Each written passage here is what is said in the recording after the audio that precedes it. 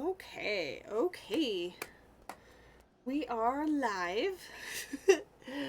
And we're playing Final Fantasy. Um, I think we're going right into a dungeon situation, and hopefully it won't die on us this time, but I have faith that it won't. So yeah, let's go ahead and pop over to the game. Um, let's go ahead and over, and we are here. I don't know why, but when I logged in, I've just been here, and then people have kind of like are standing there as well. I don't get it, but okay. Um, we're gonna register for duty. We're gonna go because whoops, I need to, but it's all good. Using NPCs, right? Right.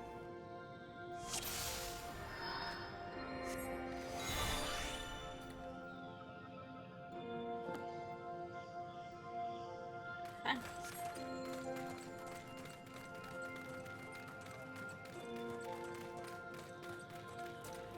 Off we go.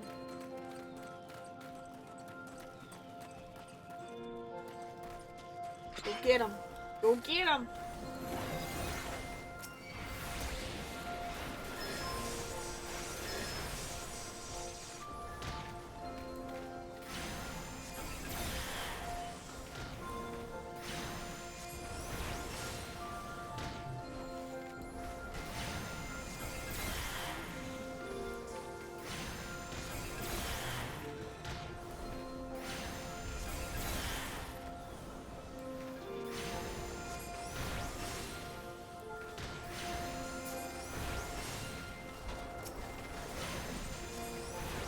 I need to find that chest piece.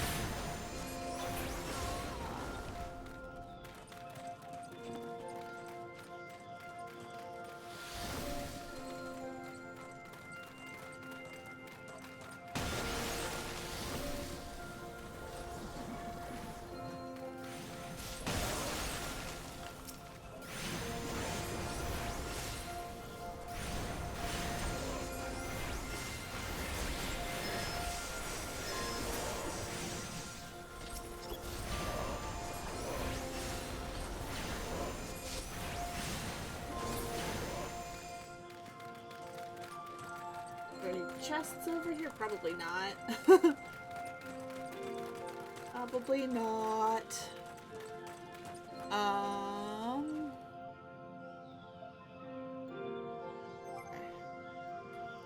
Hold on.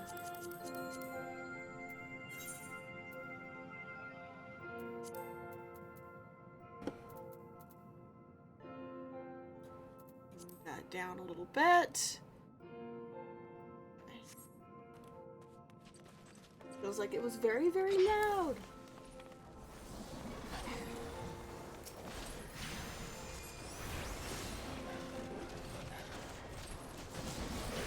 It's not like it was loud. Yeah, I feel like it's still louder than it should be. The NPC they're fighting. Give me a minute. I would never do this with real people.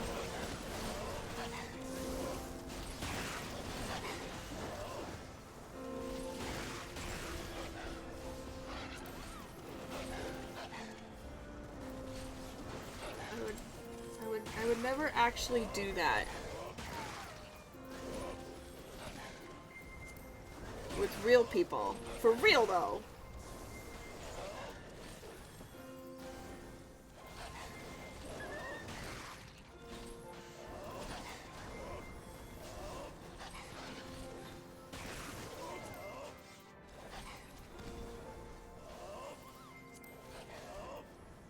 There we go. Better, okay.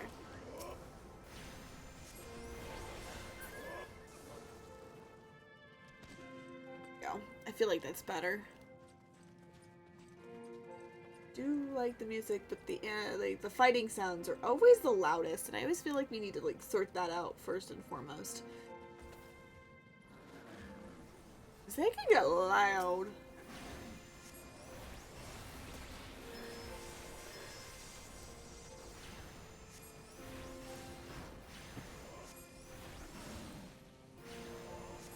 don't want that. We don't want to get to be too loud. We want a good audio mix. We don't want a crazy audio mix. I think it's the one that had the tiny key. It dropped a tiny key! Dropped a tiny key. Let's open up this door here. Yep. And then we will... What are we going to do next, huh? Oh, and you're already there. We got some wolves here. We are fighting some wolves. A snow cloak wolf, specifically. And what is that? An ice bomb?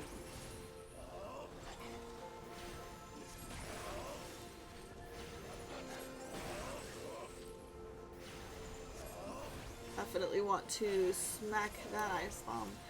Oh! So, funny. So last time I streamed this, I have the odd tracks on YouTube, right? Somebody commented, like, I want to say a couple weeks ago now, but a week or so ago, they commented that, like, that I wasn't talking enough, and it was, honest to God, the stream that I had so many issues, and at that point, it was the last VOD snippet. Yes, I do need to talk more, and I generally do talk more, but, also, I was having issues with the entire stream and system and everything, so at that point I was already frustrated. So, I'm not taking that comment to heart, but in reality, I don't think this person had seen any of my other VODs, and I understand in a lot of ways, like, if you see something you don't like, you don't want to go explore. But at the same time, like, I am normally, do I chat all the time? No. Am I good at it all the time? No. But that happens to just be one of the more recent examples of it was rough that day.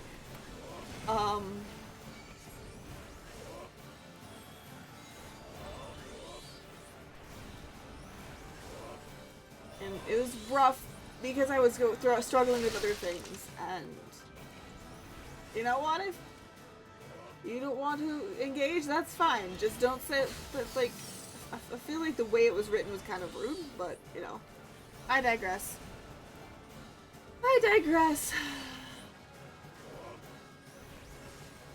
And you know, that you have to, like, it's one of those things that it feels like you have to kind of understand when you're posting stuff on the internet, is not everybody's gonna like it. And everybody's gonna have a critique no matter how good you do, no matter how engaging and enjoyable you are, and honestly, they're gonna judge you even harder in the days that you are not up to par. And that sucks. It does. Oh, there's a treasure chest. Not a lot you can do about it. You know? Make the content you enjoy.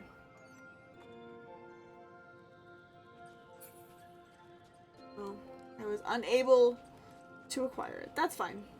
It's fine. So, basically when somebody has something critiquey to say, if there's an actual critique there, yeah, great, listen. If there isn't, and you don't want to take it to heart, don't take it to heart. At least try not to. And off days are off days. So.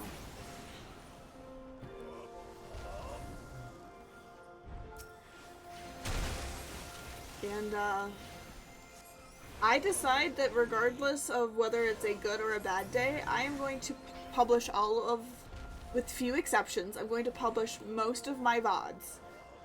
And the reason for that is because, you know what, people, like, I'm human, and I'm gonna have off days. I'm human. My system and my technology isn't gonna always cooperate. So, that is just, is what it is. Where the heck are we going? That's, okay. I'm getting lost.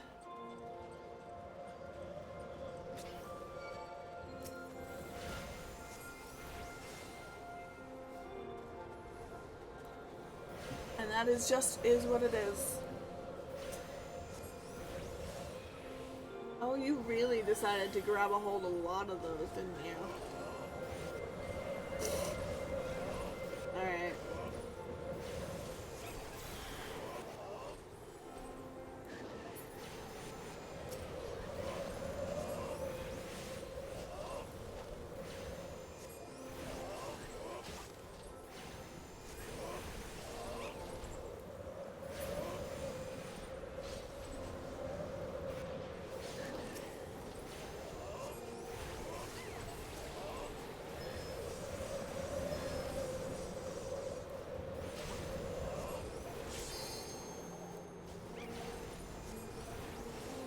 I don't know what I was trying to say in reality, I'll be honest. I was just... I'm just saying, I guess. To say, I guess. I don't know.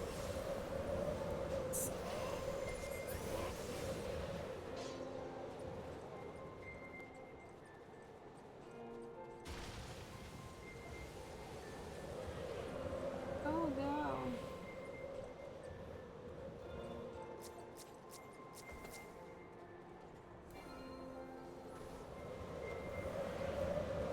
Grab the area for the frostbite, guys.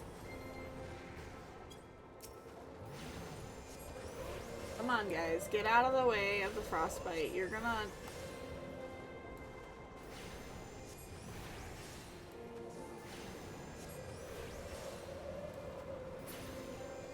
Come on, guys. Come on!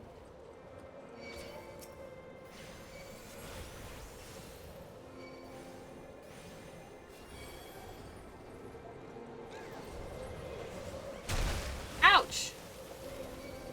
Frick. Sorry, guys.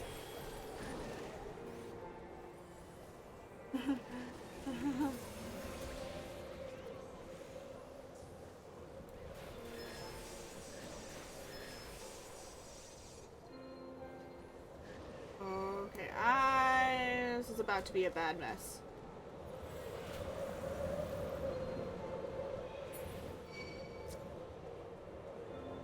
To be a mess.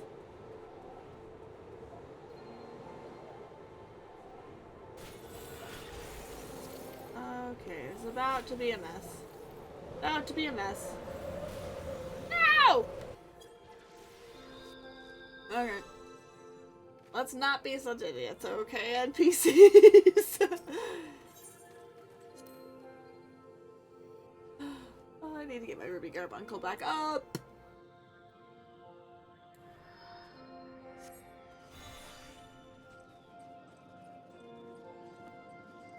That one's on me.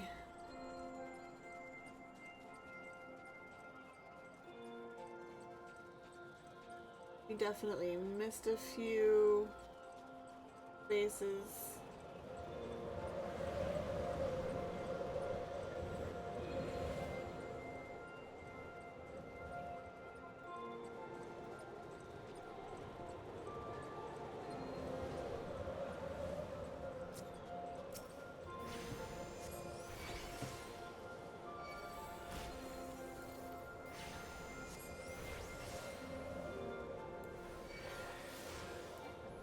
Ah!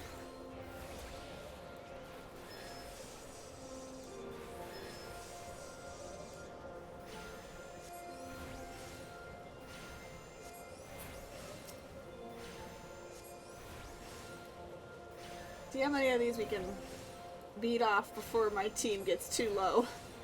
Hopefully that doesn't happen.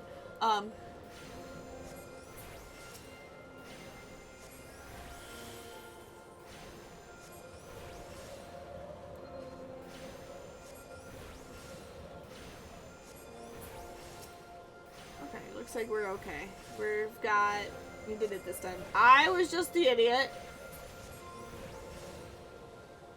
I was just the idiot last time. Come on, guys. I was the idiot. That's okay. That's okay. We'll get him.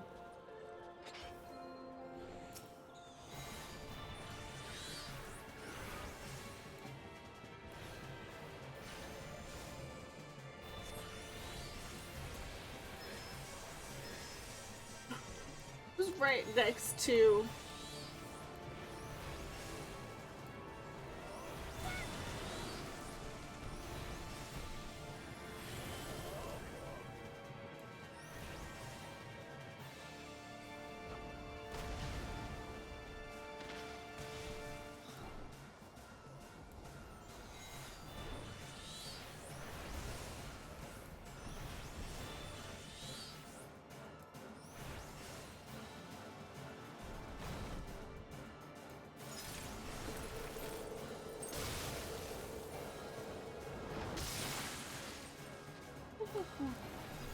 Ha ha ha ha.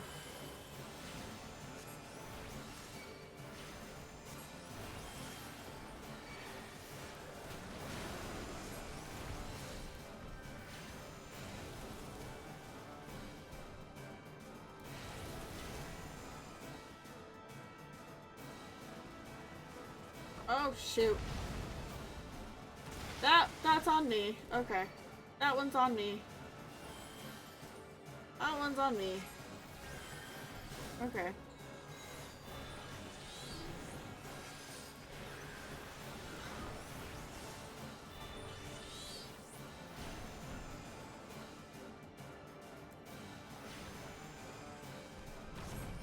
That one's on me. That was an idiotic move.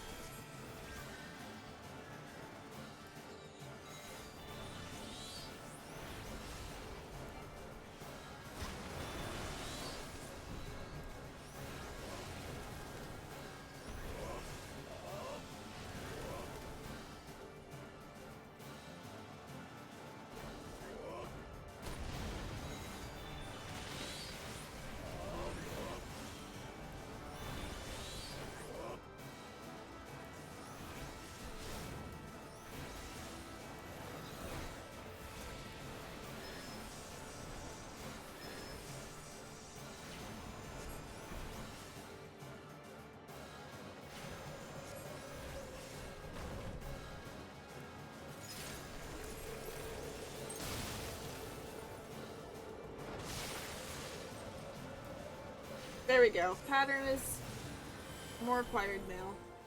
Okay. Woo! That was a bit tough.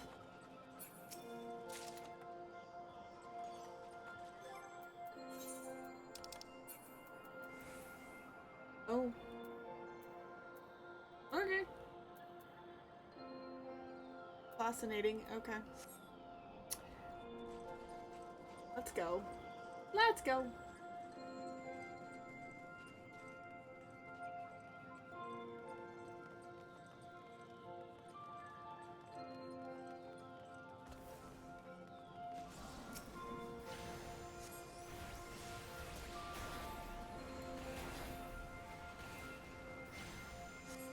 There we go.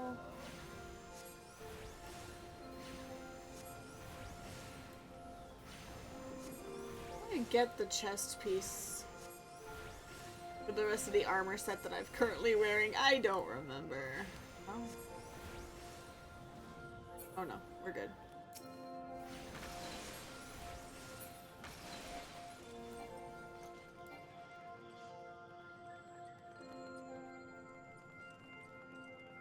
Okie dokies, off we go.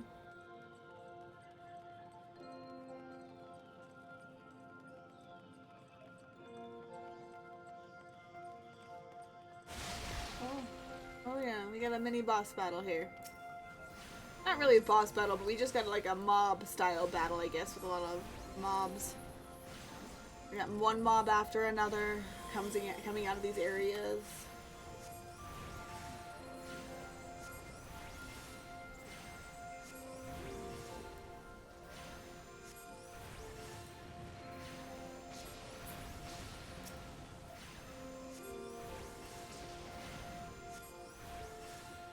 The way is blocked up until we defeat all these mobs.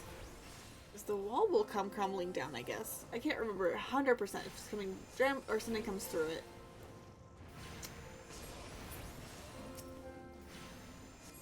I just know that we have to defeat the mobs before we can go through. There it is, yeah, it comes.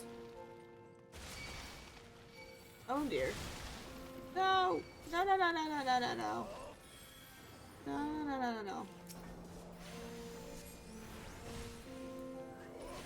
No, no, no, no, no, no, no.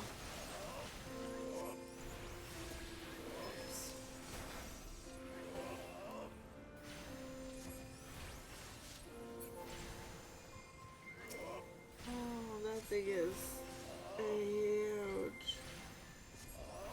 Oh god, I hate that.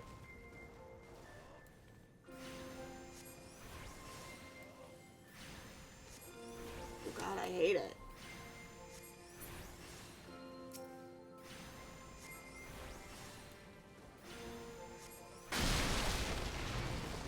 No.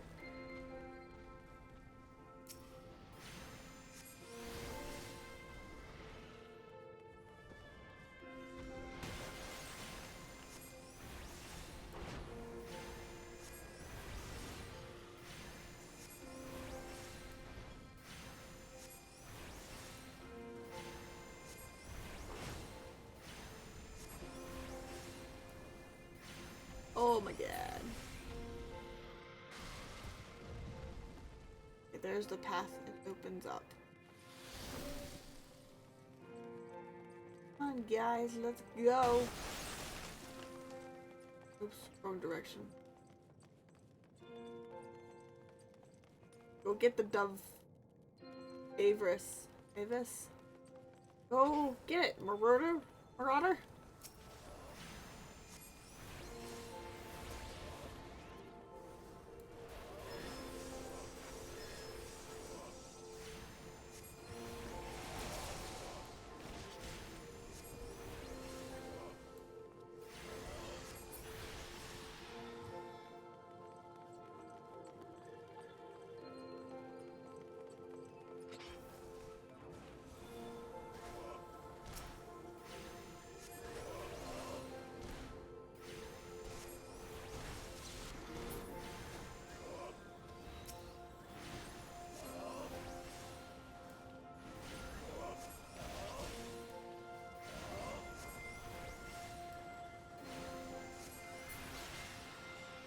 Yep.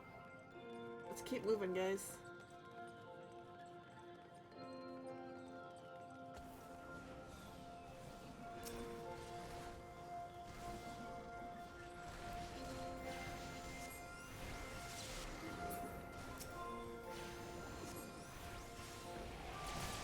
Guys, we're all...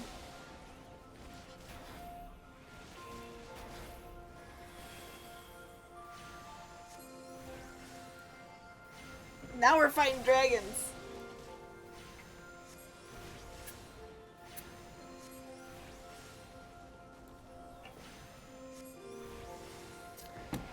Let's see here.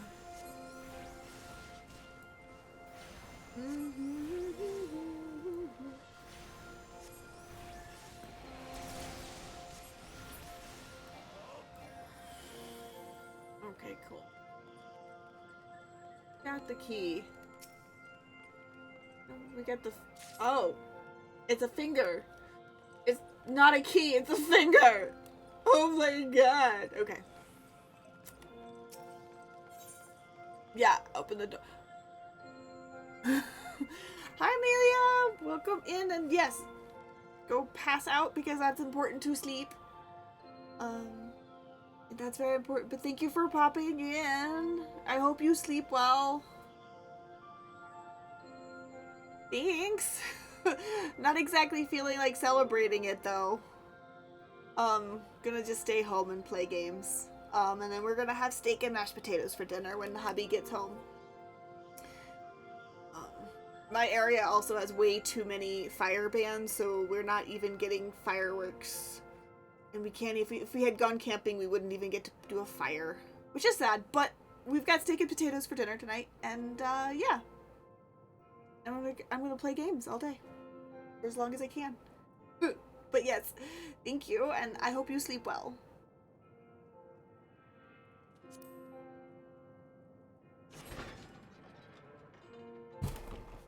We got one last boss battle in this dungeon.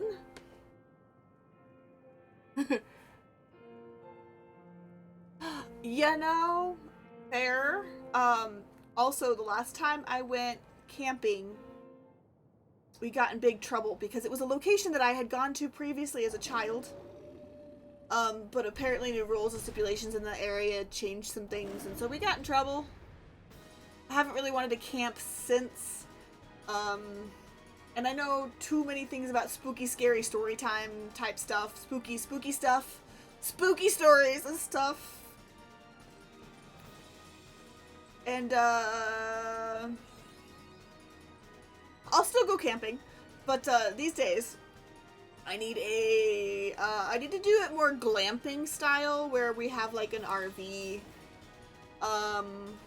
situation, and a place for me to go to the bathroom, and a little more secure with 4 walls, and still the opportunity to have a campfire, which is really the only reason to camp for me. is a fire. Fire.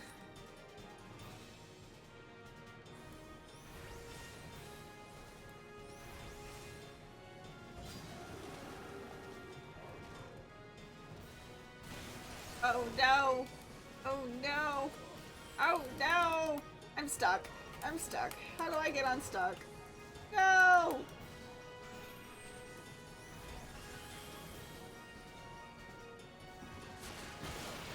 Sorry guys, I'm an idiot. And I'm not the NPC here.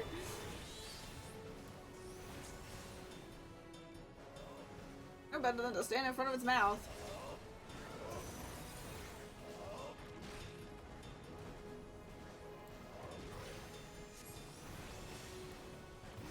Yes, actually. They are common in my area.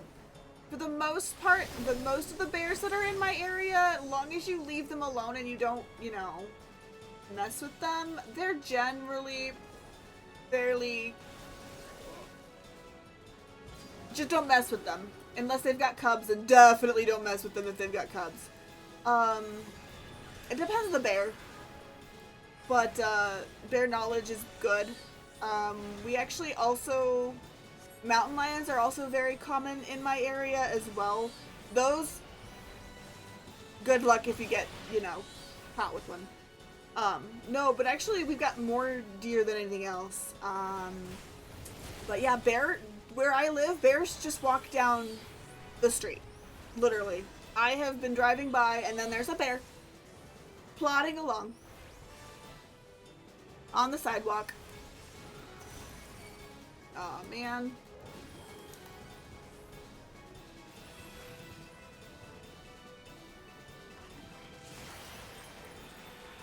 They've also walked around my apartment complex before.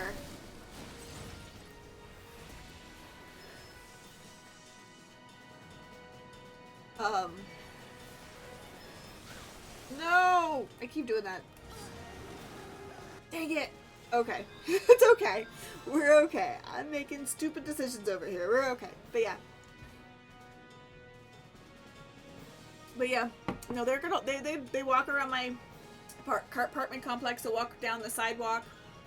I live in a mountainous region. With mountain and forest.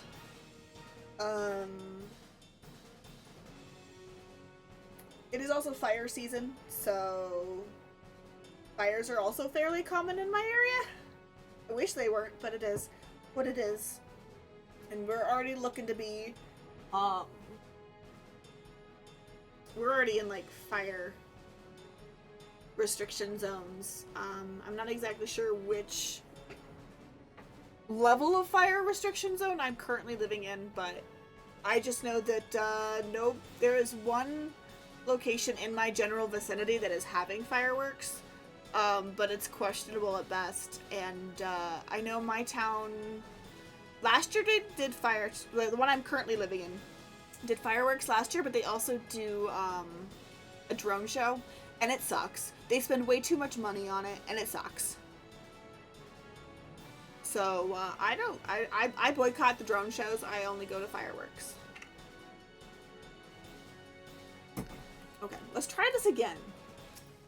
and not, and not be too stupid.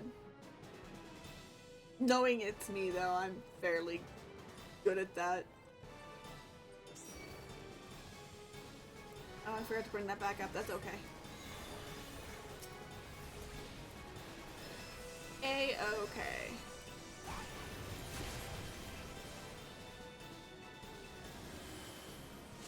Ah!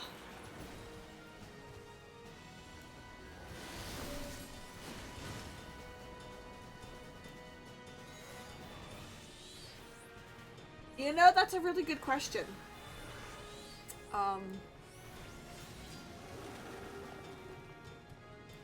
That's a really good question. I don't know. Probably. Um, Probably.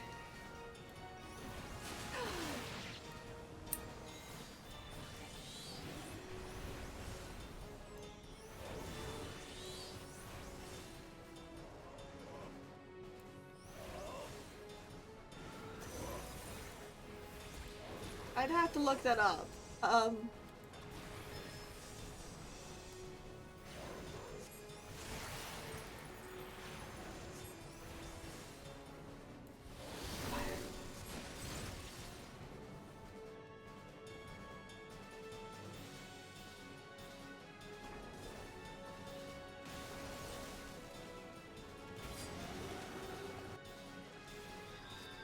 Okay, that was dumb.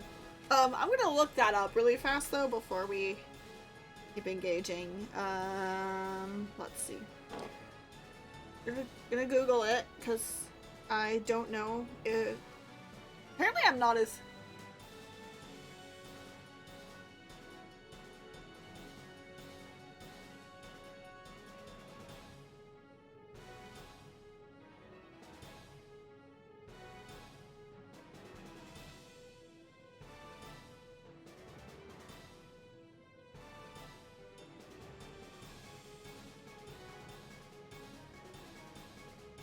Apparently, we do. They're notable fire lookout towers. Fire lookout towers.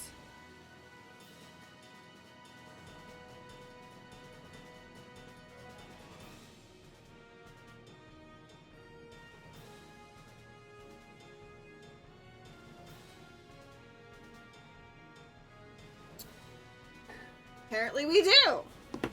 Like, I think the closest one.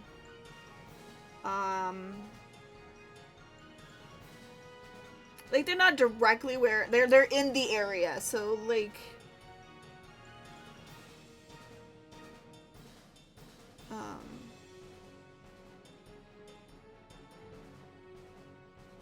But yeah, apparently we do.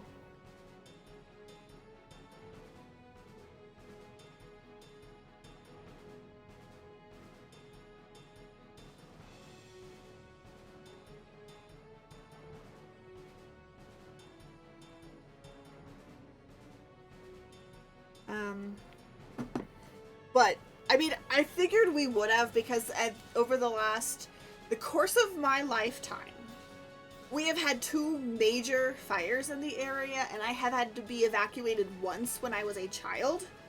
So I would imagine that we did. I just wasn't as familiar with them as I'm not super familiar with them, apparently. But yes, there are two of them close to my area. Close-ish. They're probably, I couldn't tell you miles, but they're at least an hour to 2 hours away? Vaguely, roughly, depending on where you're traveling from. But yeah.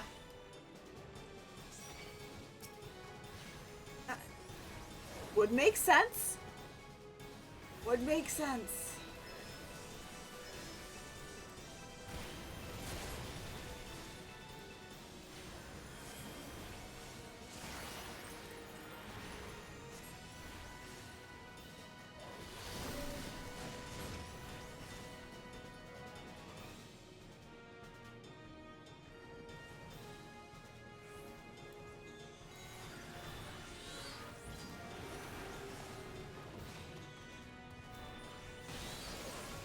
Much better timing there. Okay.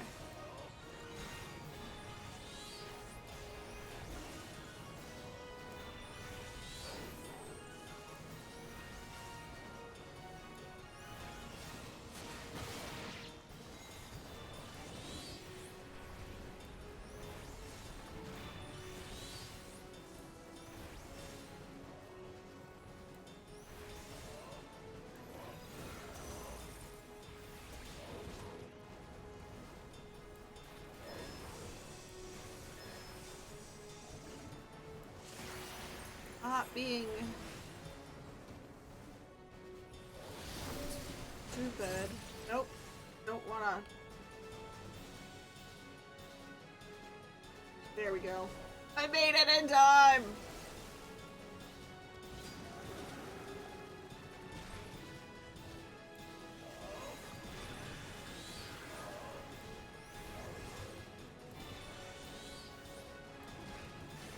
Made it in time, okay.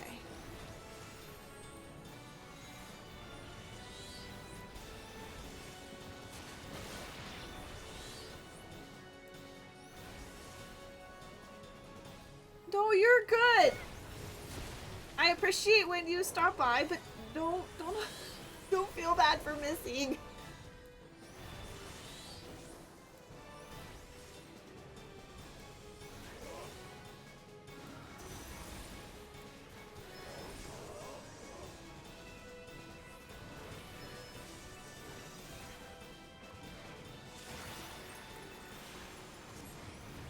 And I did ended up streaming a shorter time yesterday than I was originally planning, but I had gotten tired, so don't even worry about it. It's okay.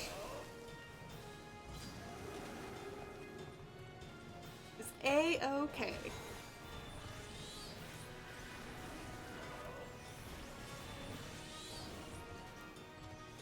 Oops. That's okay.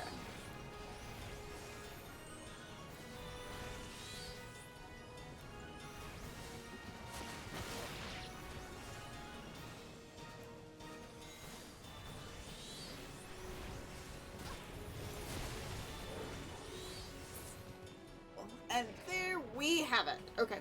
That fight was a lot more challenging than it really should have been, and that was on my bad. I was a little bit of an idiot.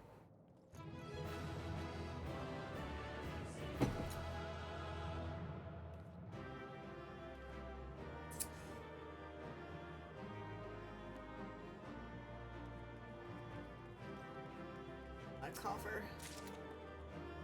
Nope, nothing I can actually use.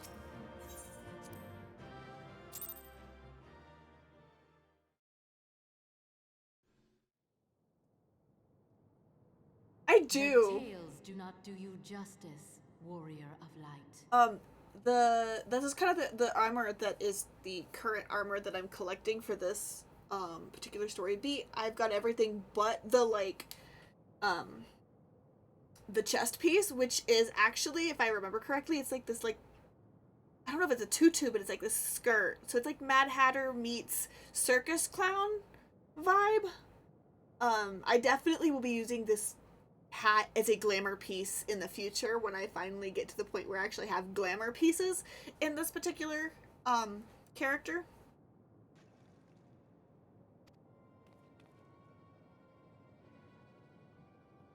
Yes, I know who you are, and you know who I am. Oh, vaguely. Vaguely, your ice heart. At this point, vaguely. The player knows a lot more. I was given the name Izel, but I earned the name Iceheart. Izel. Izel. This endless cycle of hatred, of bloodshed, of sorrow. You would see it continue, O noble warrior of light. No, I would not. But what you're doing isn't right either, girl. I would not. I will not. I will bring an end to this war between dragon and man, no matter the cost. I see, I see. In time, you will come to understand that what we do we do for the greater good. Yes and no. I'm not the best to speak on this subject, as the only Final Fantasy game I have actively ever played is this one. But it's a yes and no. I think there are some games that are technically within the same world, the same characters, and then there's some games that are completely separate. But something that I do know that Final Fantasy likes to do, so there are several characters that you'll run into in a lot of the games that have the exact same name. And even though they look different, they are basically alternate reality versions of those characters. Because you'll see Sid and Biggs and Wedge in this game, and they have been in previous Final Fantasy games before this. So, a yes and no situation. And I'm really not the best to speak on it, because I have very, very limited knowledge. Get myself a little snack pile so I don't make too much noise going forward.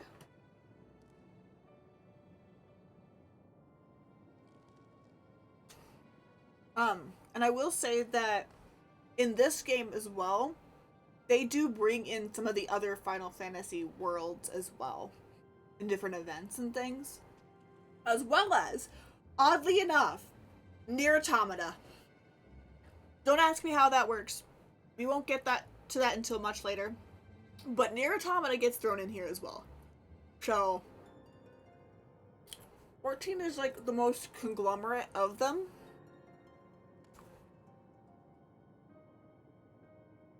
And it's not a stupid question. It really, I would not think that would be, it's not a stupid question. Nier is everywhere. But Nier Automata and Final Fantasy, they're both Square Enix projects, even though they have different project heads. They are both Square Enix, so it kind of makes sense. But they're technically not connected outside of an interesting connection, and I don't even know how it really works outside of that one. Like, it's not even part of the main storyline. And I don't want to get into too much details because it would spoil part of, like, Final Fantasy stories. But, essentially, it's an alternate world we travel to, and then Nier is connected to that alternate world through a very singular storyline that's a raid storyline, so it's not the main storyline. And there's like just like this, it's like a portal situation where once that storyline is done, like it has no actual bearing on the world itself either. So. For Eorzea, for Hydaelyn.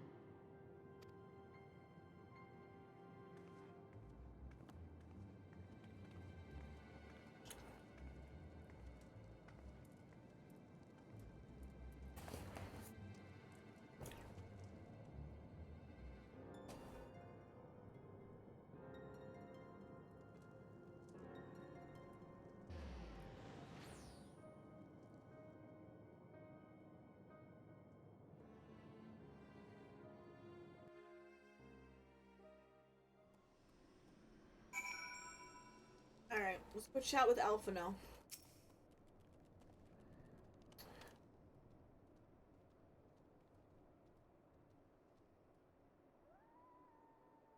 It is very daunting.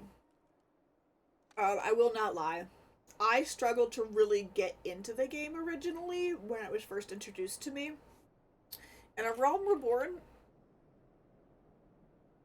it's okay.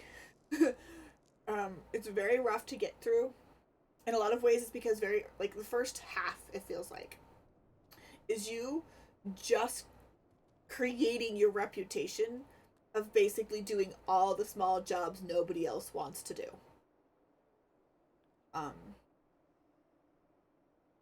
Heaven's Ward is definitely where where it really starts to get really good.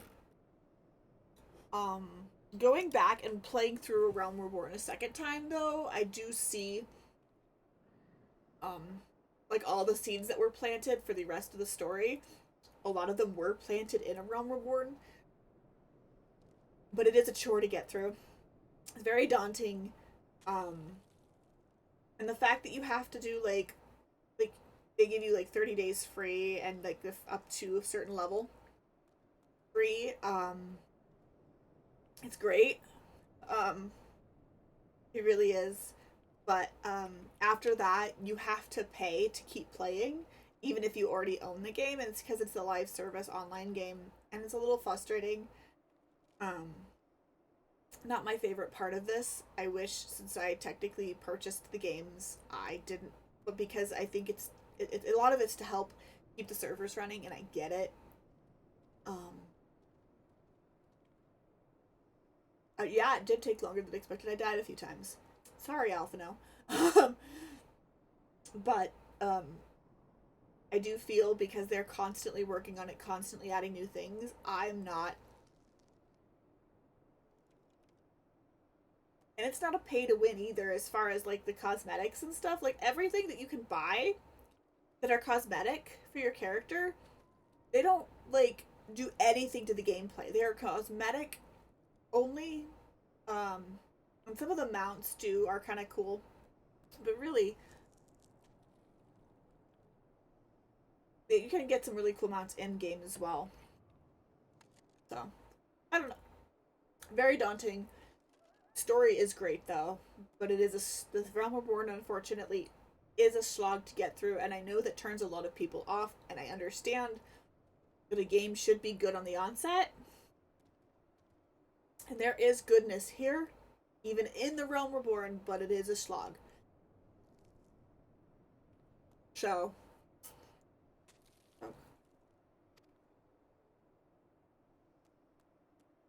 chatting with Alpha No here. So Iceheart is but a pseudonym. Not that it matters. What she meant that she managed to escape is regrettable, but from your description of that beast, you did well to come as close as you did. In any case, now that you have cleared a path, the Temple Knights can begin to survey the tunnels in earnest. Mayhap they will even find a route past the ice wall. Wouldn't that do wonders for the fight against the heretics? The Crystal Braves would certainly share the credit for it too. 12 be praised. We may yet turn the situation to our advantage. Assuming we stop Iceheart before she summons Shiva, of course. Yeah, thank you, and I hope you have a good sleep. And it really was lovely to chat.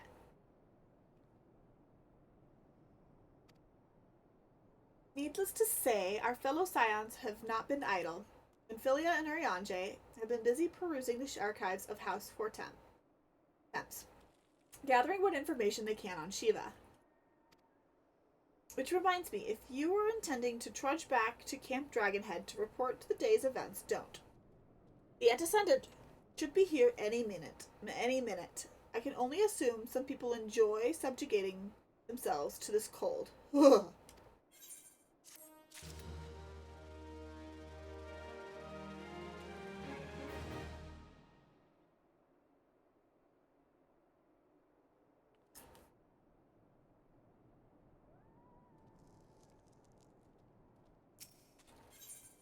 Alright, next part of the story. Oh.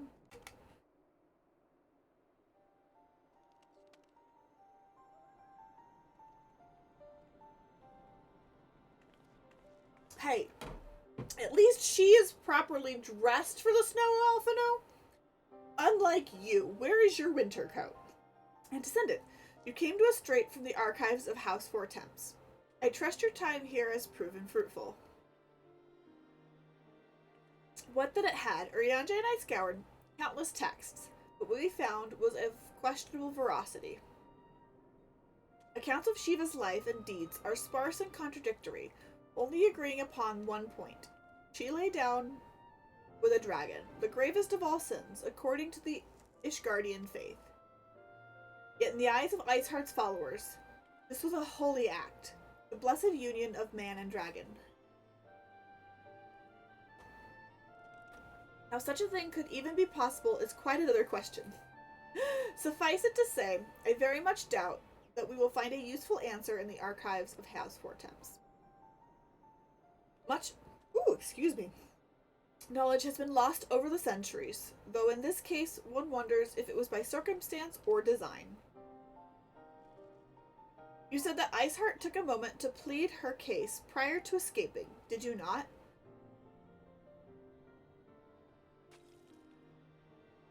Viewed without prejudice, most would agree that bringing an end to an endless war serves the greater good. I think Sir Emmerich might take issue with her methods.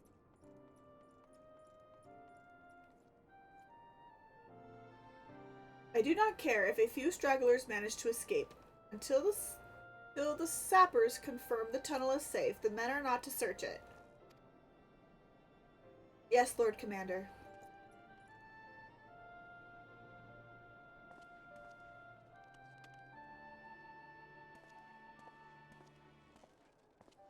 You pursue your foes with less zeal than I had expected, Sir Emmerich. Lest you misunderstood, I do not deny that your enemy has given us good reason to be prudent.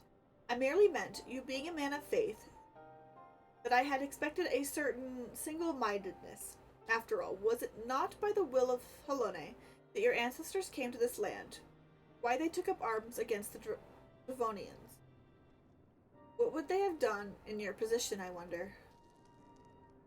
There are those who believe that faith is a renunciation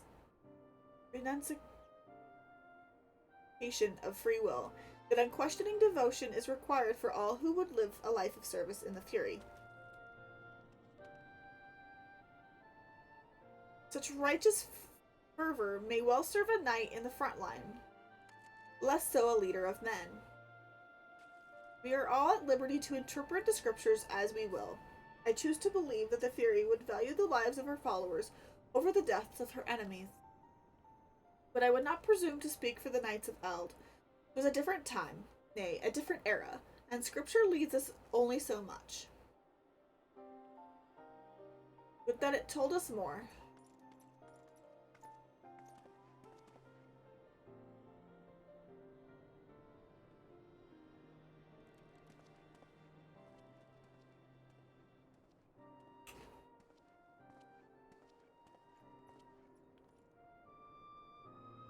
The man is awfully pragmatic for a servant to the Holy Seas. A welcome trait in the negotiating table, to be sure. Less so when one's enemies are making ready to harness the power of a god. Mayhap he does not truly believe that Iceheart's plan can succeed. Truth be told, I too remain somewhat skeptical. Shiva was real, a living, breathing woman. Of that there can be no doubt. In this respect, she differs from every other figure to have been summoned, each of whom was worshipped as a god. The sole exception being King Moogle Mog the 12th. Why did I say the second? The 12th. The myth made manifest in response to the fervent supplications of the Moogle's guard. See, Shiva may differ, but one of the heretics. They are a tribe of outcasts at war with a mighty nation who yearn for the resurrection of the one who embodies their beliefs. If that is not placing one's faith in a higher power, then what is? Crystals and conviction, Manfilia. They have them both in abundance.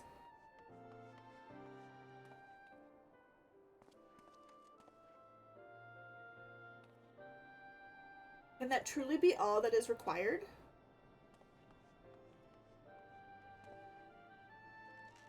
My survey team has concluded a preliminary analysis of the Aether site Iceheart used to escape. They believe that she teleported to another Aether site somewhere not far to the west. Despite the apparent proximity of the second Aether site, however, they have been wholly unable to detect its presence entirely. Unless Iceheart has some means to mask its signal, I can only presume she had it destroyed to prevent us from following her. Without the means to teleport as she did, we have no choice but to search for an alternate route. Most likely a tunnel, assuming one exists. Let us not give up on teleportation just yet. One of our colleagues in Charlian may be able to assist us. I pray that you are right. I dare not think how long it will take us to survey the entire tunnel system.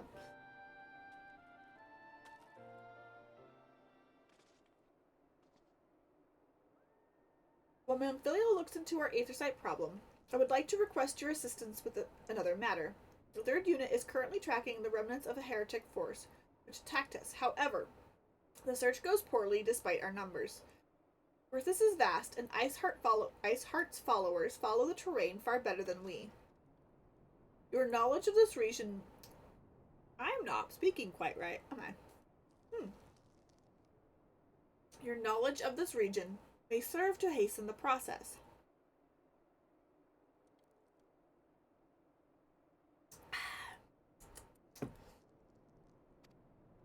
The sooner we capture Iceheart's followers, the sooner we can press them for their leader's whereabouts. Also, though it is admittedly a selfish request, I feel that my braves would benefit immensely from working alongside you. While we have our share of veterans, we also have more than a few less experienced recruits, many of whom look up to you, in case you are not aware.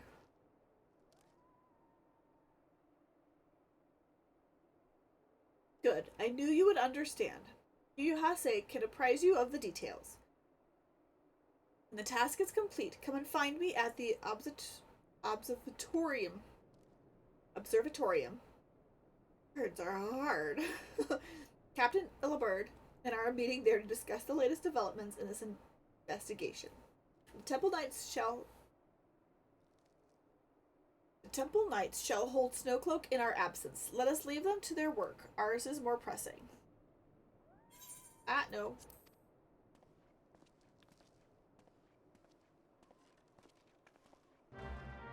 Billy is definitely dressed more for the weather than Alphino is. 100%. There you are. Commander Lavalleur instructed me to wait for you. Your assistance is most welcome, believe me. Most of the third hail from Ul'dah, and for a man accustomed to the free feel of sand beneath his boots, the crunch of snow can be rather disconcerting. But for the matter at hand, nary a moment ago, I received word that the heretics we seek have been spotted making for Danafin Pass. My braves are already in pursuit, and I should be grateful if you would join them. I myself shall be taking part in the hunt. Never let it be said that I do not earn my coin. Okay.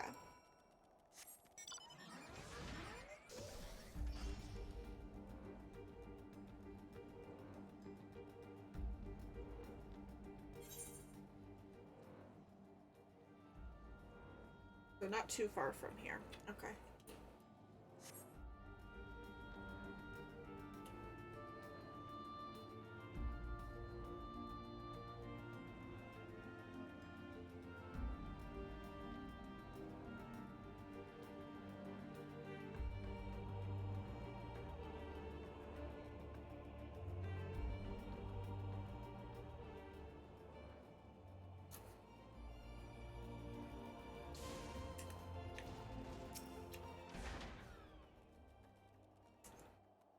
Balls! My ankle is on fire!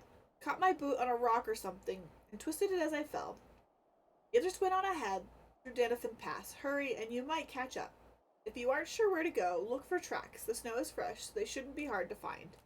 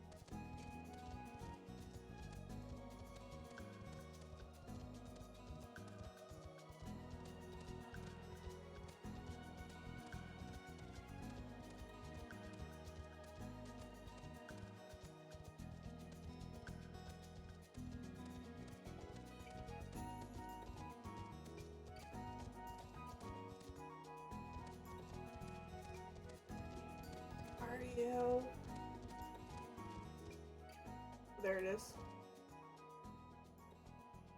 Oh, hi, welcome in, Tinkia. Welcome in.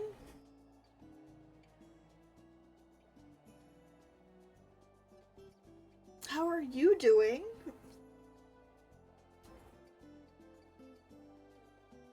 Oh, we got a big stretch.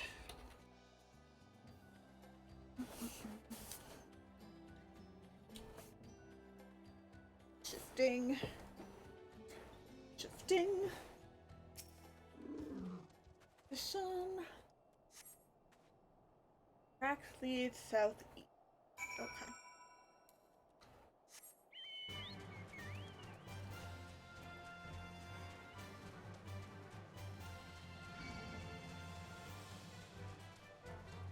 No, I don't want to fight you.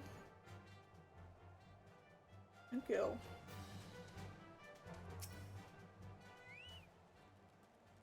Scion, what are you doing here? The heretics? I'm not sure. There was a great scaled beast in Yuhase. I think he went east on his own. The heretics split up, so we did too. Lovely. Well, that's good.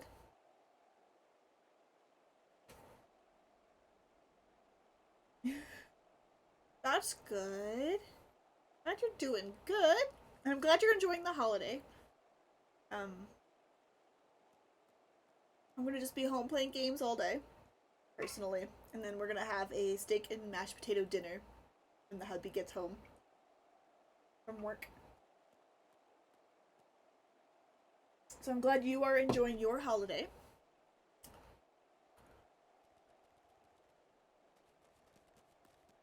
Let's get that guy out.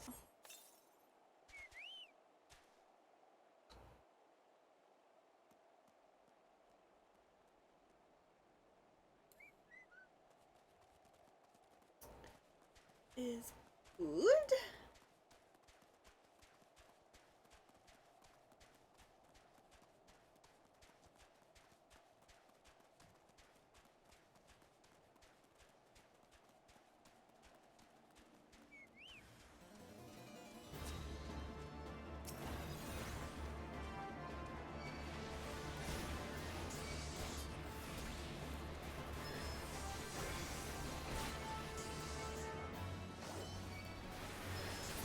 Then I got my bird up and ready.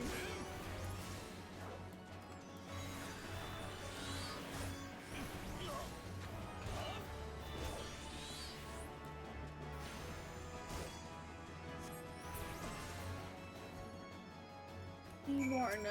We shall help our friend. How embarrassing.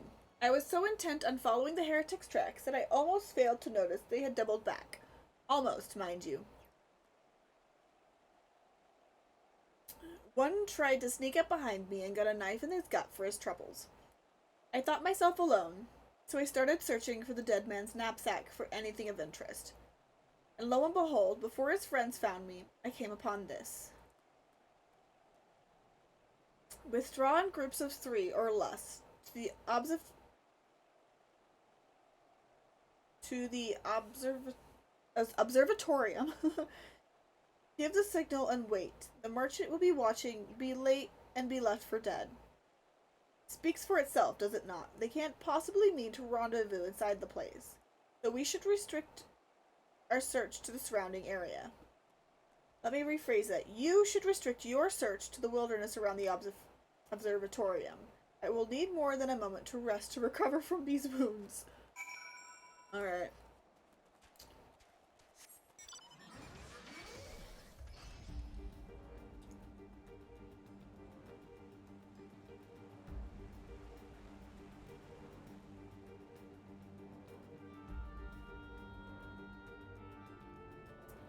Off we go.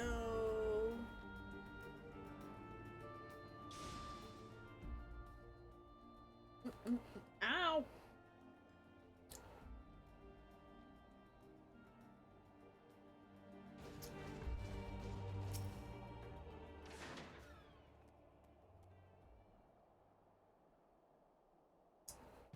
I am through listening to your excuses. We leave now. How? The woods are crawling with those bluecoats. and the knights are searching every wagon that passes through the gates.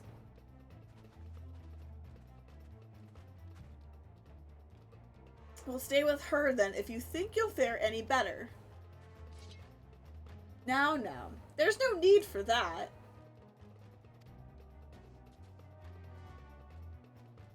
There are places like this in my homeland, sacred snow-capped peaks, where blood must not be shed. Oh, you Giri! Yet your lands ever thirst for the blood of the fallen, and by your deeds it has drunk deep. No, I've done no wrong.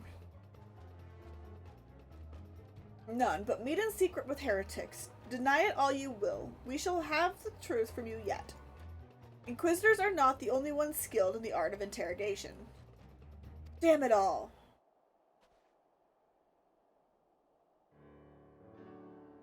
Fancying meeting you here, I presume your work with the Third brought you hither.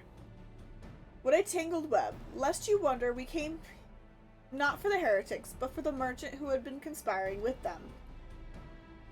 He came to our attention during the course of our investigation into the Ivy. It beggars belief, I know, but it seems our favorite Garlean spy may have been proving assistance to Iceheart. Were it not for the efforts of Lady Yugiri and her shinobi, we might never have discovered this connection. Master Alphino is too kind. I fear my people and I have done little to aid your search for this spy. We long to strike back against the Empire and weaken their influence in this land, to prevent the tragedy which befell Doma from reoccurring. The days ahead and the work they promise will require a very particular set of skills. Skills which I am fortunate enough to possess. If you will allow it, I would accompany you until the investigation is complete. That is a most generous offer, Lady Yugiri, and one which I will gladly accept. Thank you. Though I may disappear for a time, know that I shall never be far and shall always be watching. A comforting thought. Come.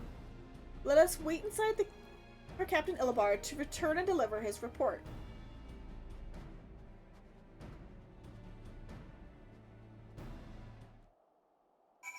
Alright.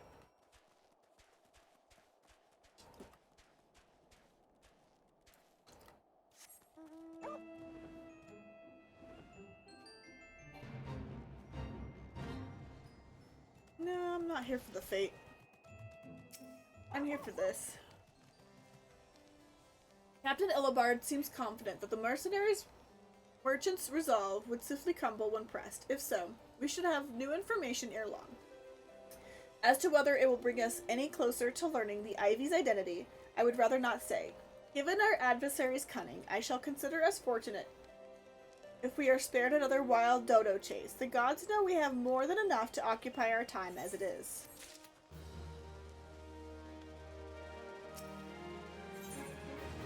Oh, these are the chess pieces! Not the one I need, though.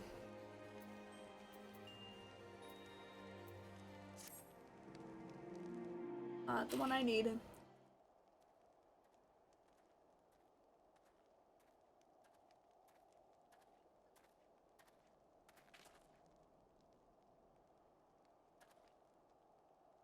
Captain Illibard, your report, if you will. Alphino, for as much as you complain about the cold, you're the one always standing in the coldest locations. Aye. Commander, firstly, with regard to the heretic we captured, I regret to say that the man could tell us naught that we did not already know of Shiva. We have since handed him over to the Ishgardian authorities. Henceforth, the Holy See will pursue this matter independently. Our inquiries concerning the Ivy, however, have proven more fruitful. We have ascertained the channel by which the heretics acquired their information on the shipment routes. Go on. You shall recall the flame we first identified as being in the Ivy's employ. From him, we were able to trace a trail of conspirators, each taking us closer to his master.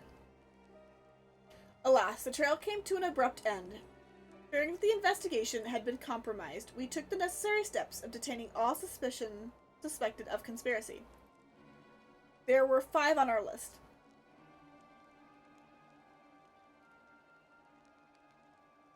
including including a flame stationed at Revenant's Toll. The man's primary duty was to keep an inventory of donations from abroad, the particulars of which we would share with benefactors, thereby ensuring the needs do not go unfulfilled. By virtue of his role, he was privy to the details of all shipments bound for the settlement. Needless to say, they included those originating from House Fortemps. He knew the precise route the caravan would take, and he sold that information to a merchant. I think I can guess which one. None other. With a little encouragement, he soon confessed to knowingly aiding and abetting the heretics. Well, that is one mystery solved at least, but what of the Ivy? Are there any closer to prizing off his mask? I dare say we are, Commander. Our relentless pursuit has forced him to commit a grave error. In a desperate bid to cover his tracks, the Ivy resorted to exercising a certain administrative powers available only to high-ranking members of the Immortal Flames. If you consider then that our investigation is known to barely a handful of them, the field of suspect is greatly narrowed. You mean to say the agent is among Rubon's innermost circle? Someone who had been with him since the Immortal Flames establishment. 'Tis the most plausible explanation. The infiltration likely occurred during the company's founding, and the groundwork for the act being laid beforehand. Slip into a position of authority unremarked, and remain above suspicion all these years. I too was surprised, although I really should not have been. Of the three grand companies, Uldaz was ever the most vulnerable to infiltration. Both Limsalum and San Gridania have long-standing armed forces.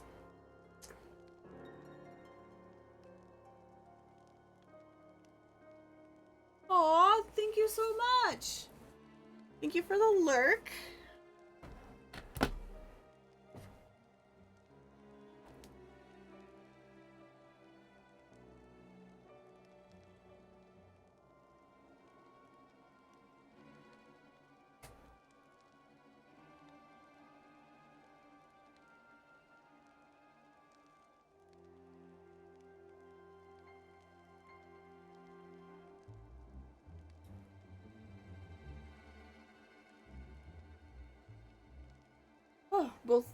Limsa and Gridania had long-standing armed forces that lent themselves well to the formation of the Maelstrom and the Order of the Twin Adder. To all intents and purposes, it was the same people, loyal ones, mined under the same leadership, only the banner was different. Oh, thank you for using your channel points to take care of me. Let's start with hydrate. I've got water right here.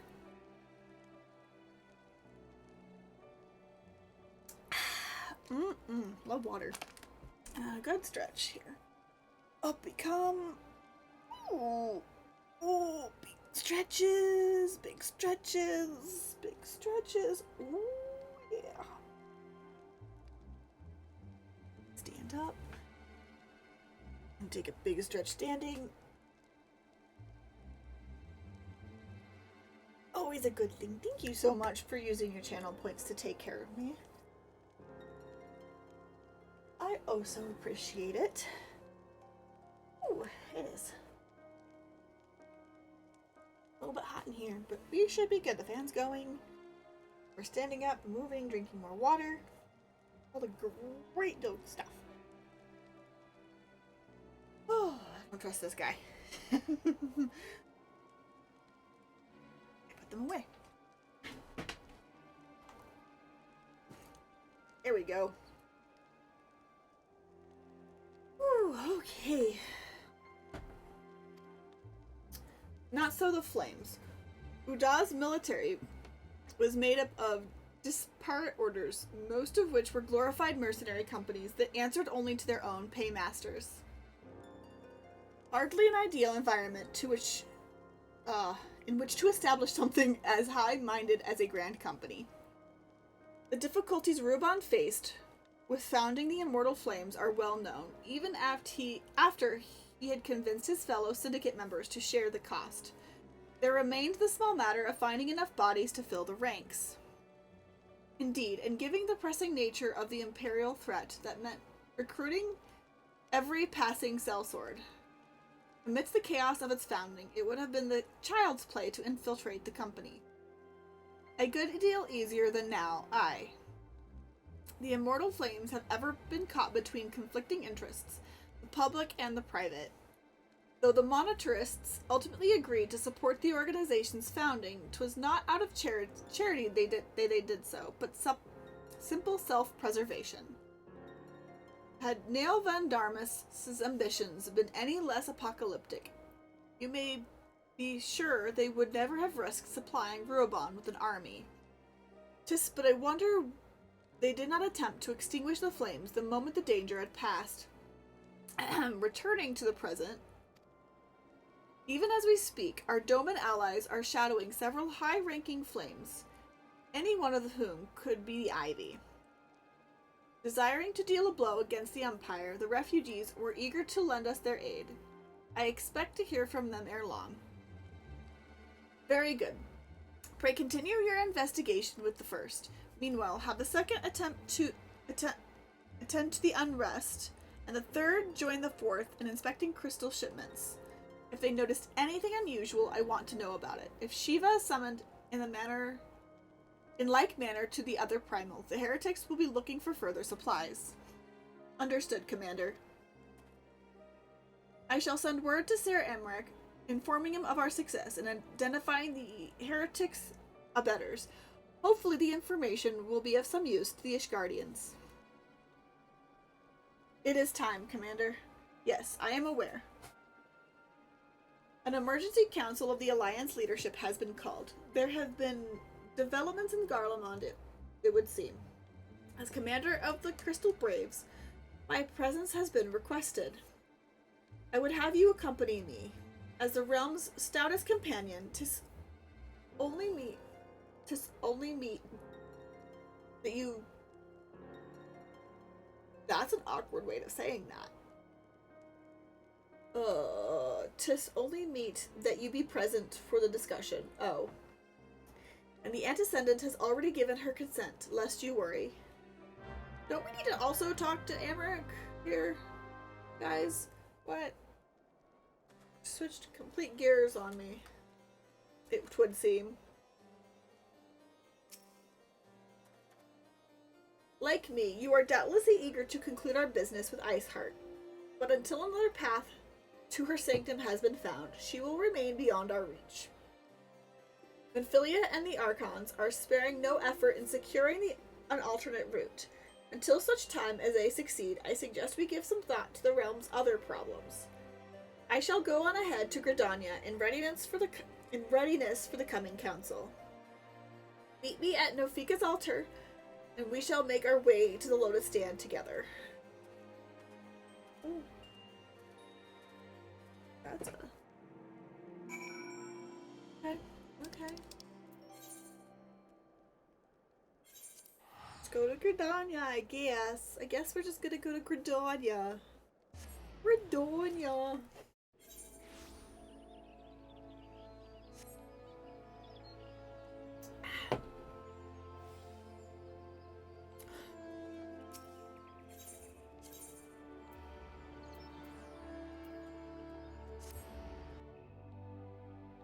Conjurer's Guild. Oh.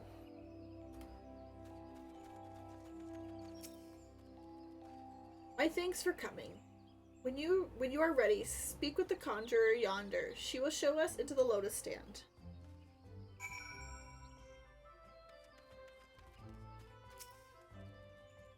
Alright, the Alliance leaders await you at the Lotus Stand. Will you be joining them now?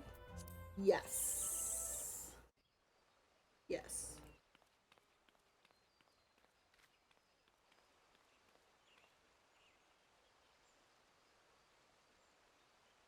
Change has come to the Garlean Empire, and we must discuss the implications. The rumors are true, then? The War of Succession is ended? It is. A new emperor reigns in Garlemald.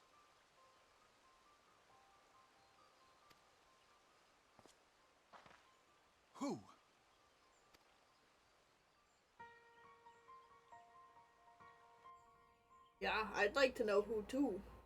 The birth and all too rapid expansion of the Garlean Empire is commonly attributed to the strategic brilliance of Solus Zosgalvis, yet he did not rule alone. Several members of the royal household also distinguished themselves during his reign. Okay, makes sense, makes sense. Nevertheless, it was the eldest son who stood to inherit the throne, until his most untimely passing. I thought us fortunate when I learned that the Emperor had died without naming a successor.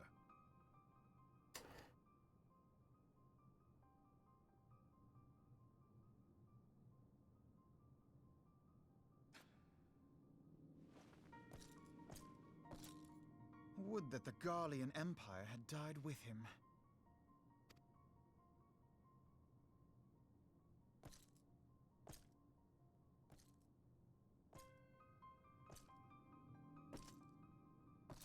Oh boy.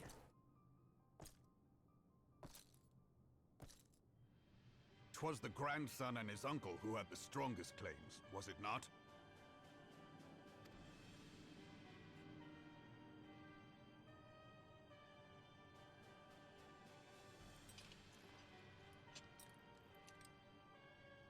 Indeed, yet claims count for little without the power to assert them. High Legatus Varus Ye Galvus is a respected military leader, not so his uncle.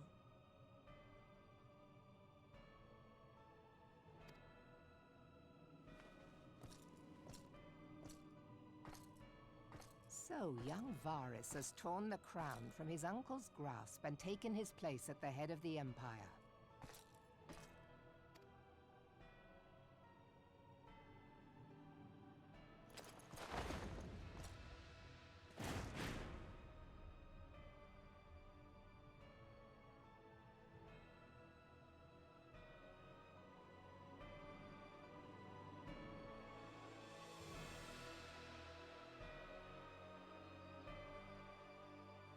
Given the troubled nature of his succession, the new emperor will require time to seal his grip on power.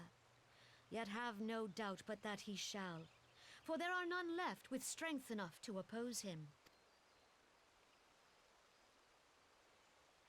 Since the success of Operation Archon, the remnants of the 14th Legion and the forces occupying Alamigo have done naught but fortify their positions. But you can be sure they'll be ready to march on us again, if their Emperor gives the word. Yeah, pretty much. When, not if. They say this Varus was so set upon Eorzean annexation that he spoke out against the Meteor Project. Plainly, the new emperor's intentions are of great concern to us all.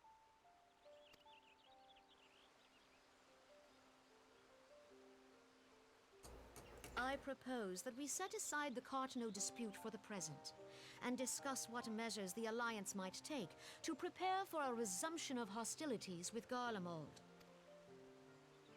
Moreover, I move that we re-examine the question of how our former allies in Ishgard might be persuaded to retake their place at our side. Could Eorzea but stand as one, 'twould deal a grave blow to our enemies' ambitions. Yeah.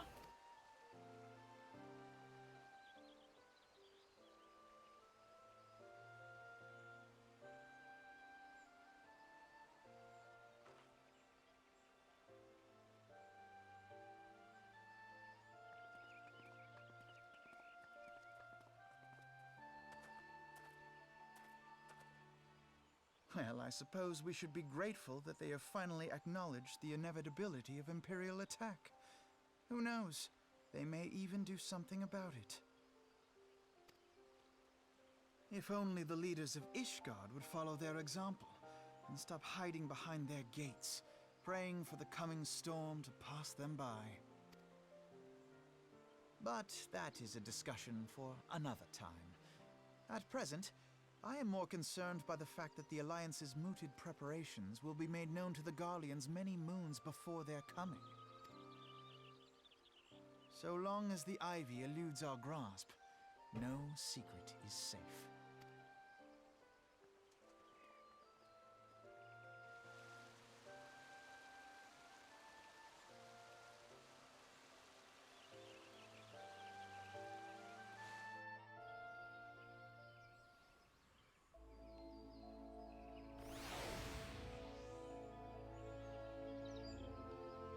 Guess we gotta chat with Alphino again. It will not have escaped your notice that the nations of Eorzea are no nearer to being of one purpose, despite their protestations. On the contrary, plainly, the threat of a resurgent Garlemald is not enough to stir them. And the reason for this? Deep-rooted mistrust amongst the citizenry.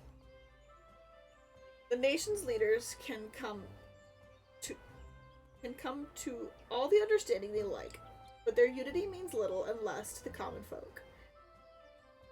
Take the Lominsons, for instance. Though the Admiral outlawed piracy over a decade ago, foreigners still picture the nation as a haven for grog-swilling, wooden-legged cutthroats. And likewise, the Gridanians are mocked as hermits who talk to trees, and Yodon scorned as swindlers who worship coin. Not that such settlements are entirely without grounds, of course. Take that pillar of Ul'dah society, Teleji Adeleji, for example. But that is beside the point. The fact is that the people are wary of outsiders, whether they have cause to be or not. On that basis, one could argue that the conflict at Cartano is a necessary evil. Each nation has its own warmongering faction that advocates the acquisition of Omega. In order to placate them, we present them something resembling warfare, and thereby curb their appetite for full-scale conflict. But enough idle musing, let us speak of a more pressing matter, the Ivy. Since we spoke at the Observatorium, Captain Ilbert has further shortened his list of suspects, and by happy coincidence, the one he deems the most likely candidate is likely come to Gridanium. The hunt nears its end. All that remains is to corner our quarry, seek out Ilbert near the Adder's Nest, and he will give you the particulars. Should there be any developments in Korthus, you may be sure that I will send word without delay. In the meantime, I wish you success in apprehending the Ivy. Okay.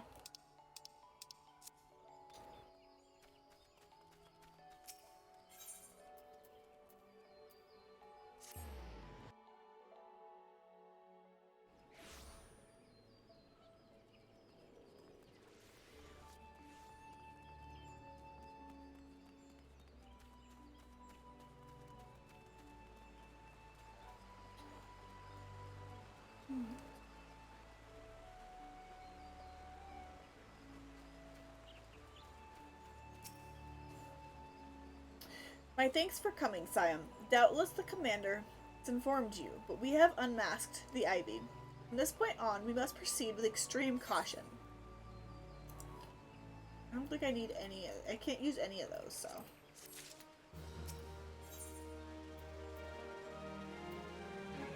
There it is. There it is. There's my coat. My chest piece.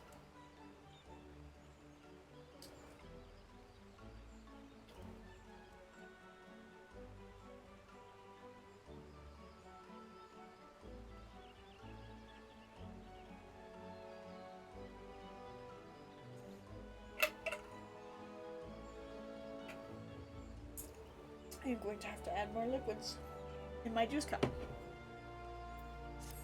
Maybe momentarily.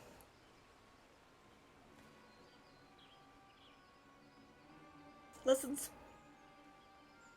Oh, excuse me. Listen well. The spy we have been seeking all this time is none other than Flame Marshal Aline Royale, Rubon's second in command. Prior to joining the Immortal Flames, she was a mercenary of no small renown. They say her skill with a polearm had to be seen to be believed. Of Ishgardian birth, she is the highest ranking foreigner in the Immortal Flames, bearing the Flame General himself, of course. When we formed the Grand Company, Ruoban chose people based on their worth. Whence they hailed was of no interest.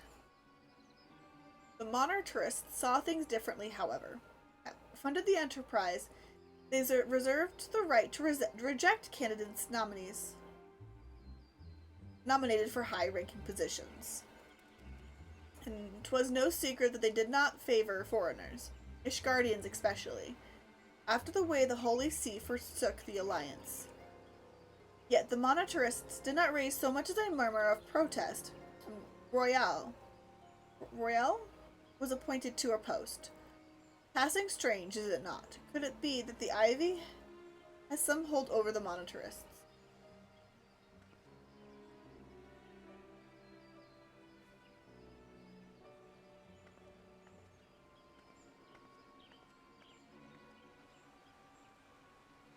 But these revelations are secondary to our current mission. Of foremost interest to us is Royale's presence there, here and now. As you may be aware, it is the duty of the Flame Marshal to command the Immortal Flames in the absence of the Flame General. While Ruaban attended the Council of Alliance Leaders, she should have remained in the Hall of Flames. The woman has no business being in Gridania, yet here she is nonetheless. On some pretense, she is up to something, mark my words.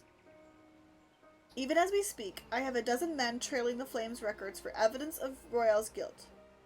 But if we can catch her red-handed, we shall have all the proof we need. Which brings me to the plan. I have people watching the city gates, the airship landing, and the docks. Every point of egress she cannot leave without our knowledge. All that remains is to shadow her until she betrays her true purpose. Can I rely upon your eyes, Scion? Yep. You have my things. Let's go then, and take care not to alert our quarry. One of these things.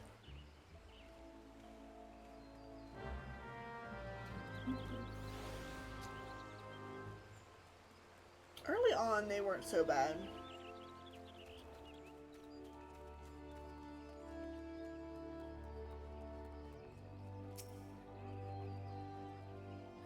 Royale is headed in the direction of the Blue Badger Gate with me, Scion.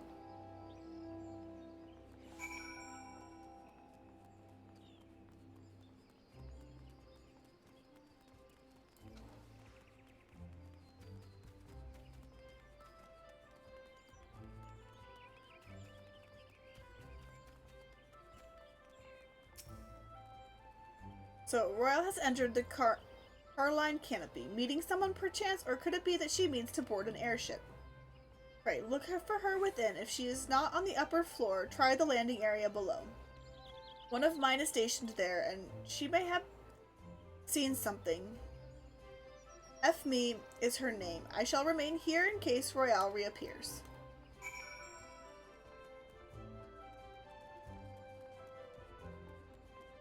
I guess go downstairs. Downstairs, FB.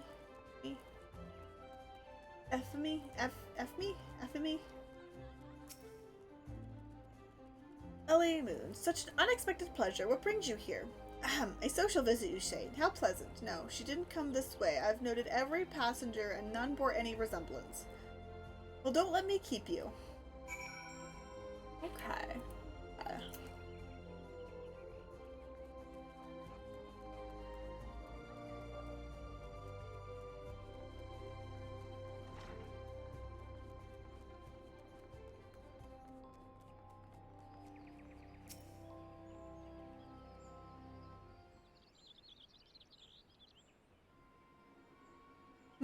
Nowhere to be seen, you say. You're sure she did not board an airship? She did not come back out either. Where in the seven hells could she have gone? The Roost. How could I forget? Greetings, good sir. Might I interest you in some Muntuy tonic? A cup a day imbues a man with great vigor, if you take my meaning. Perhaps another time, friend. Wait, that necklace. You're Shinobi of Doma.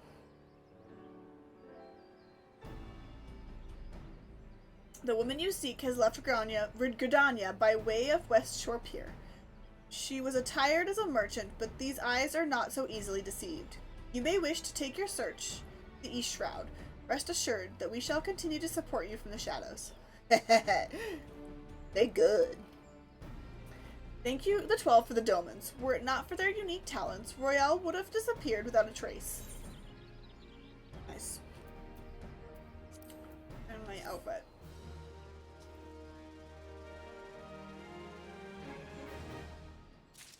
Okay.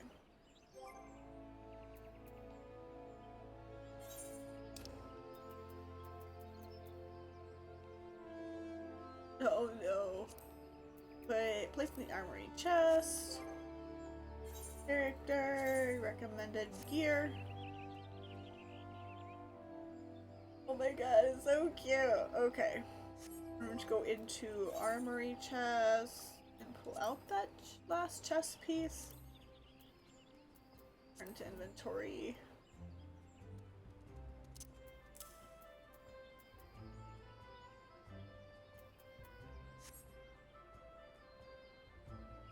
Oh my god, it's so cute.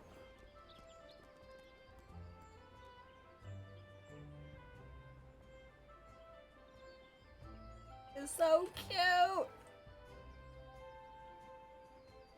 The entirety of this is gonna be going into the glamour chest. Okay, let's go look at my Chocobo saddlebag really fast. I don't know. Some of these are gonna be things I put into the glamour chest. Some of these are gonna be, but I am realizing I need to remove some of these.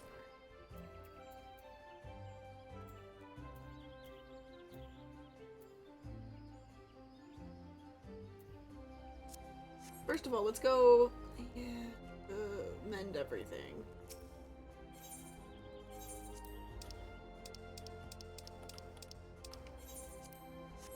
Okay, go check the Chocobo saddlebag here.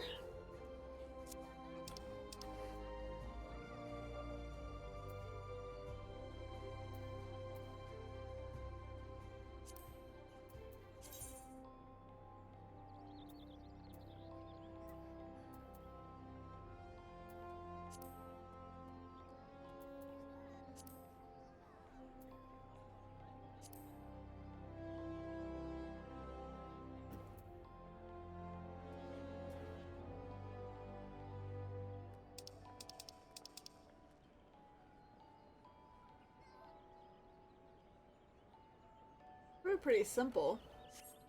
Okay.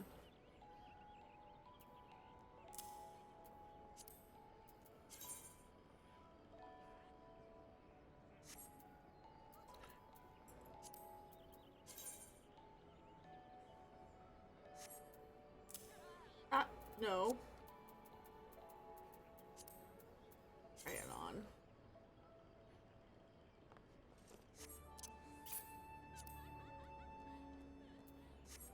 Ah, excuse me.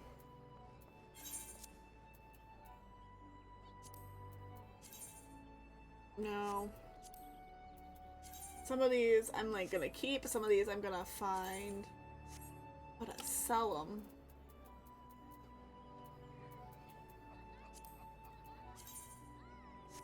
That one.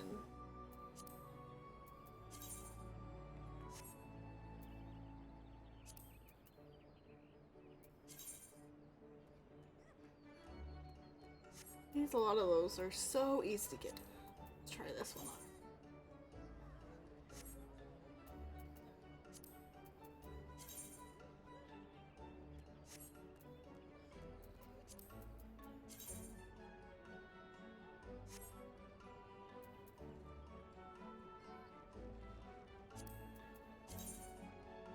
I think that was actually kind of cool, but I don't think I'll ever play.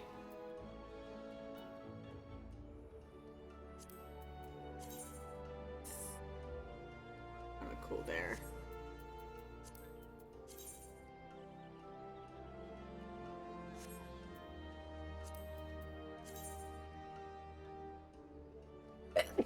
Oh, excuse me.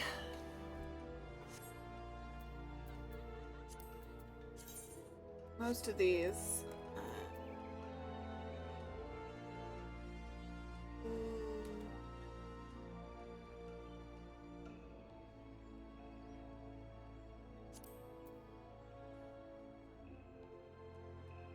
Throw that in there.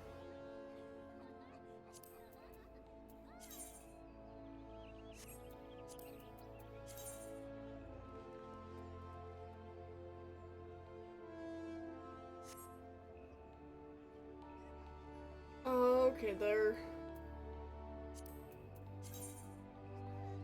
Eye patches are always fun. Those I think we'll throw in there too. Try that on. What is that? What is those? Yeah, those are pants. Okay. Virgil's shirt. Try that on.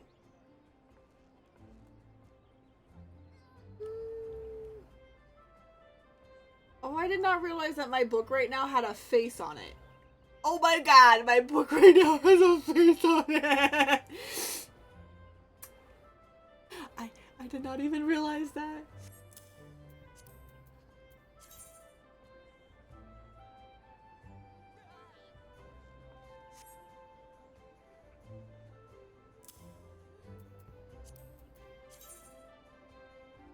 Oh, that is kind of cool.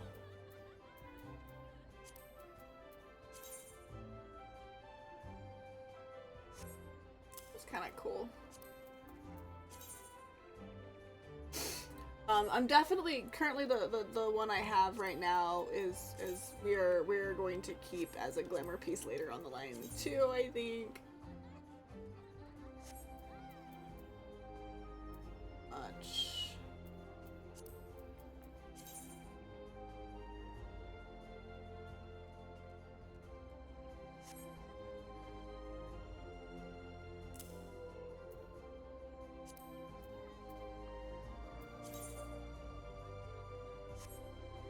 Oh, these are the whole evokers and summoner. Evoker. And summoner. I don't know exactly which one. Summoner's thigh boots. Necklace ending. No. I don't know what to do with those yet.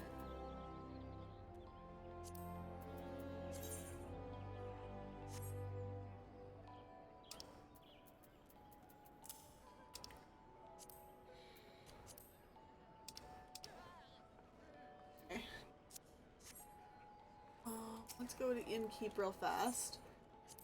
Because I do have...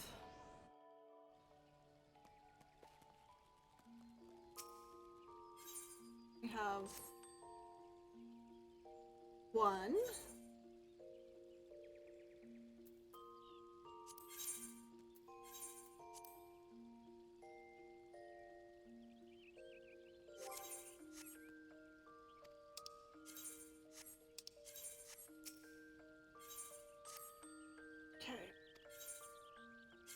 Oops, that's not what I want.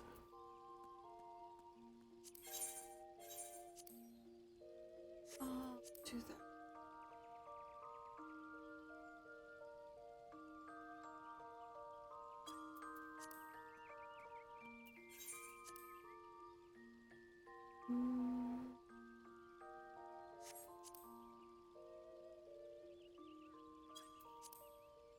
Sure, that'll work.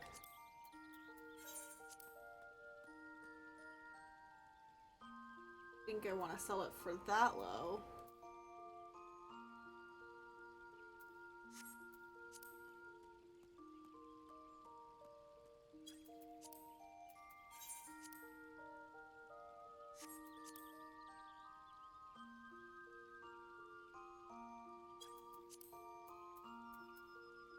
I'm gonna sell here what I can.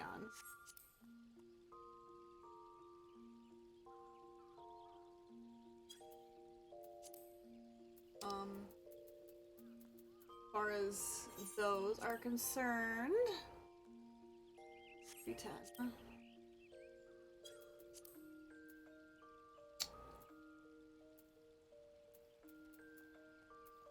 This is probably not.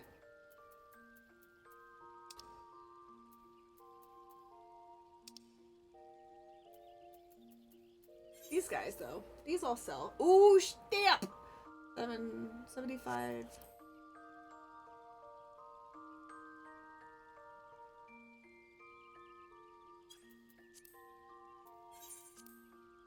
$4,000, huh?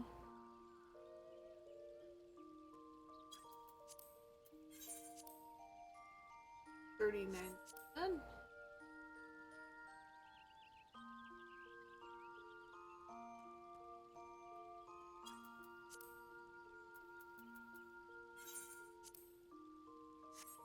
$80. I'm not gonna sell that one for less than what it's worth. Thank you, but no.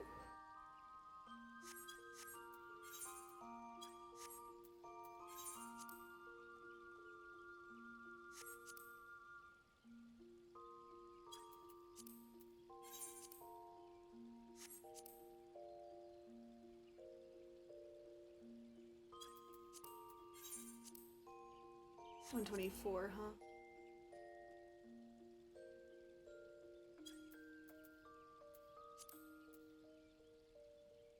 Sherry.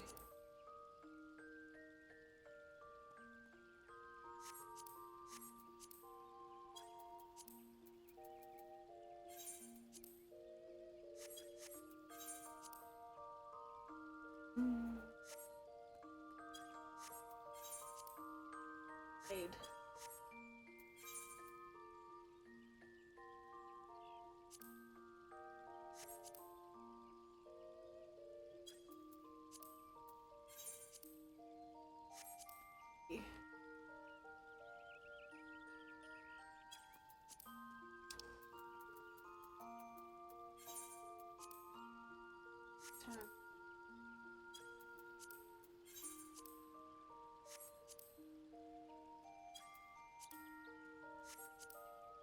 The idea of 100 there.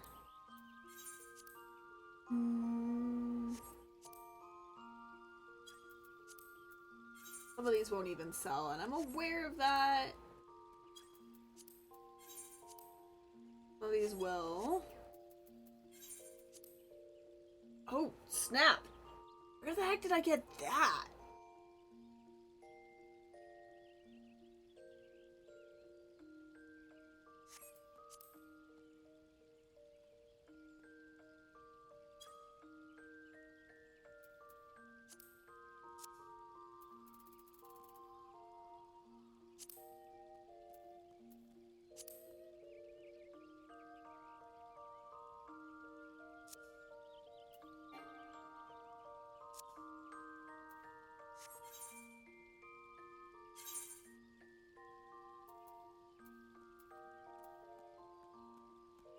Oh, are these all the things?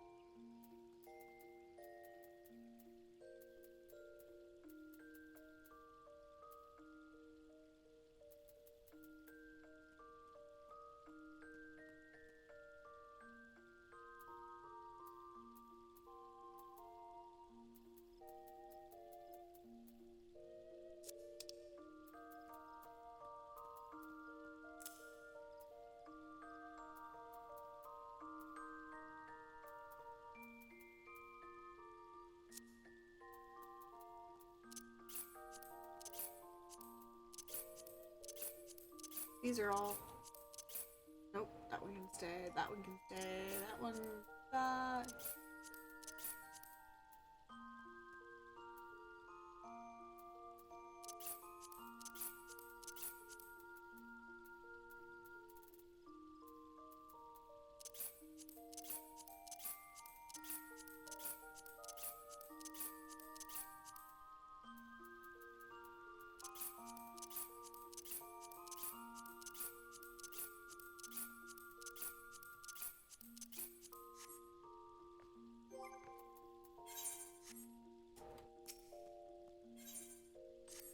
Out some things.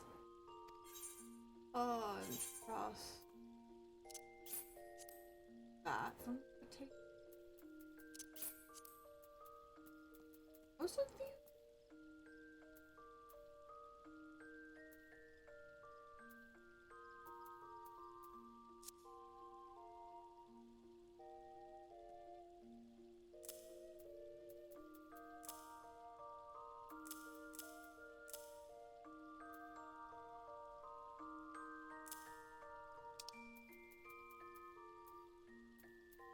Okay.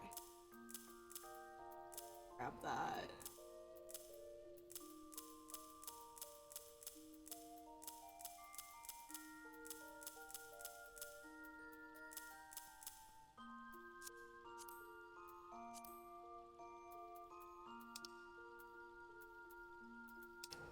Okay.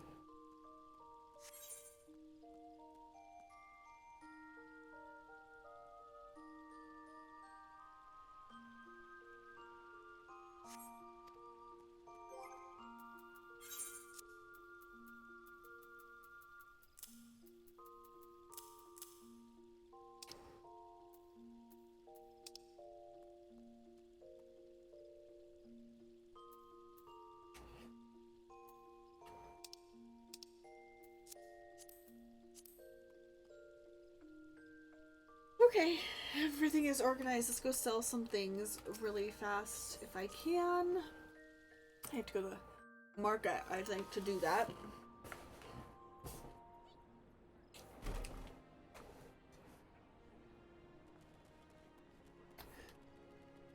Because at this point, cleaning out my inventory became somewhat necessary, but... Oh, hold on. Mainly because, I'm an Adge. Oh, I'm an Adge. Okay, hold on. I need to take a break. I will be right back.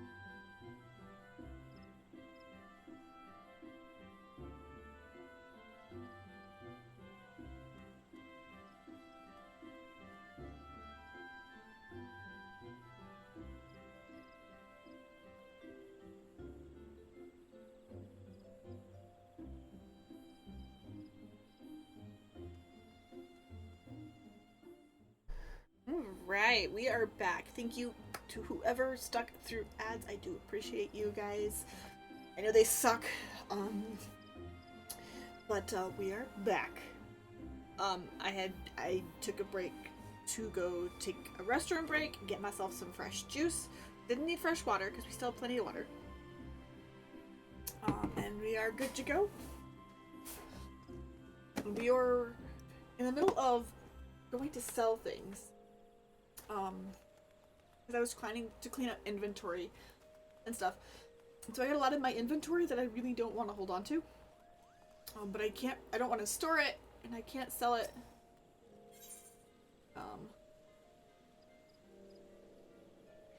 Like some of it I can sell.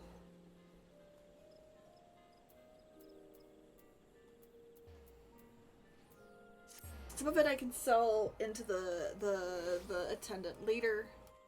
But right now I'm gonna go try to sell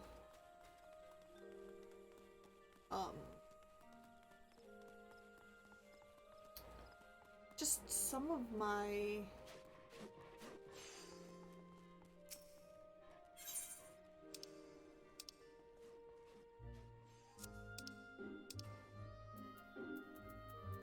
like, oh, hold on.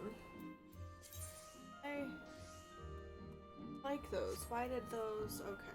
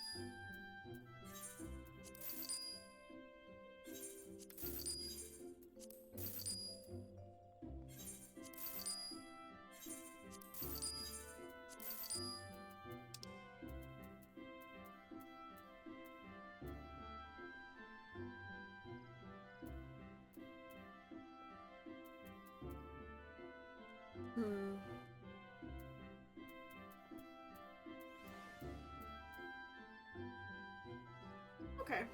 I think that's everything I want to do there.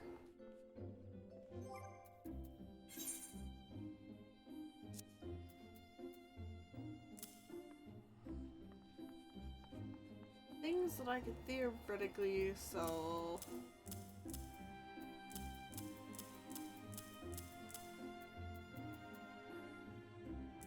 Later down the line.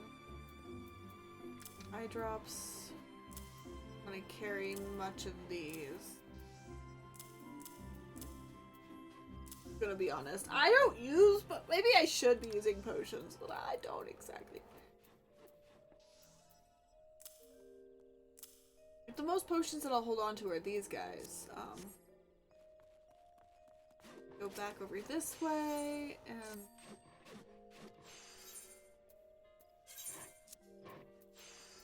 go over here.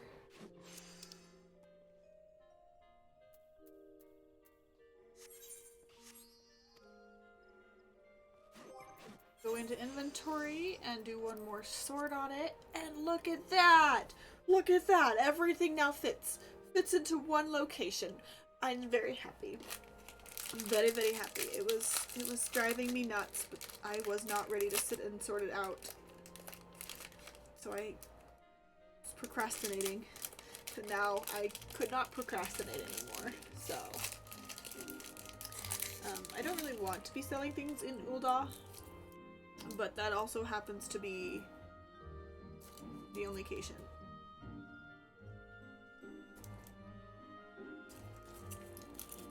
But I can. I'm here.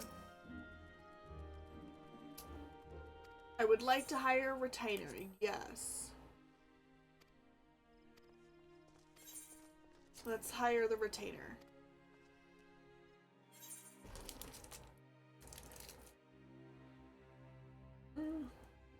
No. No.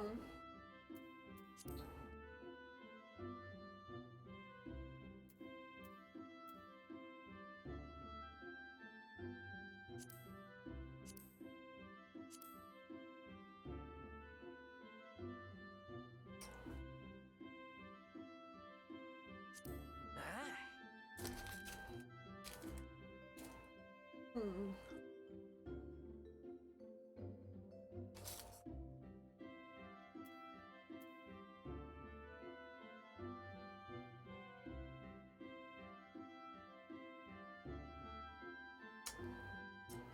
Whoa!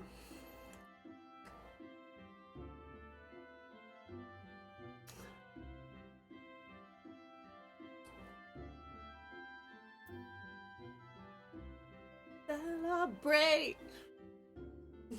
Welcome in, Ren! Welcome in! Thank you for redeeming first. Girl, I am shocked every day sometimes. Like, people actually sub to me, and oh my god. 14 months is a long time. Oh my god. And thank you for redeeming your daily book.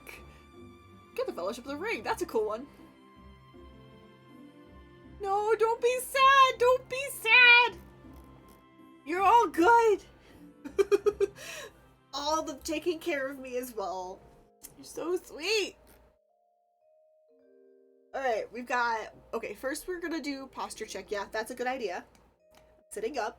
Now we're sitting up. We're posture checking. Yes, the whole care package. And then hydrate. Yes, hydrate. Hydrate's a good one. I did just, when I took a break, I got myself some juice, but I do have water sitting next to me, and that is what I'm going to use for the hydrate.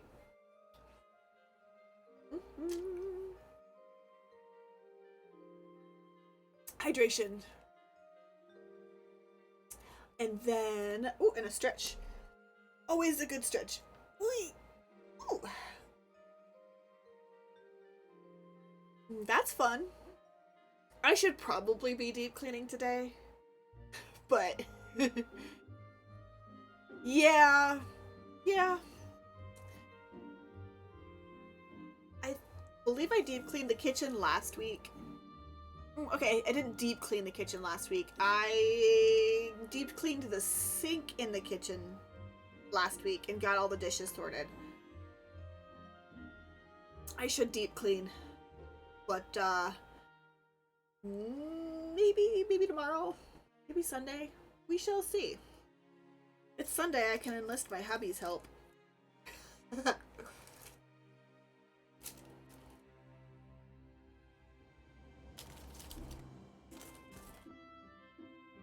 So.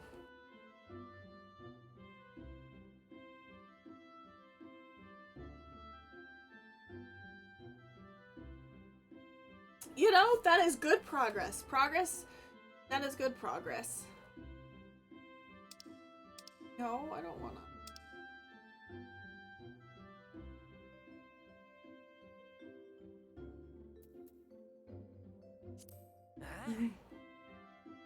Nice. I should probably do laundry as well, but no, not today. You know, regardless of where you end up and your progress today, you should feel proud of yourself for having gotten done what you did get done. I think that's very important.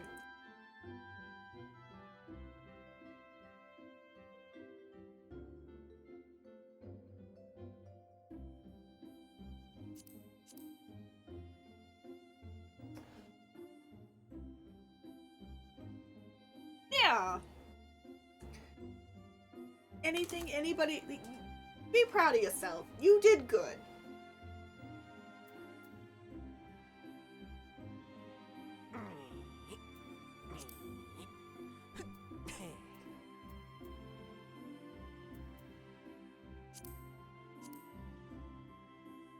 I like it when the tails are long.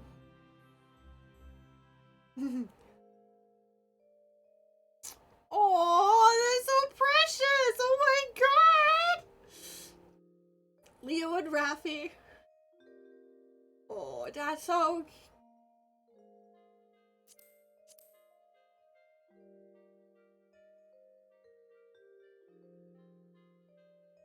That is awesome. That is amazing. We love the brother bonding.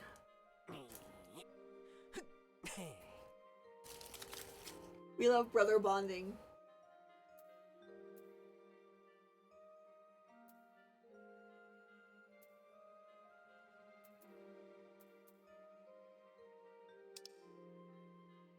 Just stay standing now.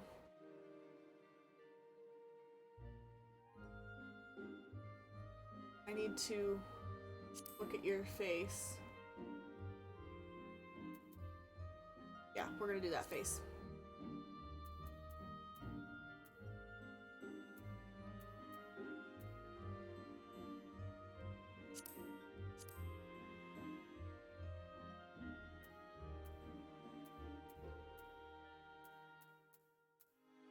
Find the right hair. Yep, yep. That's the right hair. That's the one.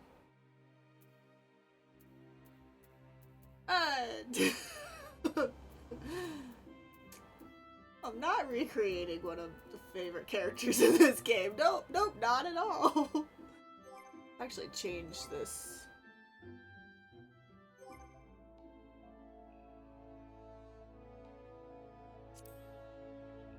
Not at all, not at all.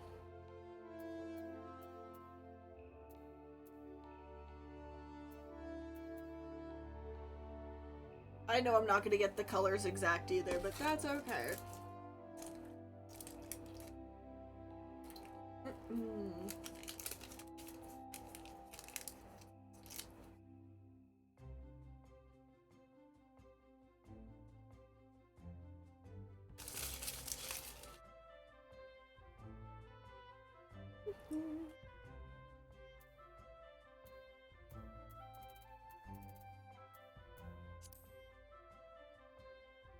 Oh.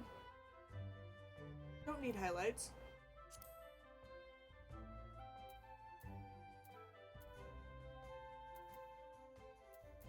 That's fine.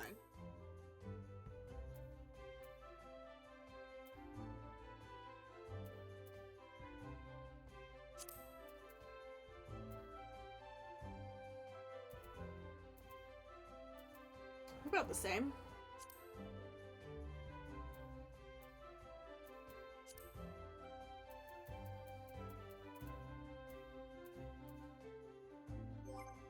You know.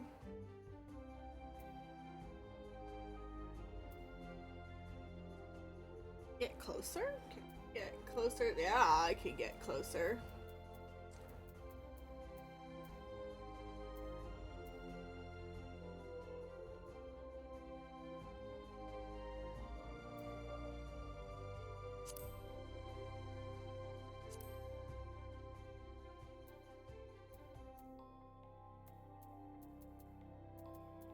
Like those best, yep. Those.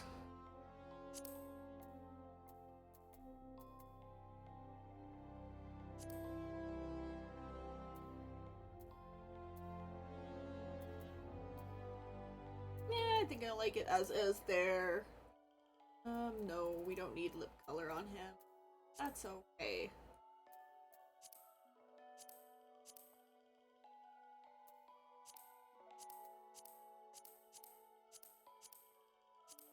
No, nose. Take those off.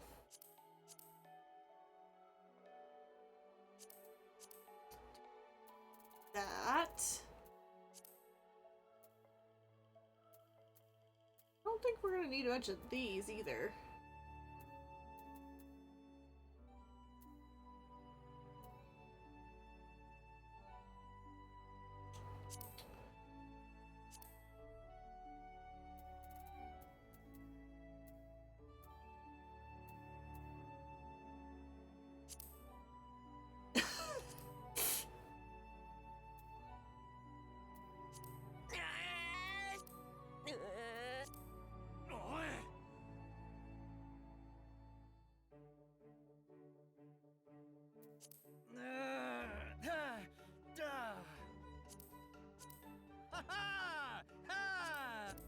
Hmm? Mm-mm. Mm-mm. Mm-mm. Uh-uh. Uh-huh.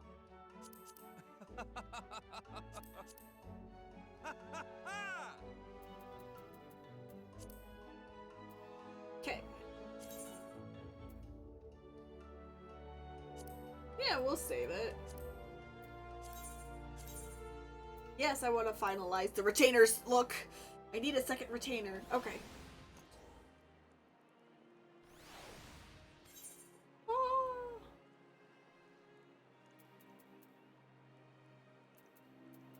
Light. Very well.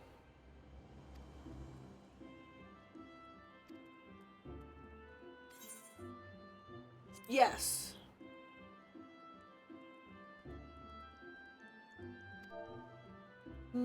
Let's see. What shall we... Let's see.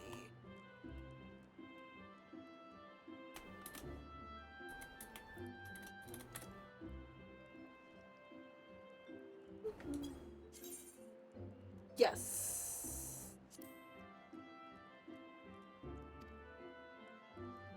Congratulations. Now I have 2 retainers. Nice. Okay.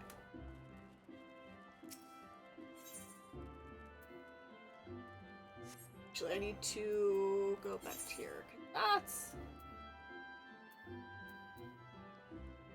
None of these I'm gonna sell right now, but we'll pull the rest of these.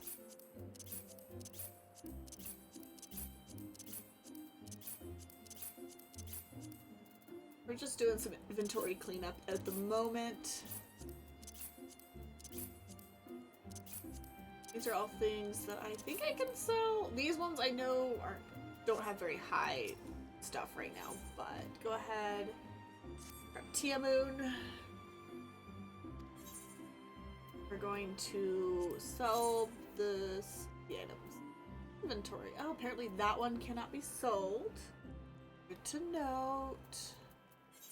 Looks like everything else can be, though. Sell that if it's going to be that low. 250? I can do 250.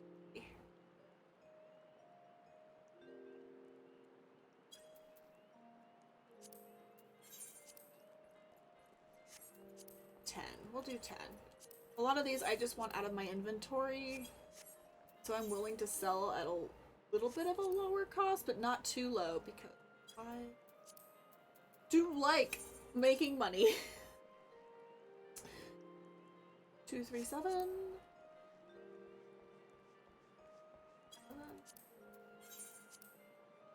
Fleet loss. Oops. Ah! There are some things that I will, like, on my other account, that I will not sell for under a certain price.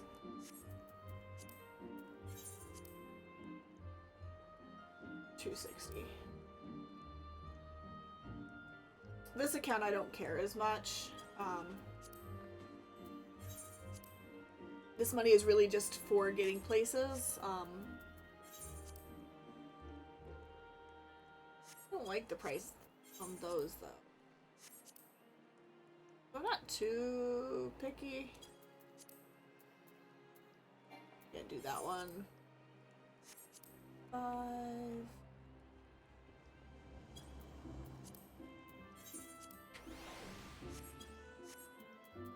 Oh. Nice. Something sold. I won't sell it for the price that it's actually at, though. Like, that's where I'm at.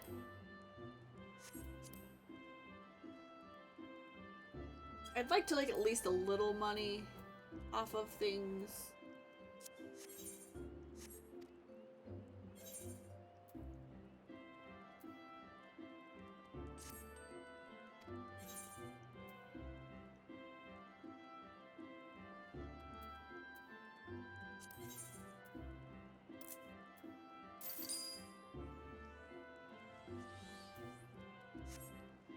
Like to at least have a little bit of, you know.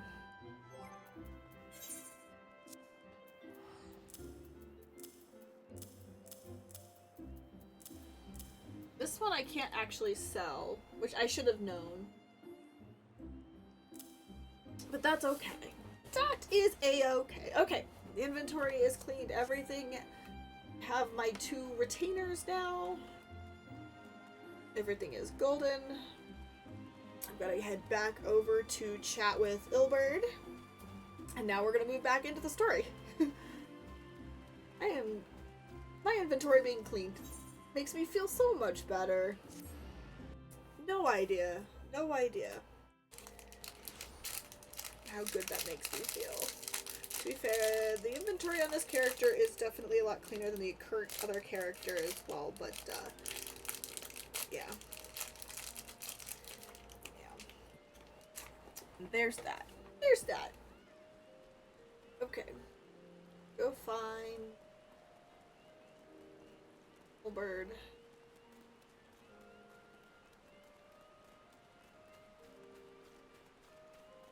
Come here. Okay.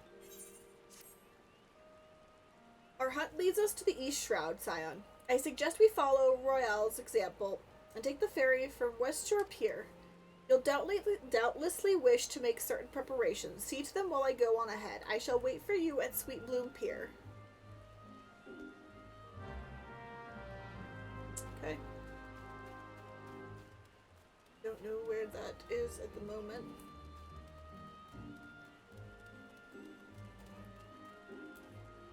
Ah!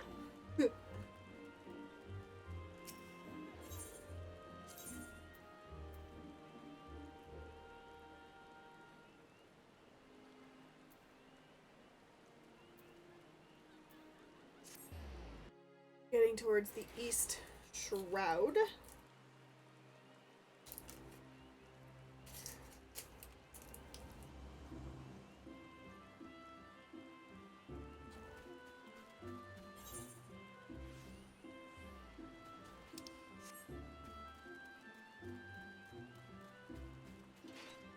Don't pay the ferryman unless it don't even fix a price. Don't pay the ferryman till he takes you to the other side. Don't pay the ferryman. Don't even fix. Did that.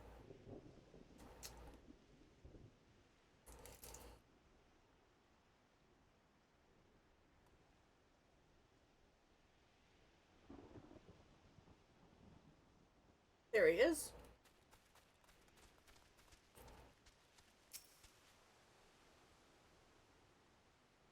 The ferryman. This way, my friends.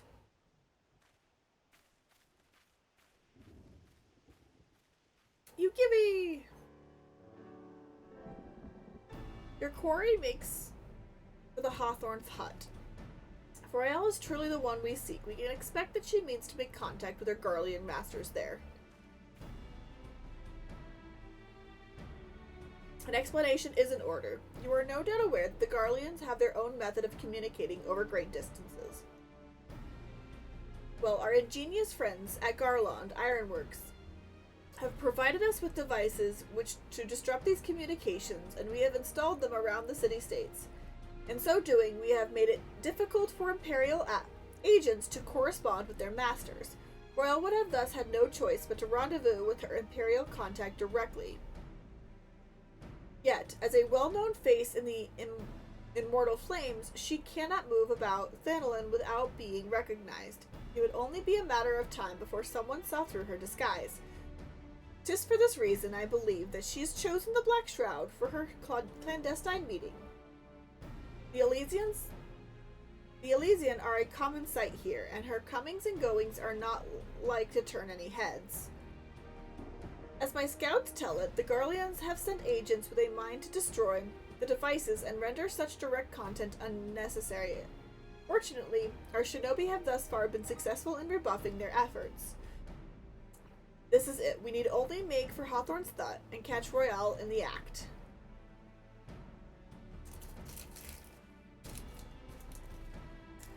That's what we need to do.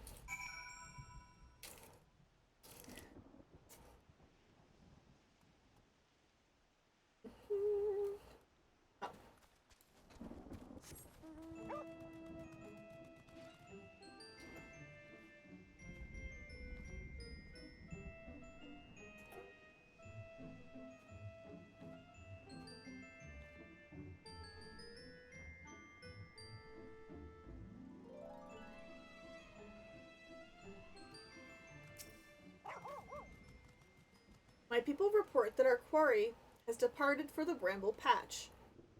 The ivy returns the gnarls whence she came, but perhaps it is all for the better.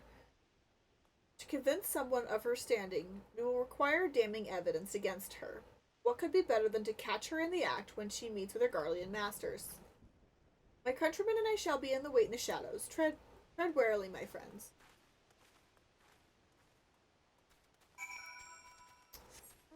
Whee!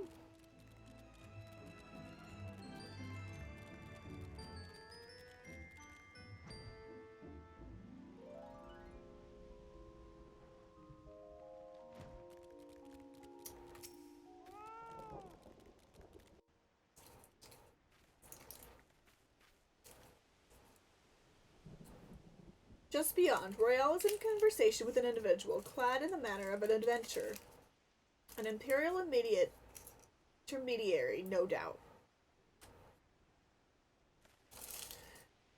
This is it, with me.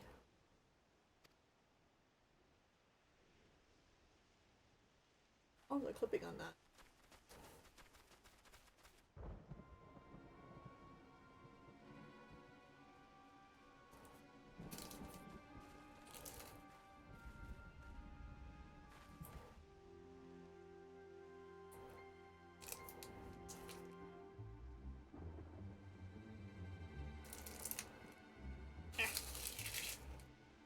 I'm here. Oh, lordy. Flame Marshal Lane Royale, you are under arrest for treason and espionage. You were followed, you bloody fool?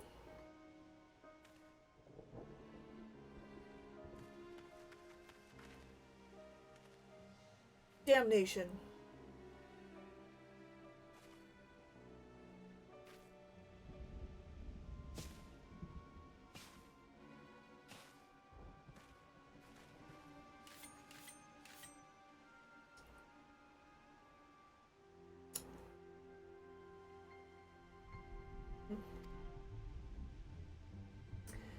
You are unarmed, my lady, and scarcely garbed for battle. But if you wish to fight, you are welcome to try.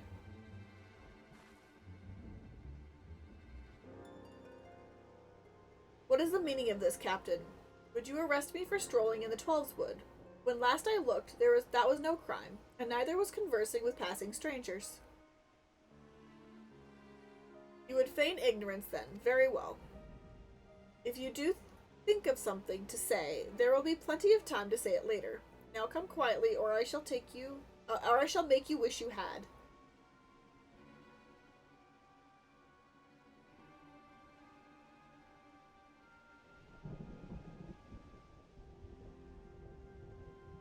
I will offer you no struggle after all. I have naught to hide.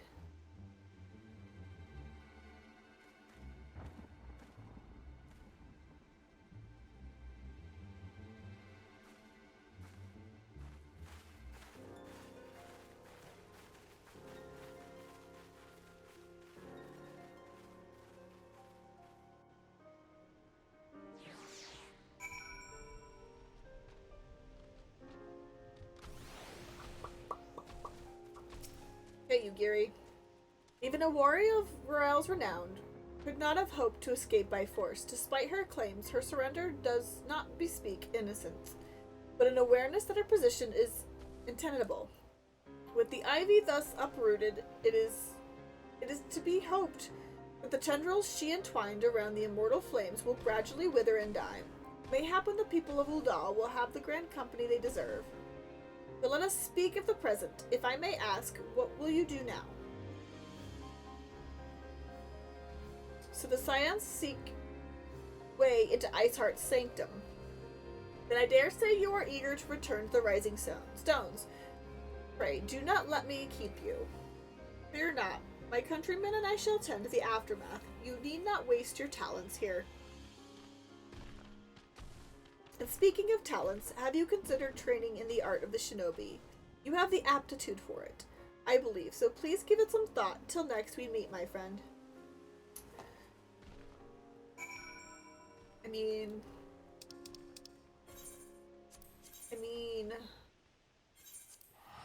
I have not even started the rogue track.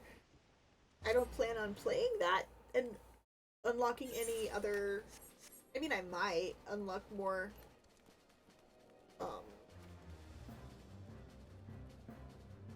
Things. What's the word? The different classes and stuff, but I'm not there yet.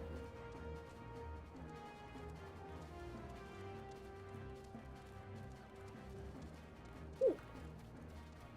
Is the hell? There they are. There it is. I lost the door! I lost the door! Okay, I found it. We found it.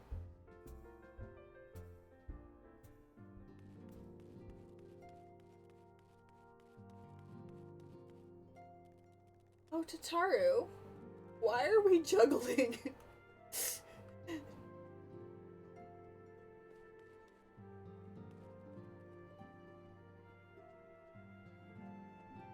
Is it just standing there watching her? Okay.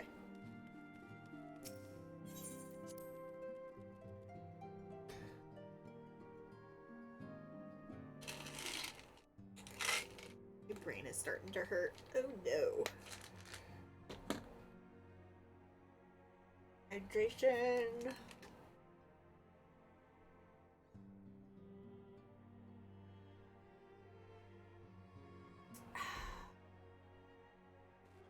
Minfilia. Welcome back. I understand that Alphino had a task for you. May I ask what it was? Charges of treason and espionage against Eileen Royale. I can scarce believe it. Could there not have been some manner of misunderstanding? No, it avails us not to dwell on it. Whatever the truth may be, we must trust the authorities to uncover it.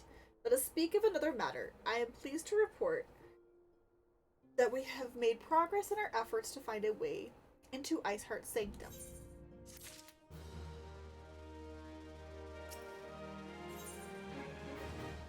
Let us go then. As you may recall, Iceheart used the Aether Sight in the depths of Snowcloak to teleport a short distance to the west, most likely to a sanctuary of some description. If it is there that we suspect that she means to summon Shiva using the crystal she stole from the House Fortempt caravan. The heretics believe that they may be bringing about the second coming of their patron saint, but if, as we suspect, they mean to hold a summoning ritual of the kind employed by the beast tribes, it means likely that the result will be something more akin to a primal. Suffice it to say, they must be stopped, and stop them we shall, but first we must surmount the obstacle that Iceheart has placed in our path. Ordinarily, it would be a simple matter to tap into the established Ethernet and thereby follow our quarry. However, despite our best efforts, we have been unable to ascertain the position of the Aether Site to which she teleported. Our prevailing theory is that she destroyed the sacred Aether Site upon arrival. A reckless, desperate measure, but also an effective one. After discussing the matter at length with Urianger, we have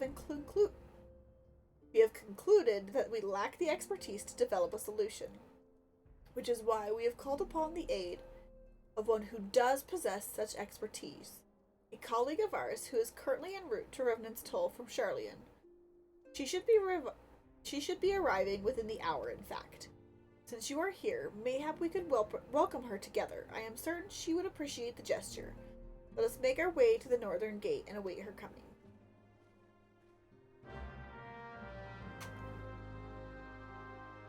Holy.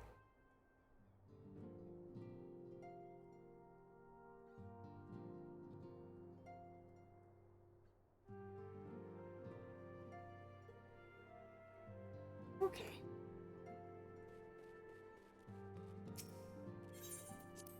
The direction.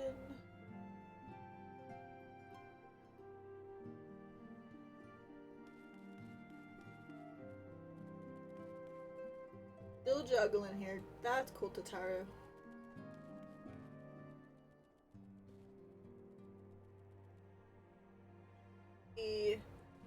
She is entertained by your stories, and the other one is not.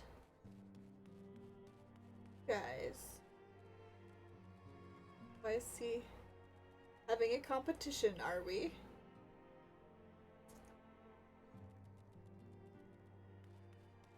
I love like the fact that everybody's kind of doing something and like very cute and like all that.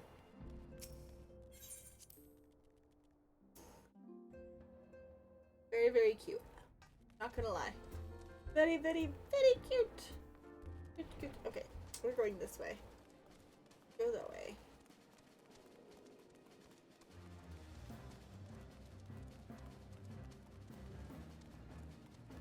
Yep. Oh, hold on. Wrong direction. Wrong direction! That was towards the...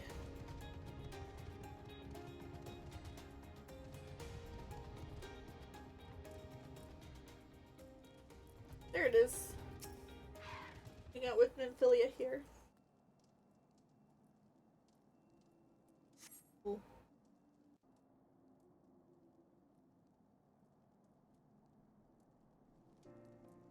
Sitting here chatting. Nymphilia.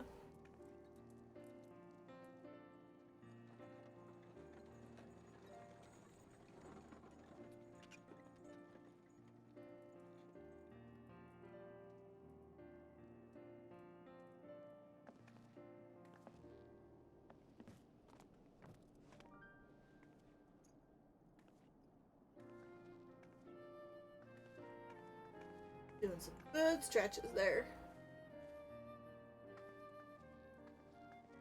Minfilia, am I right? Rita! None other. I bid you welcome to Revenant's Toll, and to thank you for traveling so far on such short notice. As if I could ever say no to Urianger. Moonbreeder is an accomplished Sharlayan scholar and an authority on aetherite technologies. She has played an invaluable role in our search for a means to capture Ascian souls. Oh, Rita. Charmed, I'm sure. Very charmed.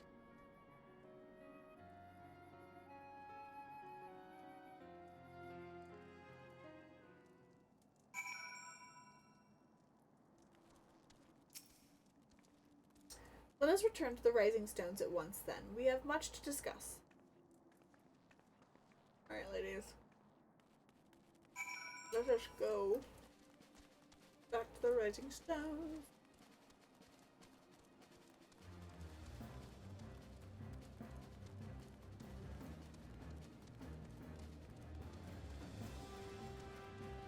Oh, Crystal Brave.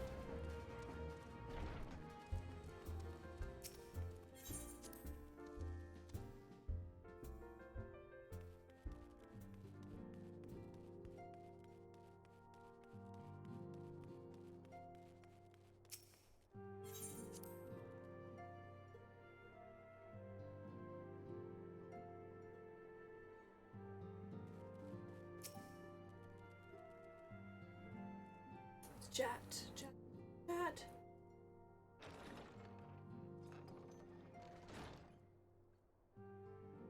Moon!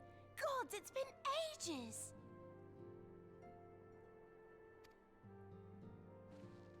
Oh, longer, sister.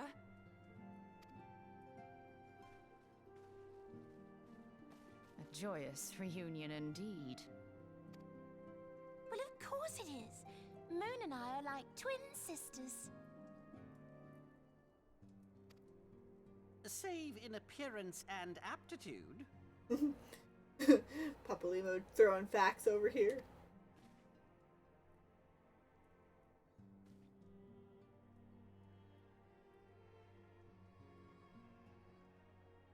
Everyone, if I could have your attention. We have with us an esteemed guest who has come from Sharlayan to assist us. I bid Moonbreeder join us here that she might share with us her extensive knowledge of aetherites. Also, as many of you are already aware, she has been overseeing our research into white auracite, a sample of which she has been good enough to bring with her.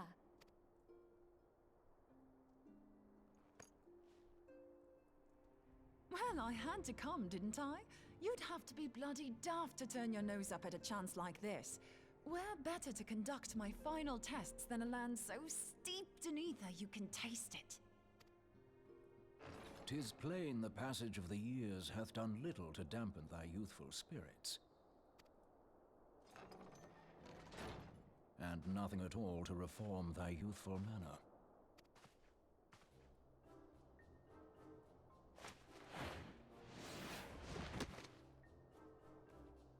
Oriange, where in the hells have you been hiding? In her old location. Unhand me. Oriange never speaks so plainly.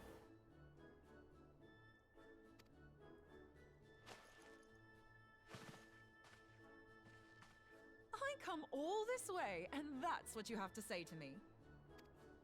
I much preferred when you were pleading with me to drop everything and hurry to your side. What was it you said? None save thee can satisfy this need. Go on. Right, go on. Go on, Queen.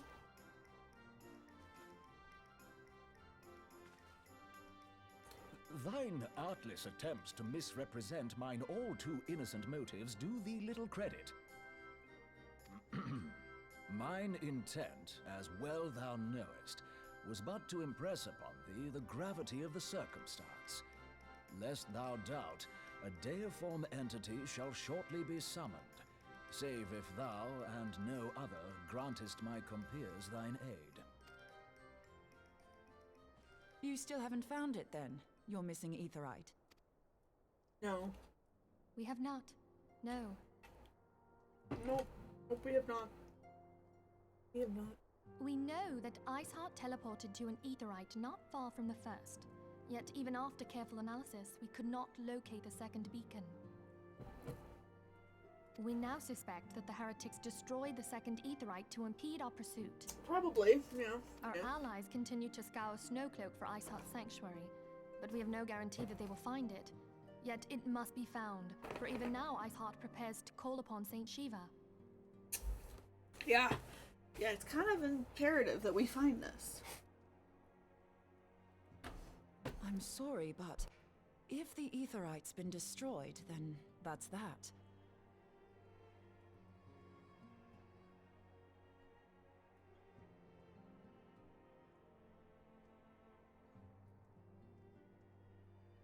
Although, you're absolutely sure she used the first aetherite, are you? She didn't just use teleportation magics? One of our own bore witness to her escape. I can say with absolute certainty that Iceheart used the aetherite. Yeah.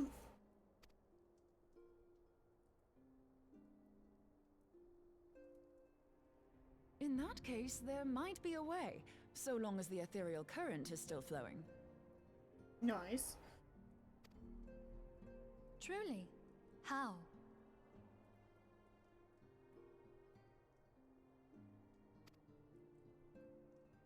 We use the current to recreate the beacon. As you know, aetherites are a bit like lighthouses. We use them to reconstitute our physical forms when crossing the ethereal sea. Without them, we'd lose all sense of direction and our essence would dissipate. However, we don't rely solely on these beacons. There are currents of ether which flow between them, currents which help guide us to our destination. Now, these currents will gradually dwindle away to nothing if an aetherite is destroyed. But if even a sluggish flow remains, we could theoretically use it to direct a surge of concentrated ether towards the void left by the beacon, and thereby fill it up again. Like opening the floodgates to fill a dry riverbed. Though, correct me if I'm wrong, but would we not need a veritable reservoir of ether? In concert, we might manage to channel a sufficient volume, yet that is not my chief concern. To direct the flow of so great a volume of ether with the requisite precision would be a nigh impossible task in itself. I barely succeeded in facilitating travel to an unattuned beacon. That which you describe sounds considerably more difficult. Yeah.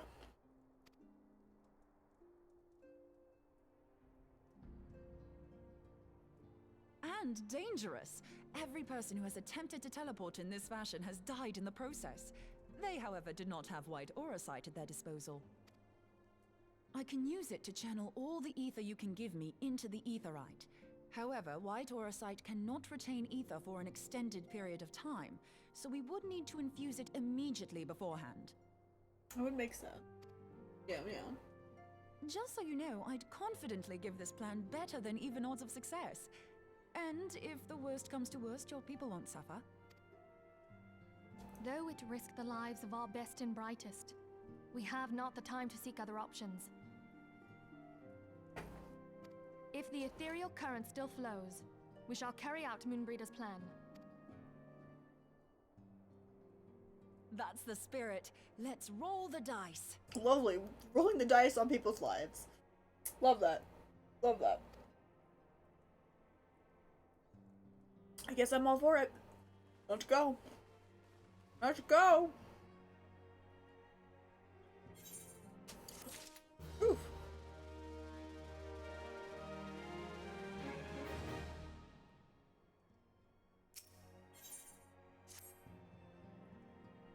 I've already informed Alphino of our plan to recreate the beacon in the manner Moonbreeder described. He agreed that despite the inherent danger, it represents our only hope of success. He also said that he wished to meet with you at Snowcloak before proceeding. I expect you will find him waiting for you there when you arrive. I want you to know that I appreciate everything you have done on our behalf, and that I have faith that you will return to us, as you always have. Thanks for the vote of confidence. You say that. You say that, but it also feels like that I'm not going to survive this. Just saying. It feels like I'm not going to survive this. I'm not. Worries me.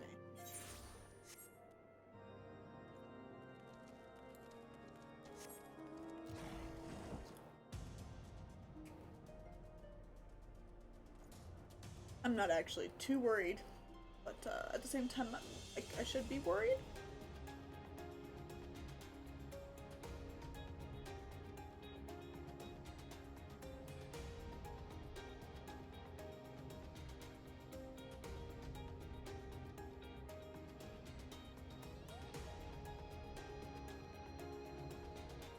I wish there were more ether sites in this area.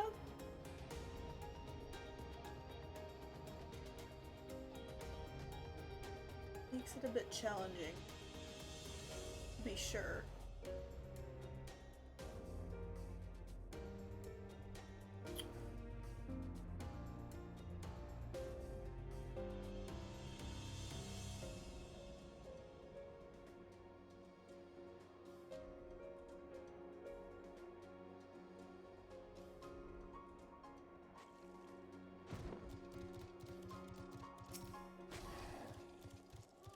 Good to see you. I was starting to wonder if you were having second thoughts. Captain Ilbard sends his regards, by the way. He attends to the interrogation of Alien Roland and the Uldal even as we speak, but I shall not distract you from the matter at hand and discuss the Ivy upon your return. I trust that, by which I mean to say, the others are waiting for us at the ether site, after you. None of them believe I'll come back. And that is a little terrifying. Boucher. I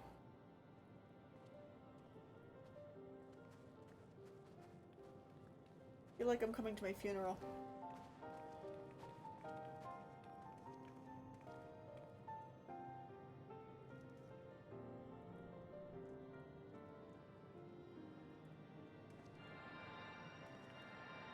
I feel like I'm signing my death warrant here in a funeral.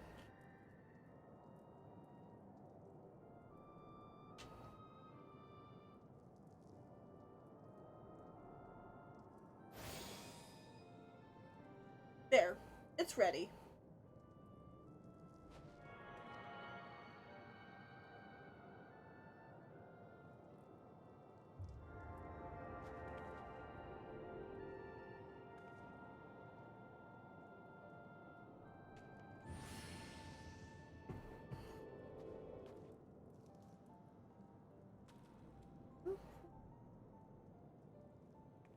It worked, I think.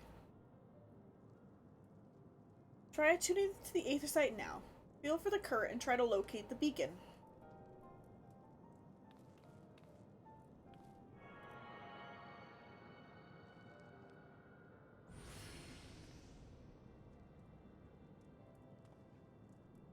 We have done all we can. For now, let us withdraw.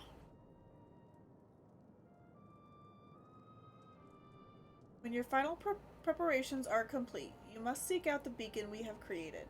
If, by the grace of the 12, you arrive safely, you must stop Iceheart before she summons Shiva.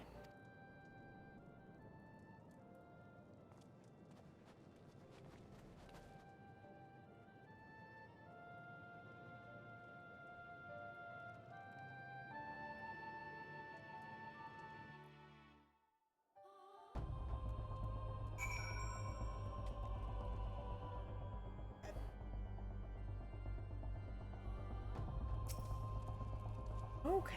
We cannot ignore the possibility that our actions have alerted Iceheart to our plans. Should that be the case, she may attempt to hasten the completion of the summoning ritual, and if she succeeds, you will have little choice but to face Shiva in battle.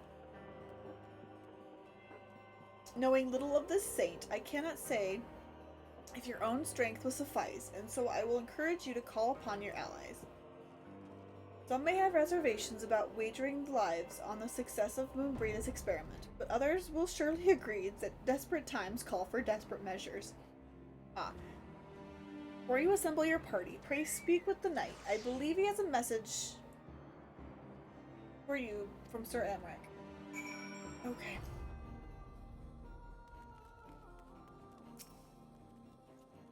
Madam, Sir Emric regrets that he could not be here in person, and asks that I read you this letter.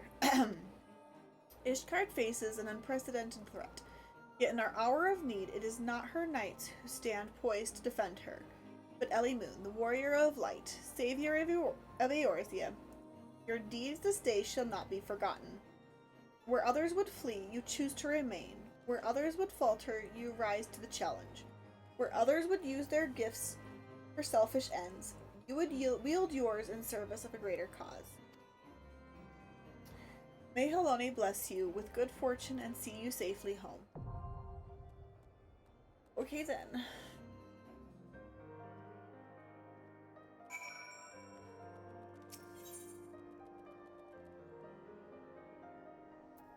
Okay, so I have to do this one with a party of other players. I cannot do this one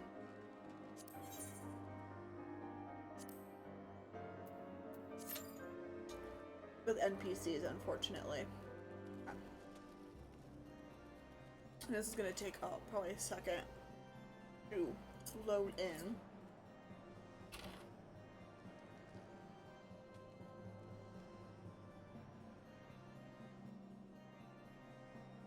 Especially since I'm a DPS and I'm not.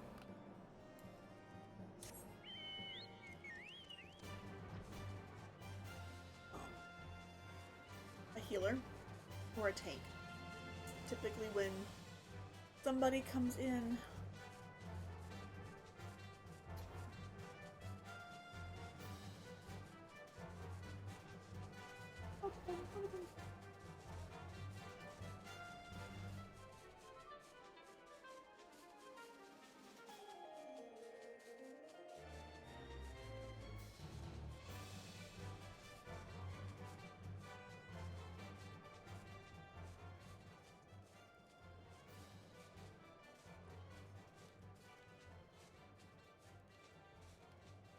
I guess we will just have to wait. What should we do in the meantime? A rating.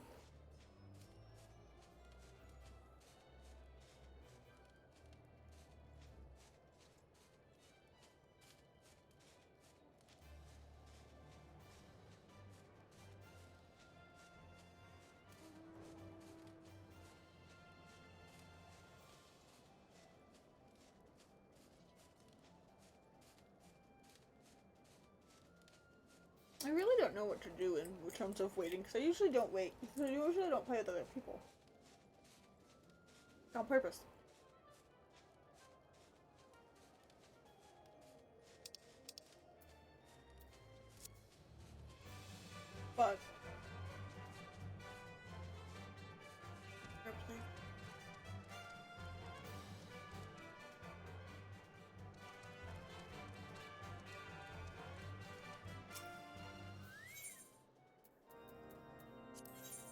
think I have anything.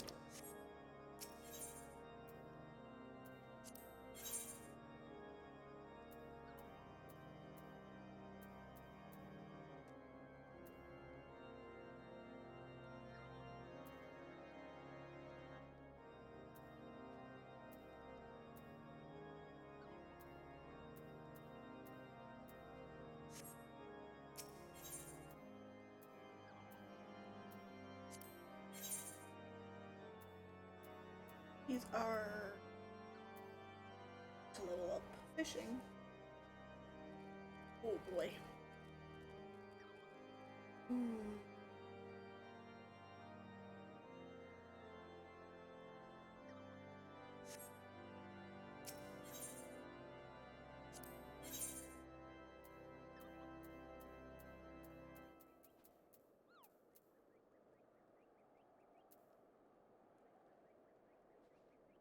Well, that's kind of cool. It's really cool looking. Not for this class, but damn. That is really cool looking.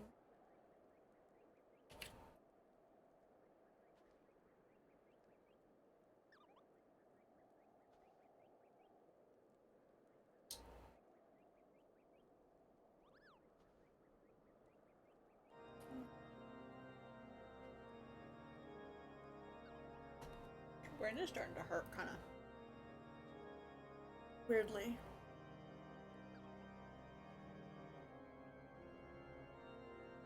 That is for a healer class, unfortunately.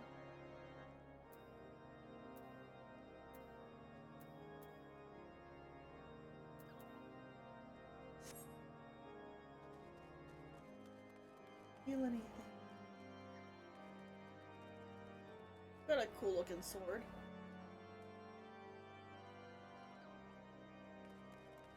Cool. Probably much higher level than me. Cool. People. Hello,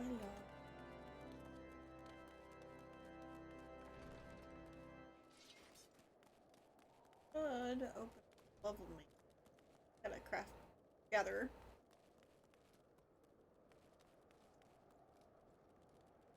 It's got a neat vibe. Okay. Probably doing level mates, maybe. This should. I don't really. Not really looking to do that. Those are really good for leveling up alternate classes and stuff. I really don't need them for current running.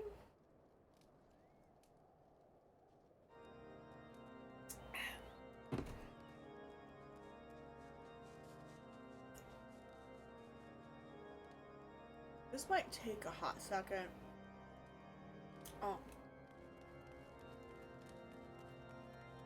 I don't even have any class things to do. Okay.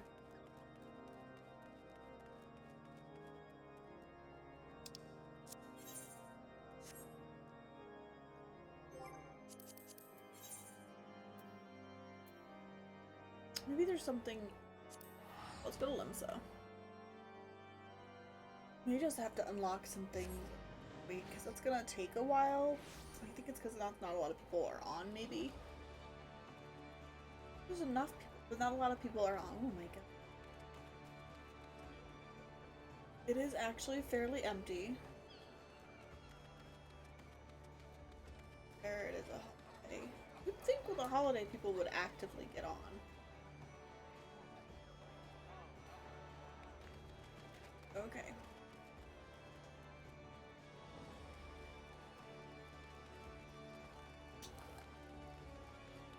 But yeah, there's probably very little people actually on right now, more than likely. Especially people who are doing dungeons and stuff. Oh, this is the blue mage.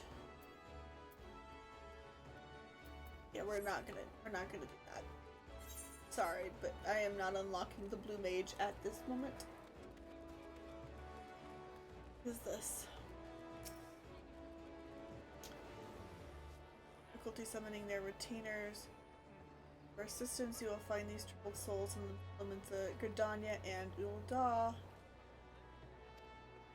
The Roars will be the same regardless of whom you help, so do not hesitate. Aid the adventurer of your choice. All inconceived. Something weighs heavily. Okay, this is actually. Oh, this is the one to send my people on yes. Bloody elves. I ain't got time for this.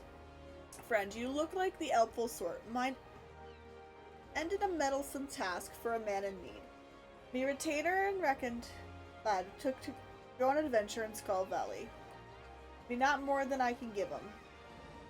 But now the little bugger's up and vanished, probably gotten eaten by a dodo, or some such. Any road, if y'all happen to come across any remains of Western Lenosha, I'd like you to inform the local watch so they can set about notifying his kin.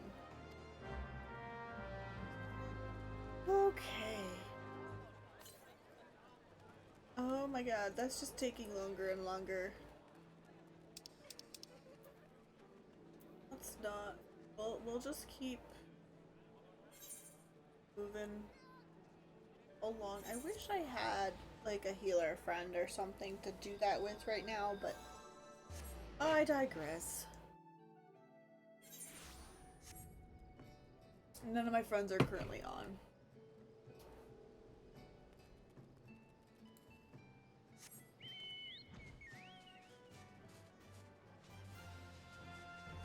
Even my hubby's not here.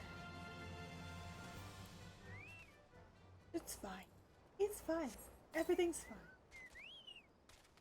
Everything's fine.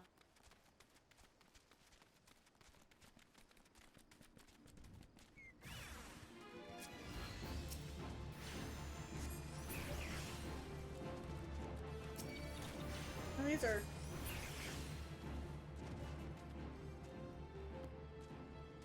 easy thing.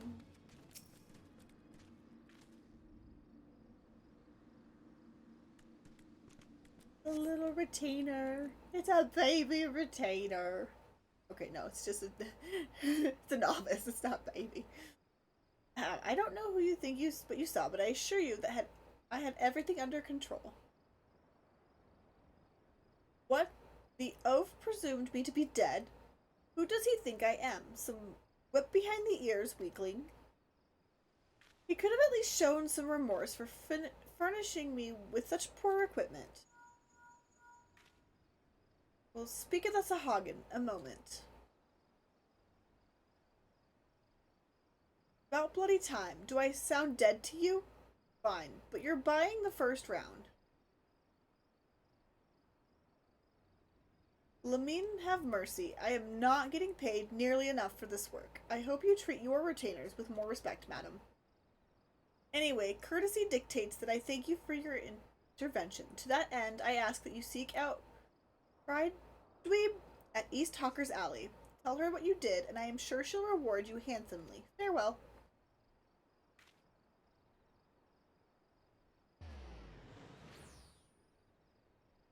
Okay. Oh boy, that's gonna take forever, I still think. Lovely. Lovely. Lovely day, ain't it? It might be one of those things that I might have to either do one of two things. We could switch gears and play a different game and just let that one be. Or we could just call stream here and good for now and just end it there. Greetings, miss. How may I assist you? It sounds to me like you came along just in time. The last thing we need is another retainer dying during a venture. I gather from your expression you are not familiar with ventures. Quite understandable. Allow me to explain. In cooperation with the Adventurers Guild, we have established a new system through which retainers may be dispatched to procure items for their employers. If you wish to avail yourself of this additional service, you will need to pay your retainers in advance with ventures. I speak of these, a special script issued by the Adventurers Guild. Accept them with my compliments. Excuse me. Let me assure you that it isn't a complex process. Any retainer can walk you through it. When next you speak with yours, why not raise the subject? Okay. I really don't think I will be doing anything with ventures up until you made out a dispatch. Summon the retainer you wish to send afield and follow the instructions to begin. I'm not going to really do any of that until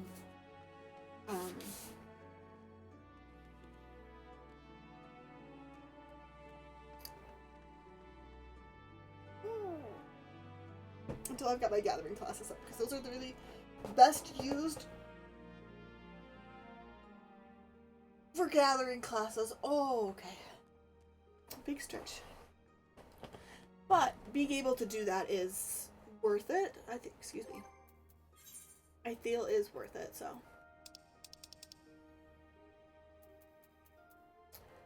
There's that.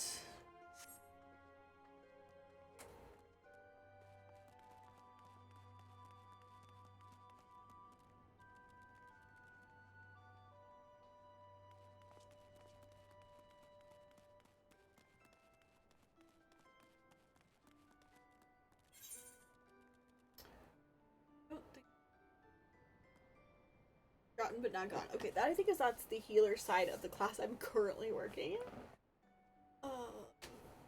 Not something I particularly want to deal with at the moment. That's the Fisher class. Okay, most of the ones in town, this one's Rogue, are gonna be more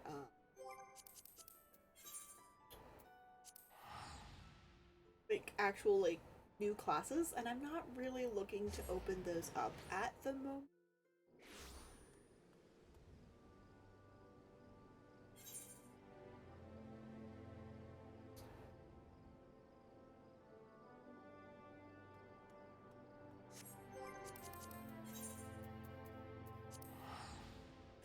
I'm just kind of looking to see if I can.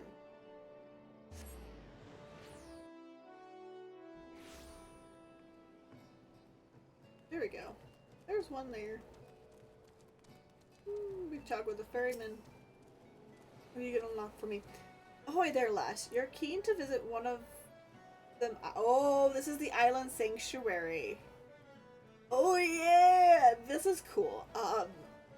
To be fair, I could probably do that. I take it. Bugger me. You're unaware of the fuss going on about the old affair.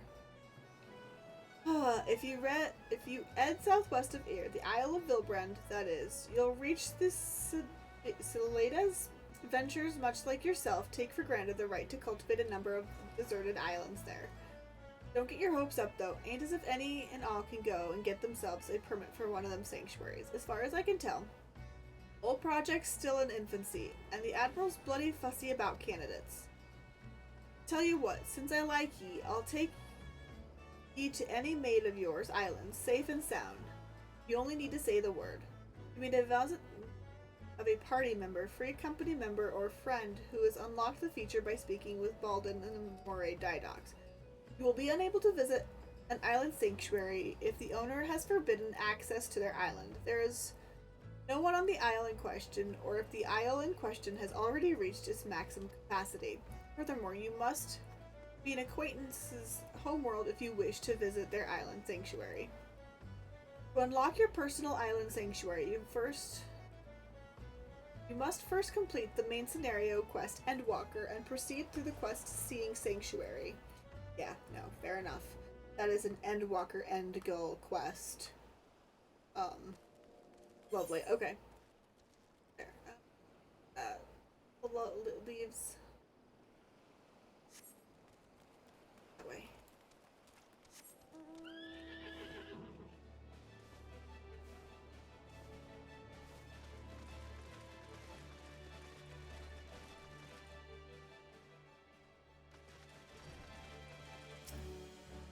We'll chat here. Greetings, Venture. I am R1, a representative of the Adventurers Guild. As the lovemate stationed here at the Moray Didocs, I am responsible for assigning the various tasks that come in from the beleaguered...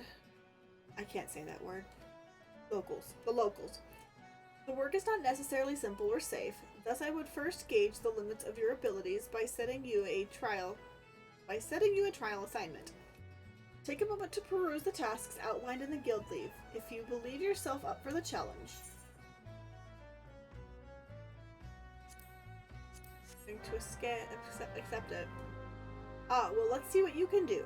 Before you begin, I have a word of advice. Acquire some cores from the lightning sprites. Use the cores on the crab. You'll soon discover which creatures are the big claws. You can obtain the necessary cores by defeating lightning sprites. Use the cores on the crabs to identify and simultaneously weaken your guild leave objective. Okay, let's see here.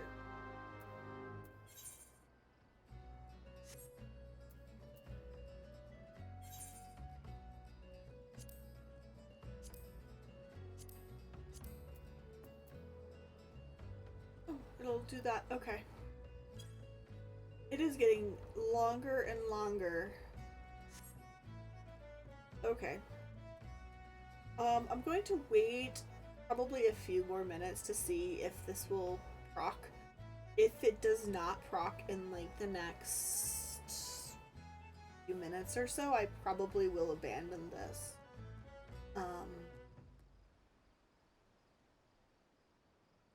And I'm not sure at that point if we're gonna keep streaming or switch gears as far as games. I do not know. But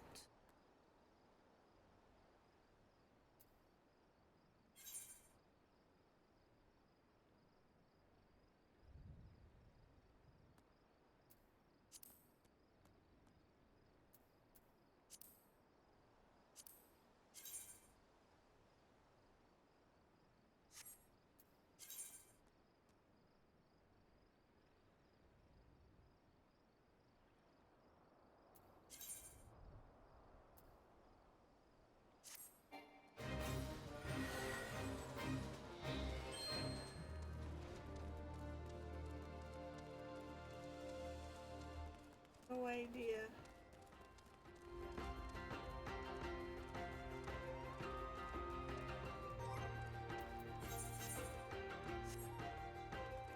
Don't even.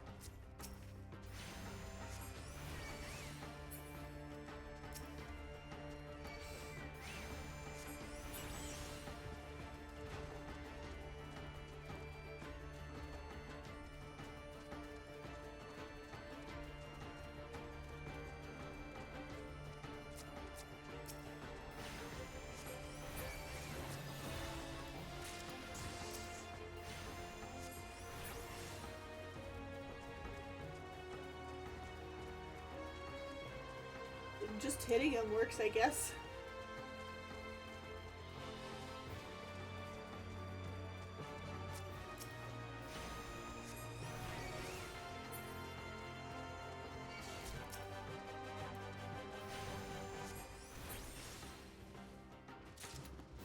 There we go. Duty is complete. Yes, go ahead.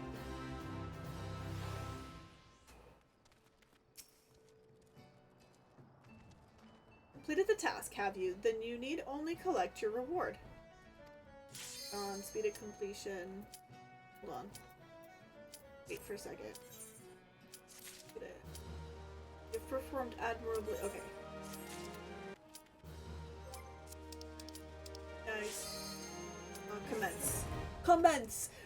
Oh my god! Okay, cool.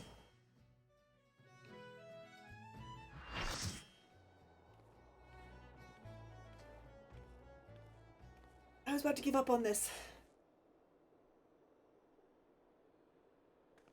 But I guess it was... You should never have come here, warrior of light. I labor only to forge a lasting peace. A peace you would deny us out of ignorance and blind faith. No matter. If it is our fate to be at odds, then it is mine to strike you down. Damn, girl, damn. We whom gods and men have forsaken shall be the instruments of our own deliverance. Partake of my flesh. Fill this vessel with your light. Walk amongst your brothers and sisters once more. Oh, Saint Shiva, still the hatred within our hearts and bless us with eternal grace.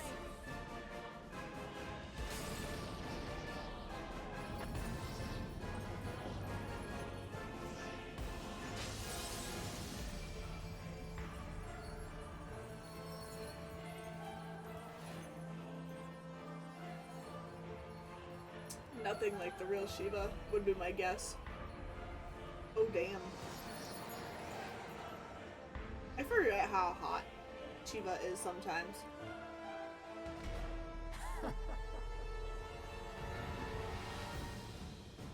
This version of Shiva.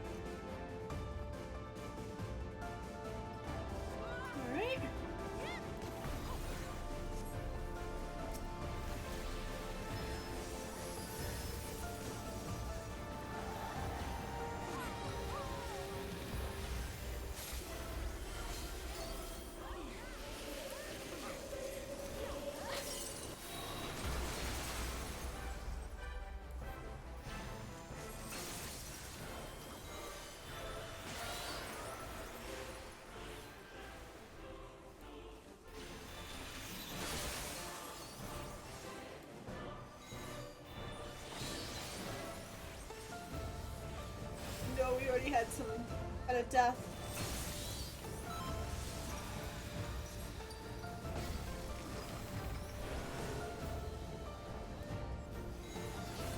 I haven't done this fight in a while.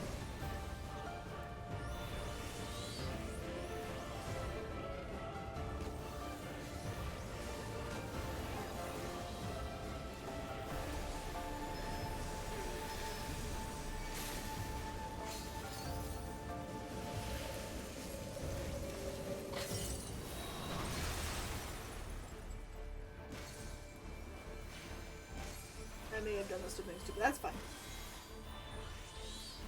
Nobody can fault me for that stupidity.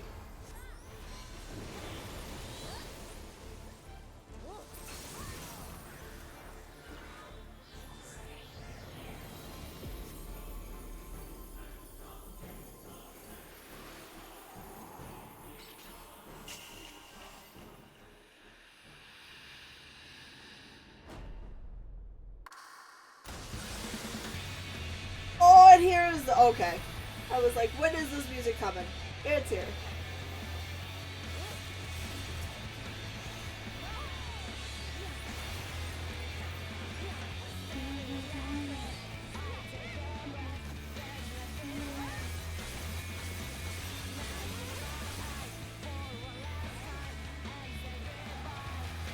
distracted by the music.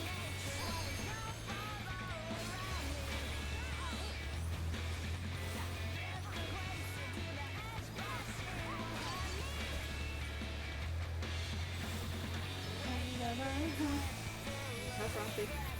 That one.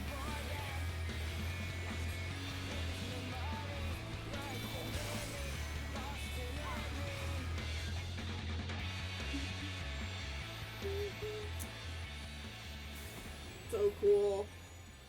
I love that piece of music.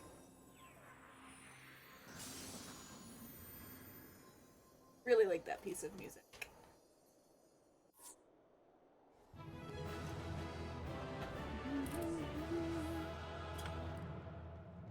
I meant to say it in the party.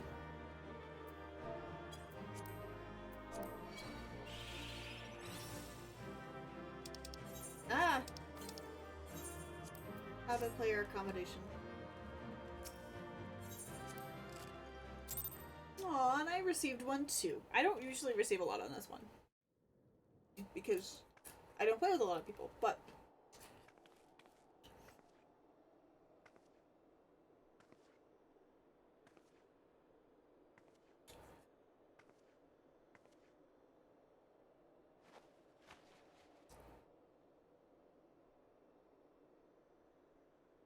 Fool. Blind, bloody fool. yes, you were.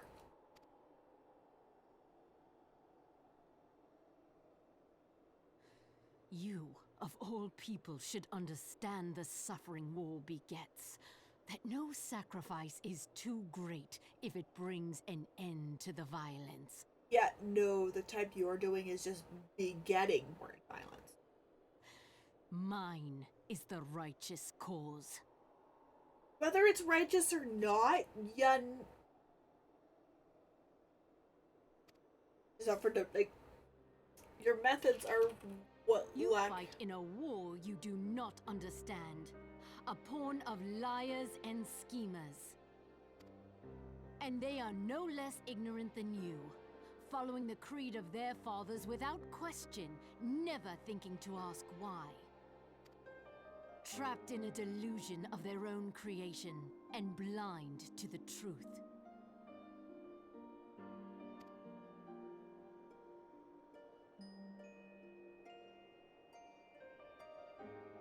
Warrior of light, redemption is not beyond us.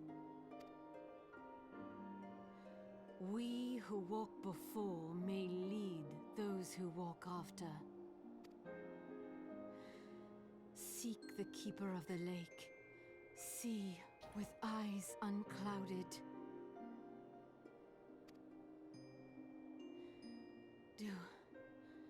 Do not squander Mother's gift. Yeah, but don't beget more violence. Feel. Think.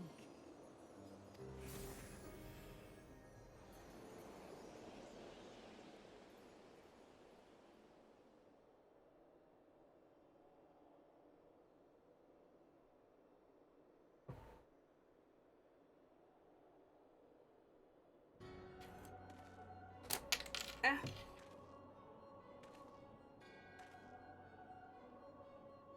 And so the vessel withdraws, a predictable outcome. Nevertheless, La Habrea will be pleased. Who are How you? unfortunate. I can't remember who you are. You're so insignificant that I don't remember who you are. That's what it is. That's all. Alright. Go talk to Moonbreeda. By the 12th. You're alive. I mean, of course you're alive. Why wouldn't you be? Yeah, none of them had faith or hope that I would be alive. They all thought I was dead and going to my grave.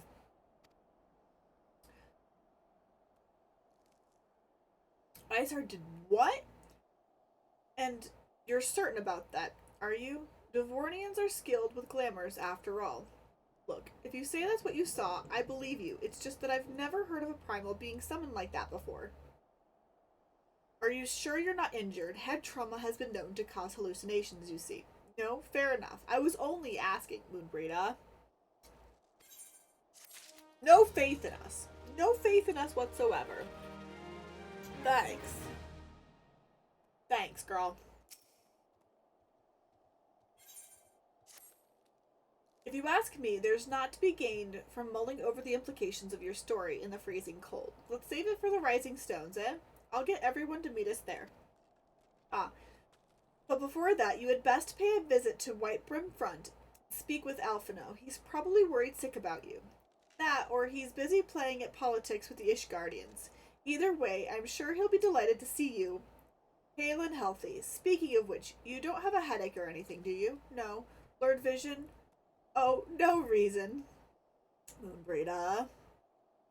And playing at politics, yeah. He likes to play at politics. See you again soon. Alphino really does like to play at politics, that's for sure. He has been begged.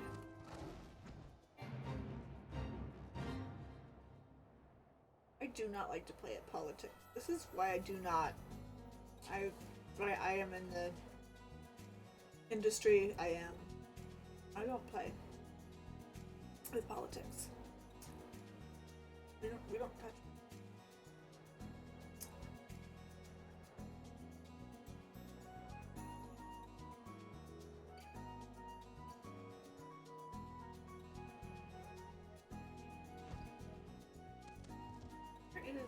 Did Alphino go inside?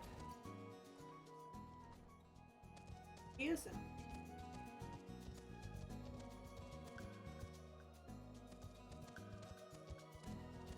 One more level. There he is. Alphino!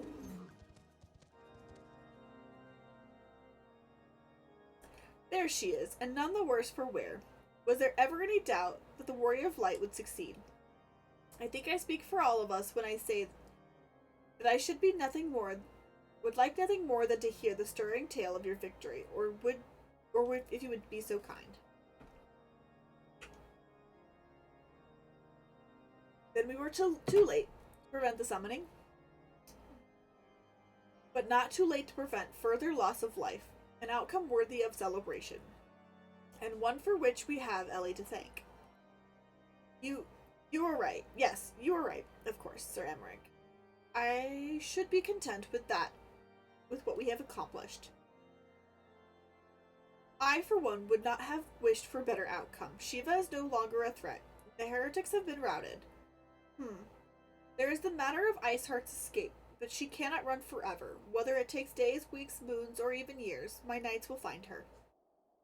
In the meantime, Lord Julama, is the caravan ready? The supplies that your men recovered have been prepared for transport in accordance to your wishes. Rest assured that my knights will see them safely to Revenant's Toll. Of that I have no doubt. I take it these are the self-same supplies the heretics stole from the House Fortemps caravan?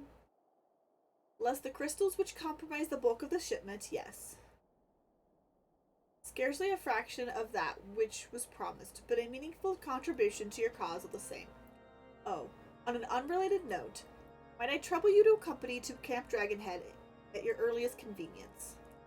'Tis not for my benefit. A certain lord was most distressed when he learned of your intent to risk life and limb to stop Iceheart.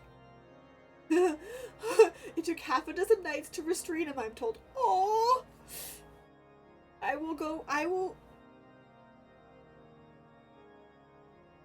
men give vent to their anxiety in myriad ways. I don't think less of him at all. Oh, he's such a precious boy, a precious man. I love him. I love him.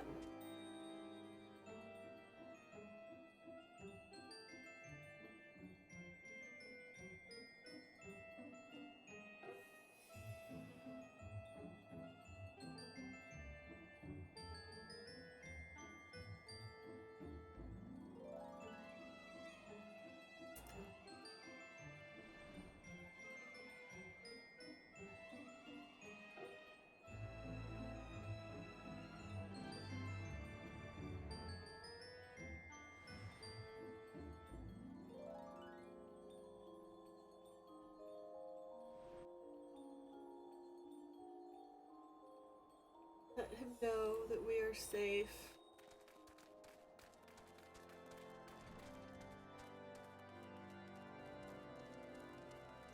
Archifant, it is okay. It is okay. We are safe. What were you thinking?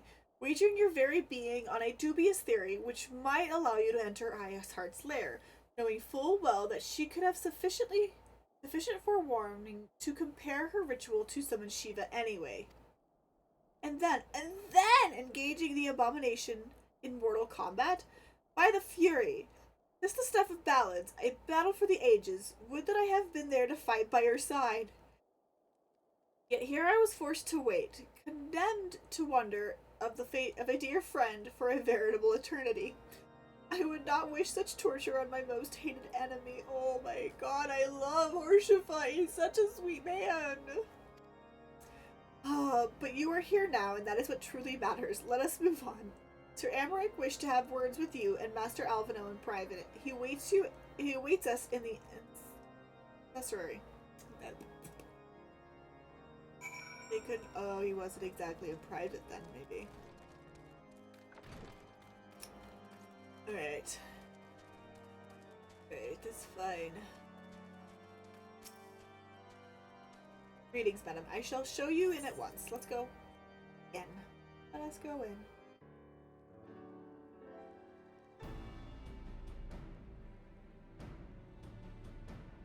On behalf of the Holy See of Ishgard, allow me to express my deepest thanks. Never before have we been required to contend with a primal. Indeed, there were fears in some quarters that our knights might not be equal to the task. From what we have now learned of these beings, I can say with certainty that we would have lost a great many men had the Scions not intervened. Then the argument for preemptive action should be self-evident. Perchance now you will reconsider my proposal that Ishgard move against Nautalon. Ere we first met, a similar proposal was tabled, but the Holy See decreed that we were to observe, and that military action should be taken only in self-defense. Gummy, thank you for redeeming your daily book. All things considered, it was not an unreasonable decision. Since the calamity, 2 vigils have fallen to the Horde, while Garuda has never shown any inclination to storm the gates of judgment. Which is why this unprecedented crisis and its resolution may prompt a change in policy. You who have faced these primals know well the threat they pose. Ishgard did not. Not until now. And they weren't willing to see until it actually faced them head on. And there is naught like a brush with death to change a man's outlook. At the very least, this should silence any lingering objections to our arrangement with Revenant's Toll.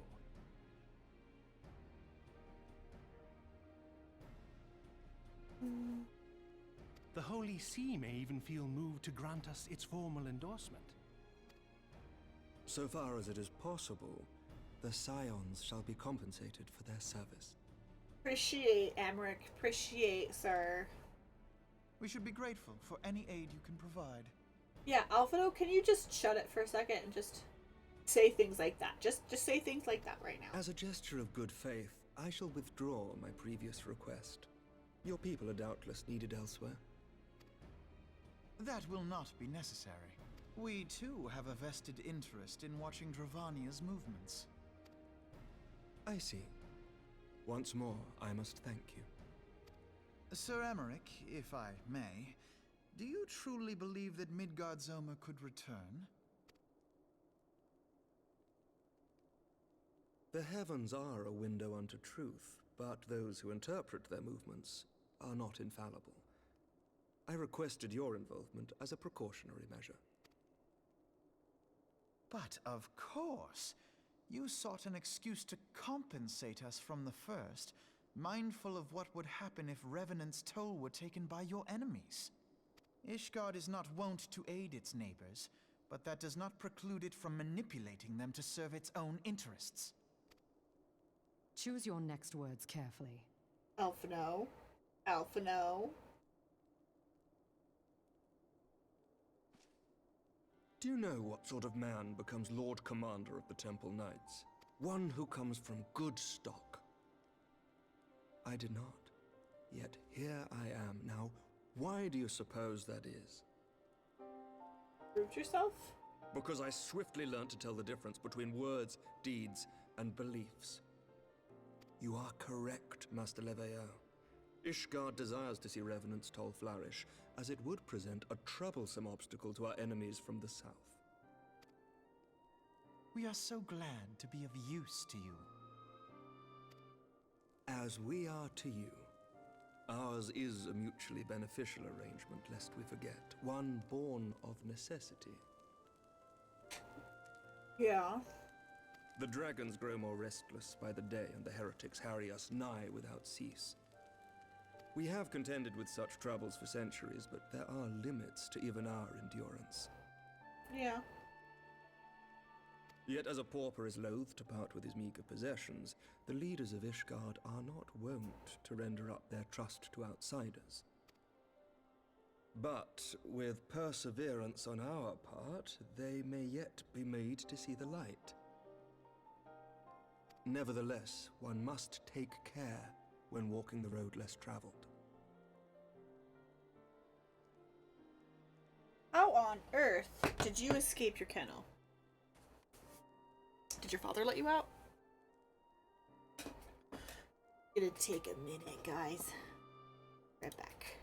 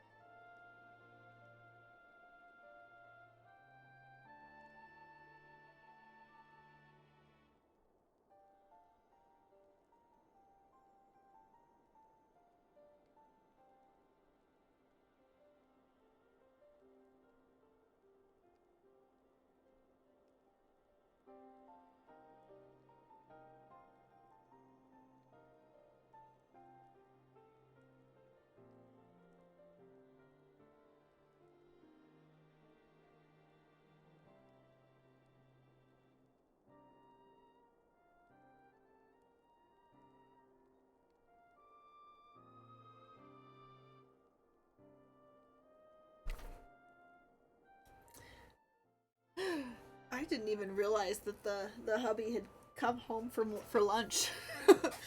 So that he was here.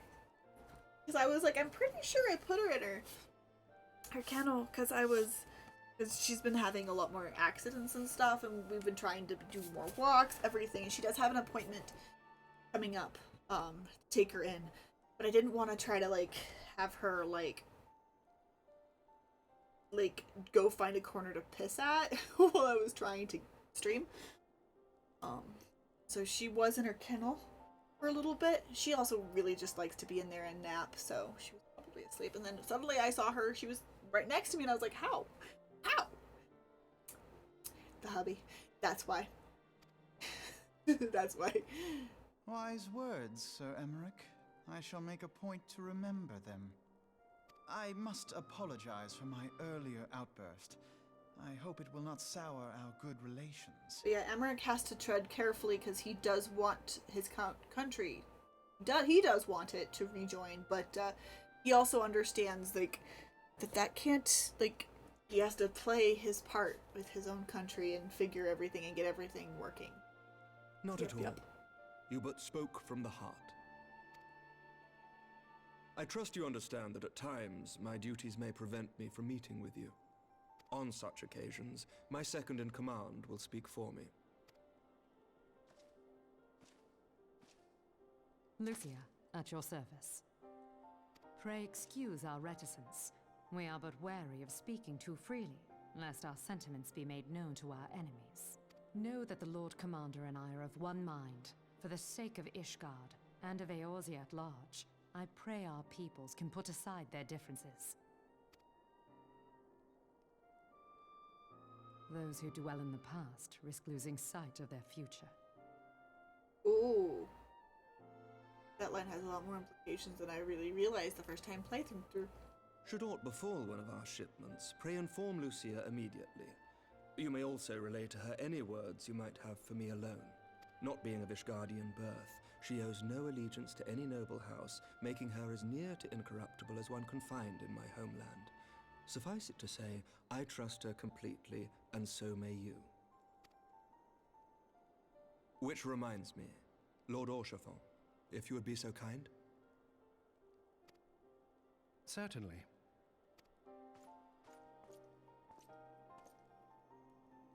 In times such as these, trust is ever in short supply. Mayhap this will go some way to rectify the problem. The results of our investigation into the heretics' recent attacks, as well as our interrogation of the merchant you detained. Sir Emmerich, I cannot thank you enough. We love it. Good. Emmerich, we Think love nothing you. of it. Ishgard may be many things, but it is no friend to Garlemald. Did I not tell you to have faith, my friend? Yeah. No, we good. We cool. We cool, Harshafon. We good. We cool.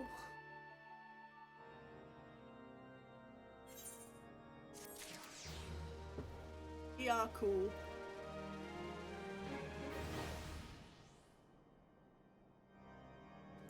Let's chat with you. Let's chat, Alphino. It would seem we have much to discuss with our friends from the Rising Stones. If what you say is true, Iceheart's method of summoning Shiva defies all precedent. It necessitates a complete reappraisal of the primal threat and our approach to combating it. Moreover, there are grave ramifications if word of this incident reaches Imperial ears. The Garlean Empire believes that primals are an insufferable menace, that their mere existence is a threat to this very star. As such, they deem any action taken against the beast tribes to be justified by default. Imagine then if it becomes known that it was not only the beast tribes of Eorzea that could summon primals, but our civilized peoples as well. Any lingering objections to a Eorzean campaign would vanish overnight. Well before we had to contend with a single Imperial legion, we could well find ourselves facing the combined might of all Garlemald. But I speak unadvisedly. Come, it is better that we continue this conversation in Mordona. Off to Mordona. Back to Mordona. Back to Mordona.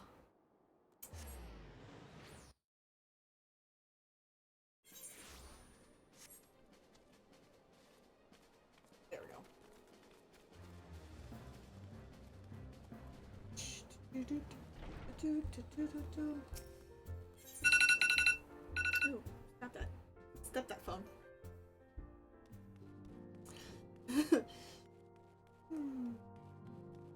Honestly, I do wish that I could stream more middle of the day stuff. I feel like I feel good about these types of streams, but unfortunately my schedule is limiting. Sucks, but it is what it is. Words cannot well express how glad I am to see you return to us hale and whole. Yeah, they all thought I was dead. They all thought I was gonna die.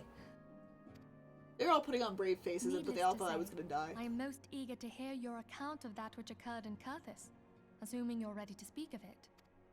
Yeah. Excellent. I shall summon the others at once.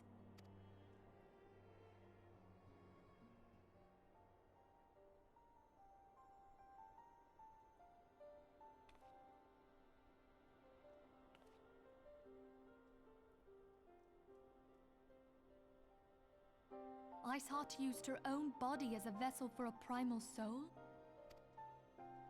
Master Louisoir's writings make no mention of such a possibility. Can we be certain this entity was a primal? I mean, it acted like a primal. As certain as we can be that good King Mogglmog the 12th was a primal, I should think. Both were ostensibly summoned. Let's not quibble over definitions. Of more concern is the implication that Iceheart retained her will, even after she was possessed. We are talking about a mortal, wielding the power of a primal. It can't possibly be that easy, can it? There must be some sort of sacrifice required. Or maybe she's just special? What qualities this woman possesseth, I know not. But full sure am I that she was groomed for this role. Few are privy to the secrets of summoning, and but a single party standeth to profit from their dissemination. Well, I wouldn't presume to comment on how the lass came to know about summoning, but I will say that what she summoned was a primal. The readings were the same, or near as damn it. Strange as it all sounds, it's really no different from what you've faced before. Then mayhap it is time that we re-examined our previous encounters. Pack your things, Ida. We're going back to Gridania. Yes, sir. About Iceheart's final words to you. Hear, feel, think. Yep. Hydaelyn speaks to her as well. If Iceheart is blessed with the power of the Echo, she will doubtless have used it to further her goals. Or could it be that it was a revelation granted her by the Echo which first set her on this path? She did say that the Ishgardians were blind to the truth. Do you think she has knowledge of the origins of the Ishgardian-Dravanian War? It would do much to explain her unwavering conviction. It really would be. Wouldn't it? Did not the Lady Iceheart implore thee to seek the Keeper of the Lake? And did she not imply that in so doing thou wouldst come to see with eyes unclouded? Midgard-Zoma was a king amongst kings who reigned for centuries on end. But he is dead and his wisdom lost to the ages. Unless the Ishgardians' fears are well-founded. It would seem we have yet another reason to stand watch over the Keeper of the Lake. For a mercy, we are well positioned to do so. Iceheart, Shiva, Ascians, and Midgard-Zoma. I shudder to think how they're all connected. Ah.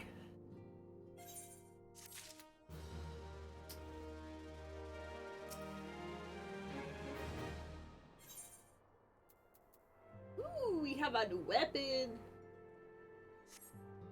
Which is probably the weapon for this particular outfit, which is good. I mean to scour the annals for knowledge of Midgard-Zoma. Given this great age, I dare say he appears to have more than a few... Do you hear that? The commotion outside. Would you see if aught is amiss? Artichokes. Let's go see. Let's go see. And we are in ads. So it would seem.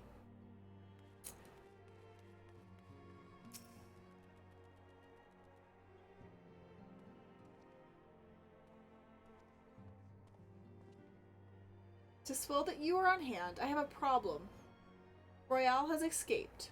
It happened shortly after the immortal flames took her into custody. She had been placed in the dungeon cell ahead of her coming trial, but apparently the accommodation was not up to her liking. The turnkey was found slain along with 2 guards. 'Tis plain she received inside help. Citizens report seeing Royale quitting the city via the Gate of Nald with a bloodied spear in hand. She makes for Castro Meridian, I am certain of it, with her fate in Eorzea as good as sealed. What recourse has she but to flee her imperial masters? To flee to her imperial masters. Even as we speak, Captain Ilbard and the First are hot on Royale's trails. They make haste to Camp Blue Frog and join the hunt.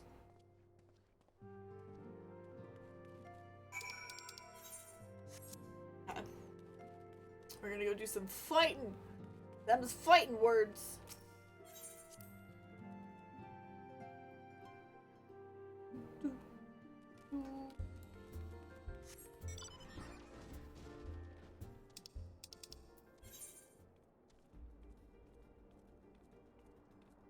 Oh, we're just zoom right there.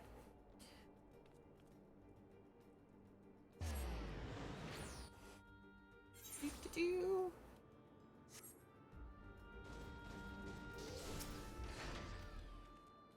My thanks for coming, Scion. I have spoken with the soldiers here. They say that Royale walked through the camp not a bell ago. Aye, she walked right through. You did not miss here. We have Rubon's decision to keep the matter secret to thank for that. Bad for morale, he said. As a result, not a single flame in the garrison made any attempt to detain her, so here we are. Royale must not be allowed to reach Castro Meridian.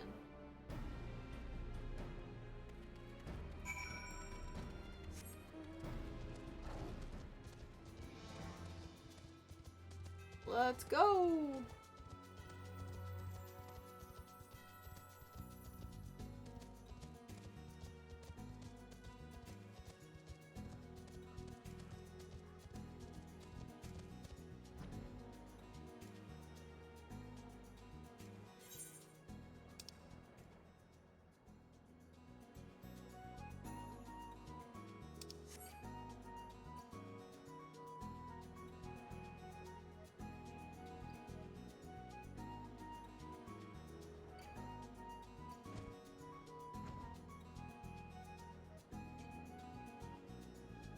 For sticking through ads. If you had them, I really do appreciate it, and it does support the channel. And though I do wish that we wouldn't have to deal with ads. I'm sorry, guys.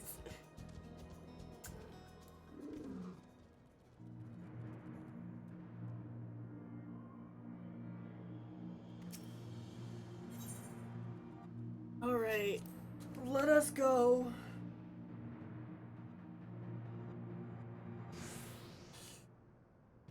Right in time for ads to have ended. This wrench was with Royale. He threw himself at us that his mistress might escape. She didn't blink when she cut him down. When we cut him down. Not even when he started screaming. No loyalty even to her own. The goddamn harpy. With me, Scion, we almost have her.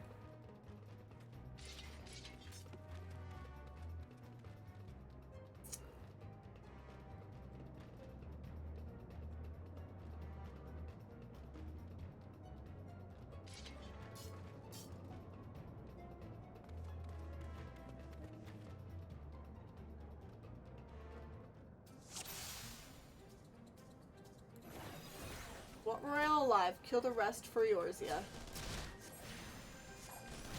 I will not be taken so easily this time.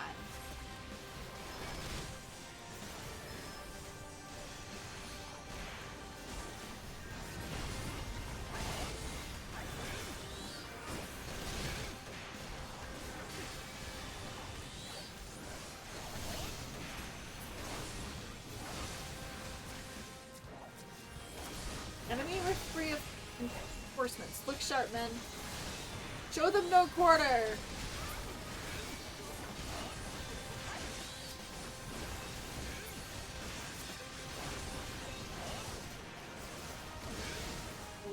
What? I can't move.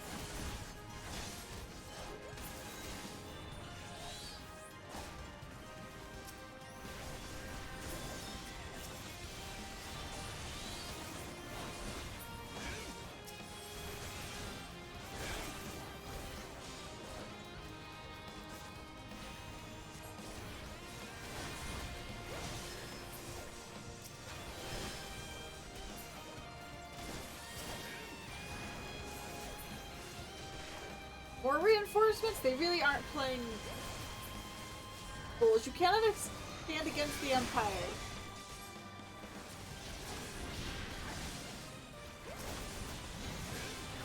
I missed that one.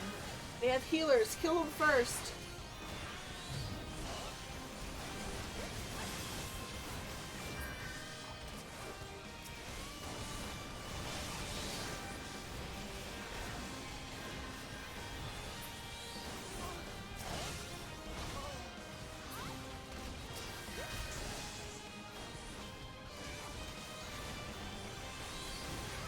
We just need to survive this.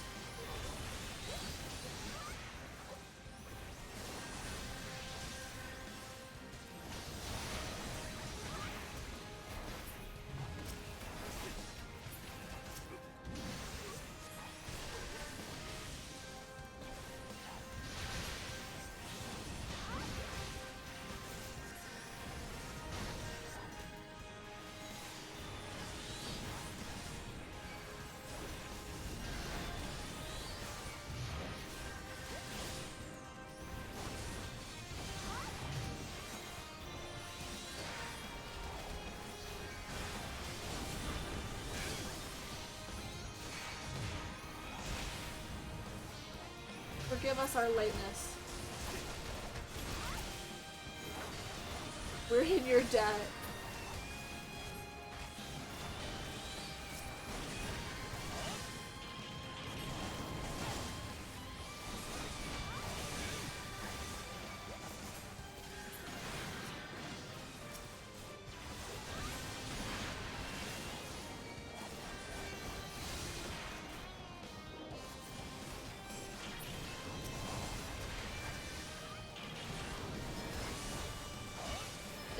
More than earned my coin already.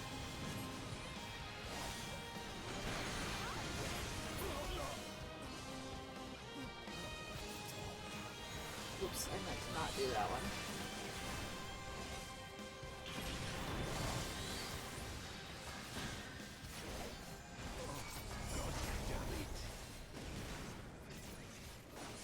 We failed. We failed! Okay, we're gonna try this again. We're gonna do it very easy this time because I just want...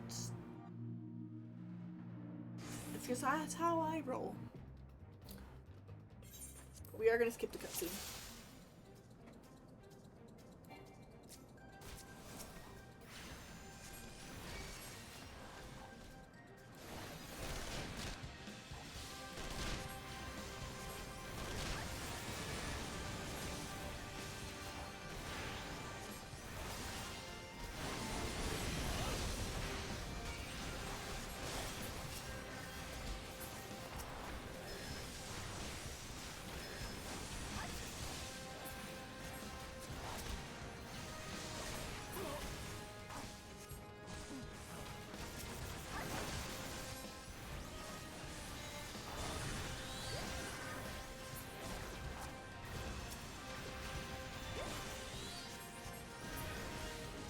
Claw fairly quickly.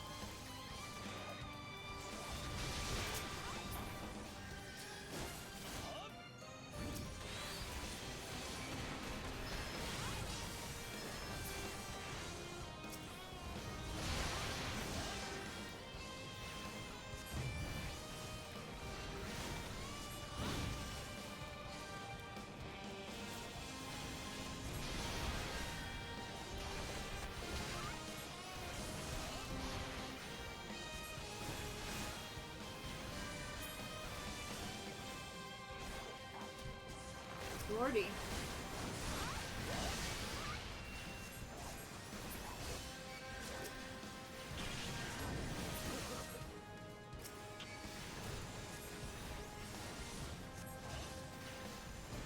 what happened to my little guy? He not...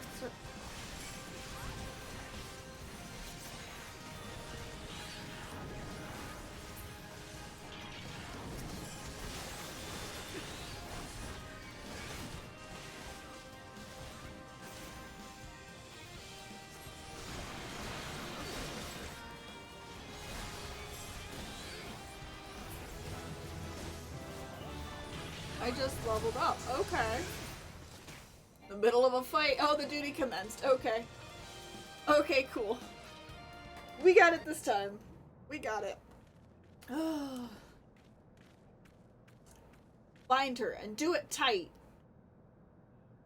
Yes, sir.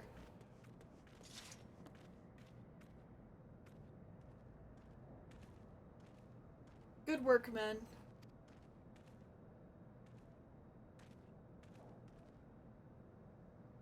She and her Imperial cronies pushed us close, but we were better.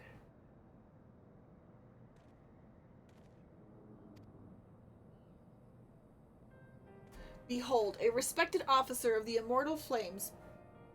People looked up to you as one of the Order's founding members, one of its pillars. It saddens me to see you fallen so low. What would you know of low? You, a spoiled little lordling who has never known any want.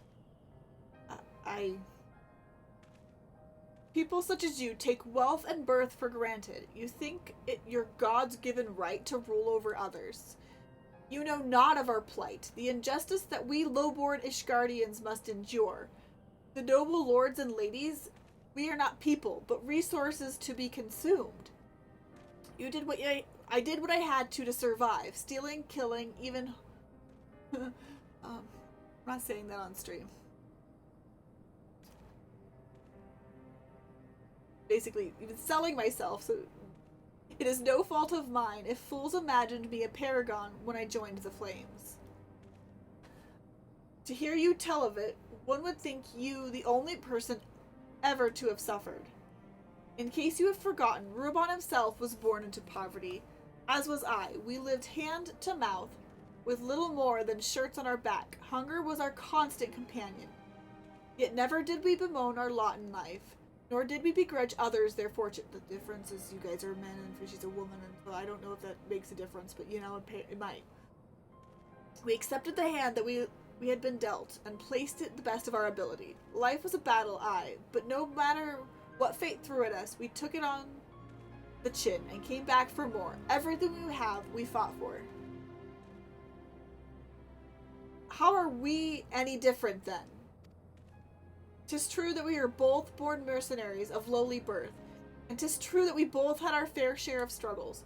But whereas I sold my sword, you, Marshal, you sold your comrades. If life has taught me one thing, it is that you never betray your own. I would sooner cut off my own arm than raise a hand against a friend.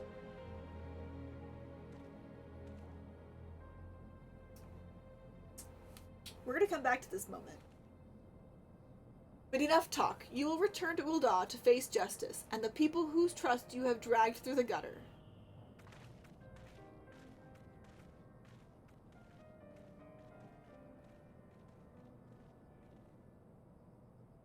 We're gonna revisit this moment later. Not so much as a hint of remorse. To swell that the sordid business is finally at an end.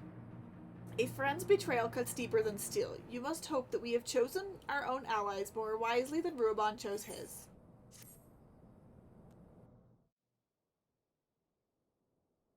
I have heard. Truly bothersome business.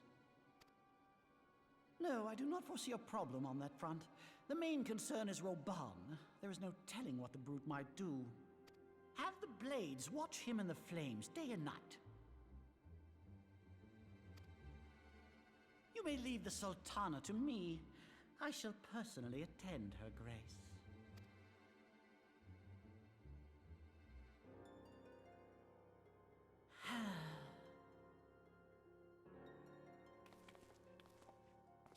Sever one of the East Aldenard trade routes. That ought to keep Lolorito occupied for a while.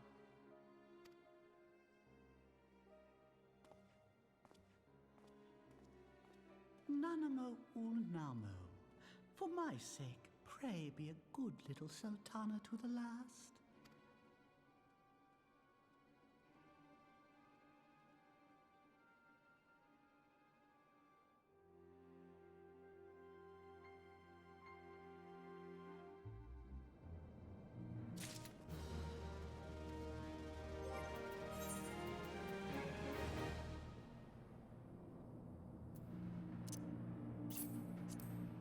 God.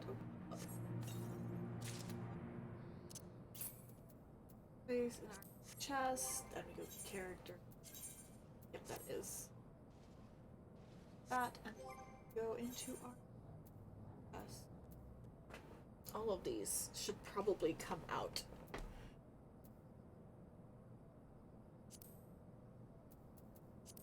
Place to inventory, because I don't need all of them.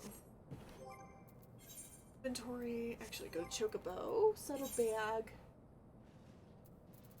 that I know I can sell.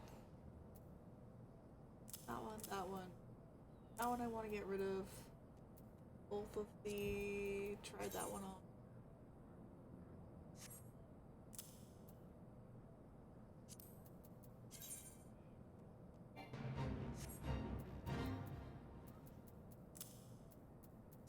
That one will go into my thingamabobs there. Let's take a look really fast. Oh, hey, look at that. Oh my god, it just completes this, like, look. Okay. Captain Illibard and I have a few questions for the Flame Marshal regarding the circumstances of her miraculous escape. When we have completed our interrogation, we shall take our findings directly to General Robon, and that should be the end of it. Your work here is done, my friend. My thanks. But I have one last task for you. Return to the Rising Stones and appraise Minfilia of all that has happened. I am aware that the antecedent kept Royale in high regard. For better or for worse, she will want to know how this tale ends.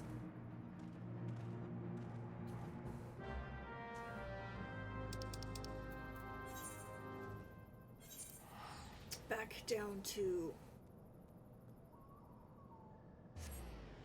Big Stitch. Big Stitch. Ooh.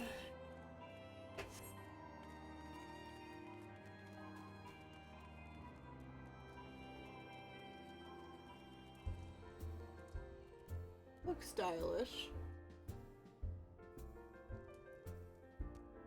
Just a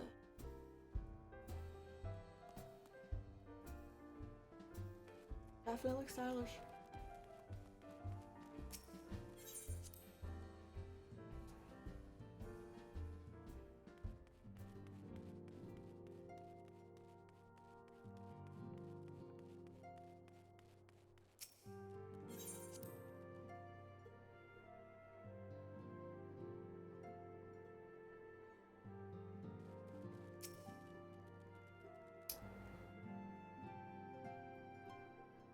Welcome back, my friend. I have already received word from Alfino. To think that Flame Marshal Huayu was the Garlean agent. I know not what to say. Ryu. Oh, I've been saying it wrong. Together with Robon, Aline lent us much-needed aid at the time of our Order's founding. She was particularly passionate about the need to tackle the primal threat. When we discussed the subject, her eyes fairly shone with determination.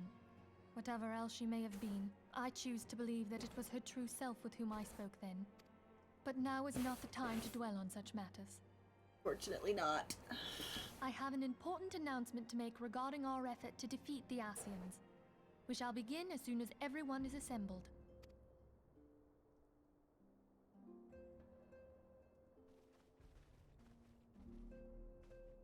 My thanks for coming, friends. Moonbreeder, the floor is yours. By now, I'm sure you're all familiar with white auracite, the miraculous material that'll allow us to capture Ascian souls. Back at Snowcloak, we verified its ability to absorb vast amounts of ether. Alas, it leaves something to be desired in the area of stability. The stone can only store ether for a short while before expelling its contents. In addition to auracite's inherent limitations, We must needs be wary of our enemy's strength. Our foe draweth upon an infinite wellspring of power. Even should we succeed in entrapping him, the stone will not long contain his wrath. Meaning that, if we want to kill the swine, we'll have to be quick about it. 'Tis our belief that an Ascian soul may be permanently undone, if smitten by a sufficiently concentrated burst of pure ether. The only trouble is, we can't say for sure how concentrated the burst needs to be. Without knowing how much ether an Ascian soul is composed of, we're basically guessing. Our sole clue lieth in thy struggle with La Habrea. During that encounter, Heidelin bid you forge what she called a Blade of Light, a weapon which took the form of a luminous stream of energy. Based on your description, we believe the blade with which you vanquished your foe was composed of ether. Admittedly, your victory proved ephemeral, as La Habrea was able to use a crystal of darkness to flee into the space that lies between our world and the void. The fact remains, however, that Heidelin placed the means to destroy the Ascians in your hands. Be that as it may, it would be unwise to assume that you will do the same when we next encounter such a foe. Quite so, my lady. We must needs find the means to forge our own blade of ether, one to equal that which Heidelin did benevolently bestow upon her champion. That is all well and good, but it seems to me that producing such a blade will require a prodigious quantity of ether. Whence will it come, pray tell? Oh, what if we had two pieces of white orosite? One to trap the Ascian, and the other to store the ether for the blade. Oh, nice try. But it's as I said, the stone won't hold ether for any length of time. We'd still need to collect the stuff there and then, sorry to say. And therein lies the rub. Finding a way to create the blade whenever and wherever we choose. 'Twould seem more research is in order. I'm going to linger a while, perform a few more tests on the orosite. And I could do with some help.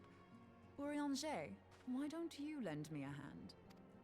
Mine apologies, but I am required at the Waking Sands. Lady Minfilia hath given me sole charge of the premises. 'Twould be unseemly to leave them unattended. Sole charge, you say? So you're basically alone there, then? Well, that settles it. I'll just have to come to you.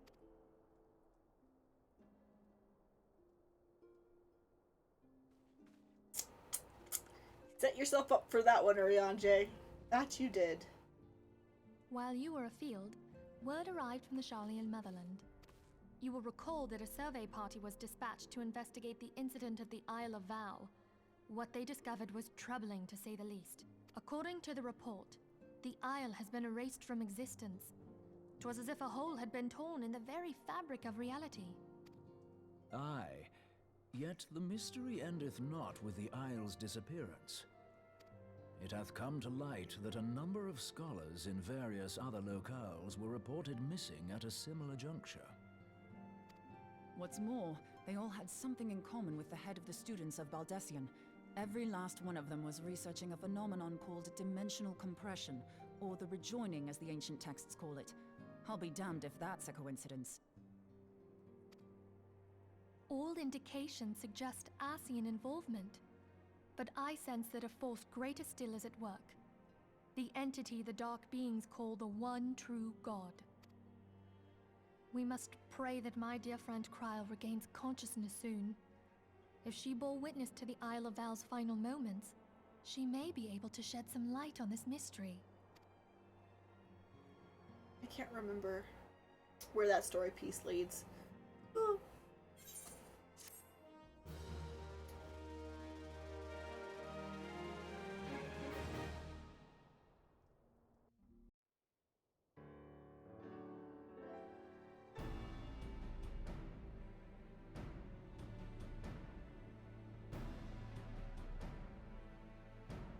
Following the calamity, the forces of the 14th Imperial Legion entrenched themselves in strategic locations across Eorzea.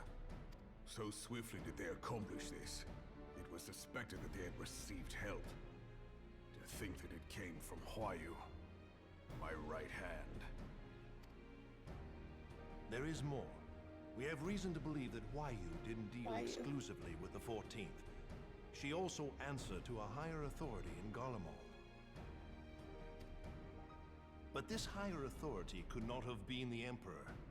By consenting to the Media Project, Solus Zos Galvus showed himself to be more concerned about preventing the spread of primal influence than claiming Eorzea for the Empire. He would happily have seen the lot reduced to ash. We believe a number of high-ranking figures within the royal household were against the decision, but that they knew better than to oppose the Emperor openly. Of course, this didn't prevent them from making clandestine provisions, in which Huayu played a part. Alas, these provisions did not prevent Dalamud from falling, and the ensuing chaos changed the face of the realm forever. Yet Eorzea survived. To all intents and purposes, the Meteor Project had failed, and the Empire was left to rue its lack of a decisive means to eliminate the primals. Until, that is, it stumbled upon the Ultima weapon. Even before the accursed thing was dug up, it seemed to me the 14th had the might to overwhelm our weakened armies. Yet they chose to hide behind their walls. Why? The Black Wolf was wary of making the denizens of Eorzea desperate, lest more primals emerge to bleed the land. The discovery of the Ultima weapon, however, emboldened him to resume his war of conquest in earnest. But there was one in Garlemald who believed that Van Belsar's actions were premature. One who stood higher in the Imperial Army's chain of command. He ordered the Legatus to halt his advance, only to find that the Black Wolf had slipped its leash, and that the 14th now acted alone. In a bid to bring Van Belsar to heel, he used the agent he had planted in Ul'dah prior to the Calamity to undermine the Legion's efforts. A man who outranks Van Belsar, yet opposed the late Emperor's decision to annihilate Eorzea. This could only be the former High Legatus of the Garlean army, now known as Emperor Varus Zos Galvus. So he was Huayu's true master. But one of several in actual fact. We've learned that even as Huayu served the Empire's interests, she sold Imperial secrets to a certain faction in Eorzea. In so doing, she helped to maintain the status quo, thus prolonging the conflict. Considering who stands to profit from war, it isn't hard to imagine who her other masters were. Oh man. Seven hells! You mean to say that she was a double agent? Triple, if you consider her services to Van Belsar and the new Emperor as separate. As neatly as these pieces seem to fit, one aspect of the puzzle remains unclear to me. By whose will was the Marshal feeding intelligence to the heretics? And try as I might, I fail to see how aiding their cause would profit either her Imperial or Monetarist masters. Could it be that another hand is at work here? If so, Huayu must be made to reveal whose it is.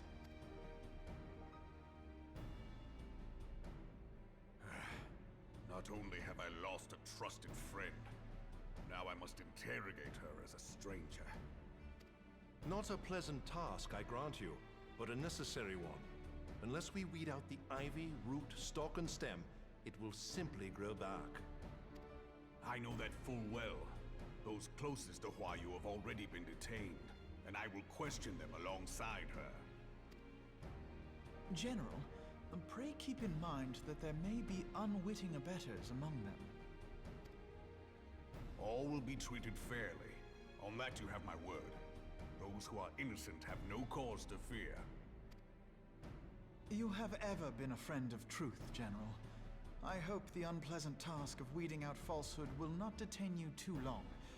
Though it be for the sake of Eorzea, doubting one's comrades is poison to the soul. And with that, I take my leave.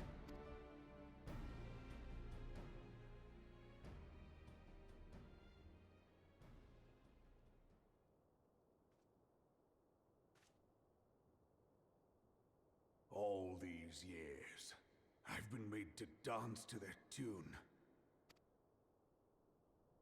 How could you, Huayu? How could you side with them? Those cankers who take from this land and give naught in return, who use their power to disempower and grow fat while the people starve. Oh. I know you can hear me, monitorous scum! Your crimes will not go unpunished! Tayam, purge this land of your sickness! Before the eyes of the 12, I swear it!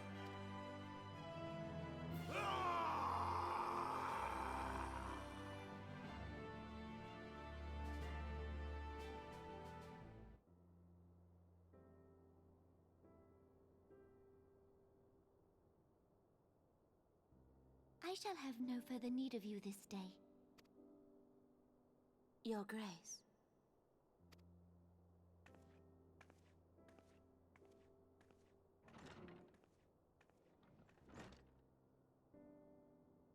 I fear that not even mine own chambers shall remain private for long. Has the situation grown so grim? Ever since he proposed the Cartiner Reclamation Bill, Teleji Adeleji has risen to greater prominence upon the backs of impoverished refugees. The monetarists were ever united in their pursuit of profit, but the man's actions have torn a rift in their ranks.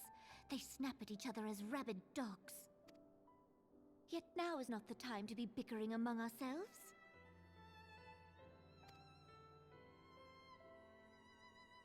If this bickering is a threat to law and order, might you not have grounds to dissolve the Syndicate? Would that the solution were so simple, Admiral. Alas, my moving to dissolve the Syndicate is certain to spark outrage among the influential merchant class, whom the Cabal represents. This would serve to exacerbate the current unrest, and peace would slip still further away. Be they rich or poor, natives or refugees, all who reside in Ul'dah have a right to pursue happiness. It is the duty of a ruler to protect this right. If I am to perform my duty, I must needs tread warily. It would not do to make enemies heedlessly. Were Lord Lolorito here, he would doubtless say that I have my head in the clouds. A ruler is required to take a wide view. Try as we might to cater to all needs, some will inevitably be overlooked. As such, there shall ever be citizens who feel aggrieved. It cannot be helped. But as you have informed us, the monetarists take no view but their own. They hunger for power while the masses starve. Yep, that's what rich people do. In the absence of a common cause, it seems beyond any one individual to make Ul'dah whole. And the presence of a Garlean agent within the Immortal Flames only makes matters worse.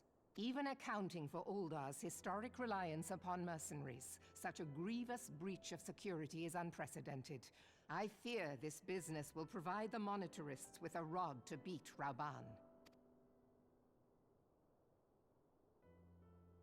Eorzea can ill afford for the Immortal Flames to be dampened now. Ere long, the Garleans will turn their ravenous gaze toward our lands once more. If we are to resist their might, our nations must stand together. Yet for this to happen, our nations must be whole. Cannot be done to improve the situation in Ul'dah. The true wealth of Ul'dah lies in the health, happiness, and hopes of her citizens. Alas, the citizens shall never know these things, so long as their lives are ruled by the ambitions of the few. Oh my god. This feels a little close to The home. monetarists claim to represent the best interests of the people, but in sooth they desire only to manipulate them for their own selfish ends. For the government to serve the people, it must be formed of the people. For Ul'dah to move forward, it is not only the Syndicate that must be dissolved. Nay, you jest.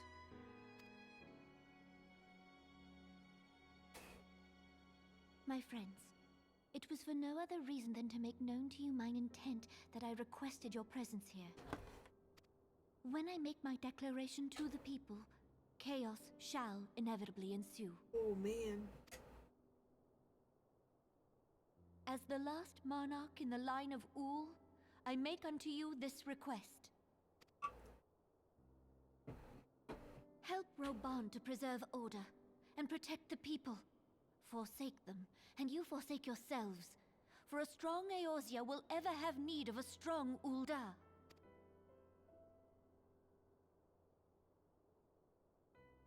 Your Grace, are you certain of this?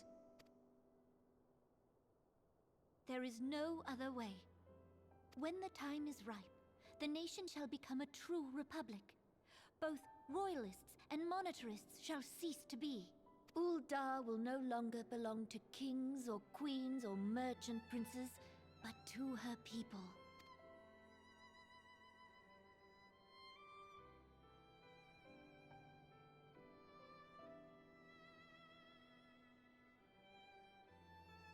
Roban, forgive me for casting aside all that you have toiled for in my name.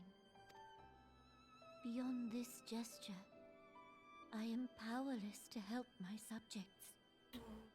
Oh, Nana Mo, baby. She's so precious. We love Nana Mo. Always trying to do her best. Always trying to do her best.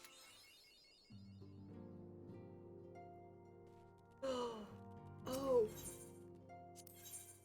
Oh, I have to. Oh.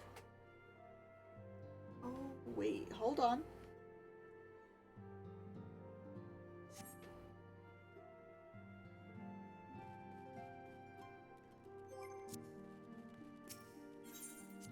Does that leave us today?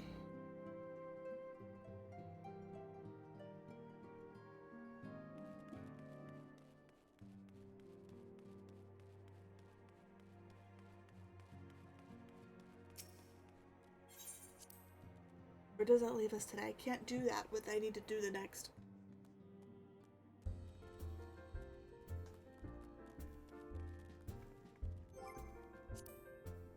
Finder.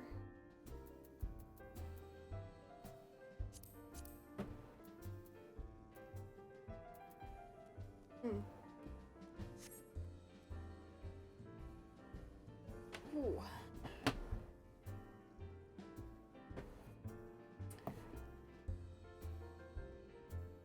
How do I get those?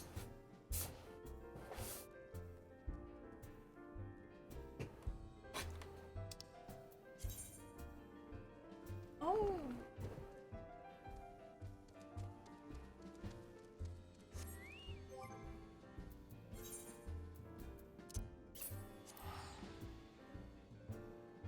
Is that where I need to go?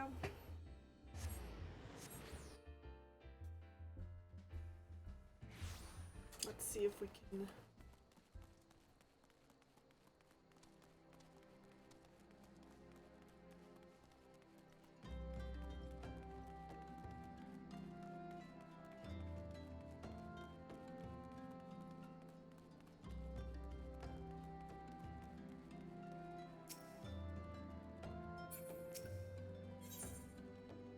No, not that one.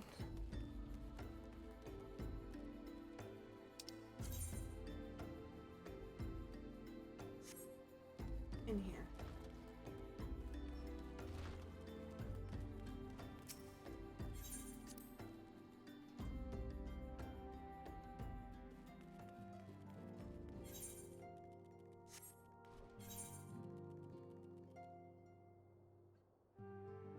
Drop dead Shiva.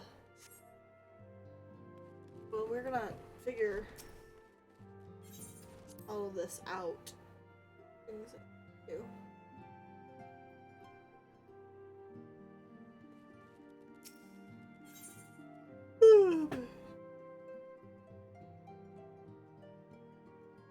Reoccurring problem.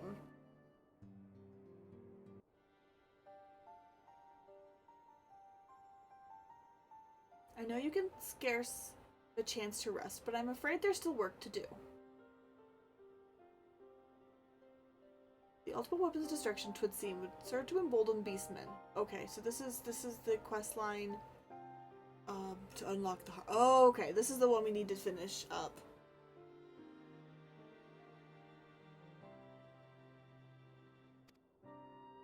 The tribes were somehow able to procure vast quantities of crystals. Oh, my turn to say something? Basically, that means the primals will be stronger than they were before. Far, far stronger. Their previous incarnations would seem as pale imitations. The beast tribes, we believe, began hoarding crystals with a vengeance in the wake of the ultimate weapons maiden voyage. We will remember that this time is... okay. Devoured 3 primals in one sitting. The Grand Companies are aware of the potential primal outbreak. Alas, due to the losses it incurred to ensure the success of Operation Archon, they are ill-equipped to take on meaningful measures.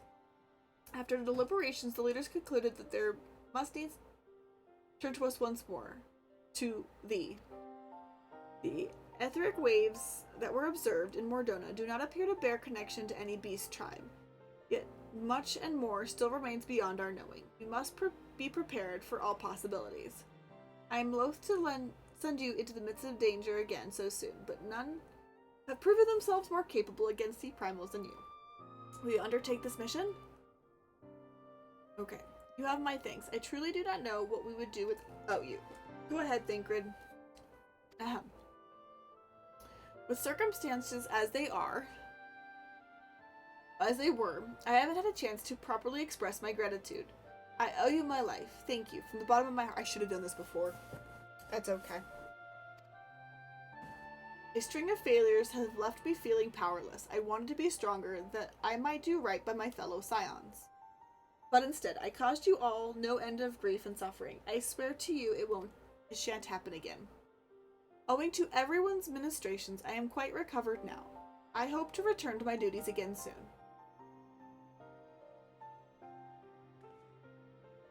Thancred's return marks the beginning of a new chapter for the Scions. Let us renew the fire in our hearts and continue to express ever onward.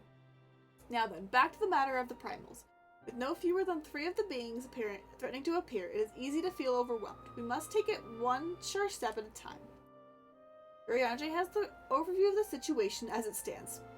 Please speak with him to receive guidance on your mission. Okay.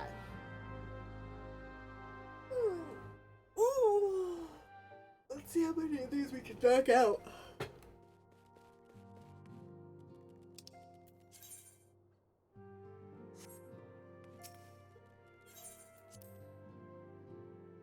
To be fair, I am somewhat getting a little tired, but I want to keep pushing on. I needed to go this way eventually. He's also got Shiva.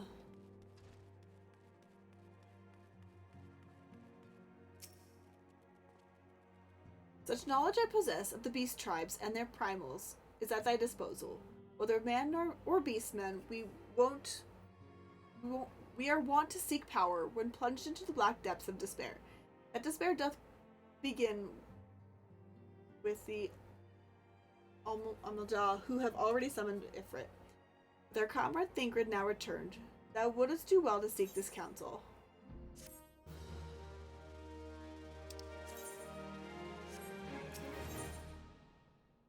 Primal fear, the king lives on, whirl of time, and drop dead Shiva.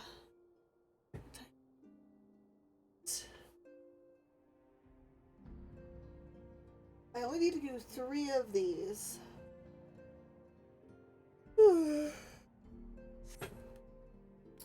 That are required.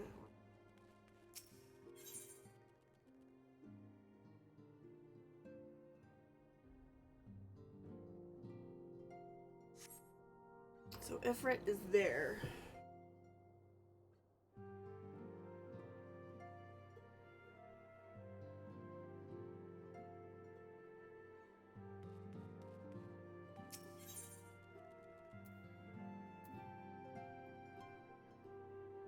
Maybe not, I don't know.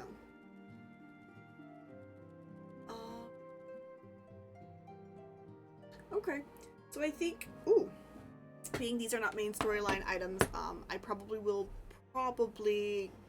do these off stream and get them all done so that we can get back into the main story during next stream. But I think we might actually end it here for today. I don't think I know anybody playing this game right this second.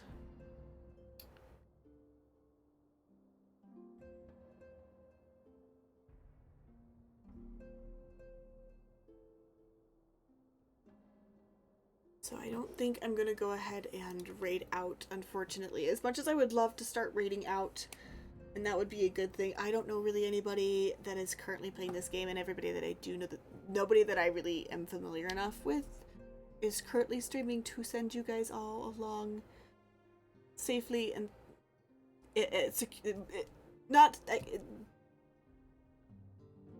so I'm so I'm gonna go ahead and end stream here today. I did have a lot of fun hanging out. I am trying to get you guys out before there's like 10-20 minutes probably before next ads anyway, so you'll have plenty of time. We don't have to worry about it. But yeah, I'm gonna go ahead and call it a day. That way I can take a break. I'm gonna try to get a lot of this other background stuff done while off stream. So by the time we stream this next week, it will be right back into the main story. And that will be good. Have a wonderful rest of your night, and I shall see you guys all. I am streaming again tomorrow, so if I don't see you tomorrow, I will see you next time. Have a great rest of your day, night, and if you are celebrating the holiday, enjoy your family and friends and all that there is. Bye!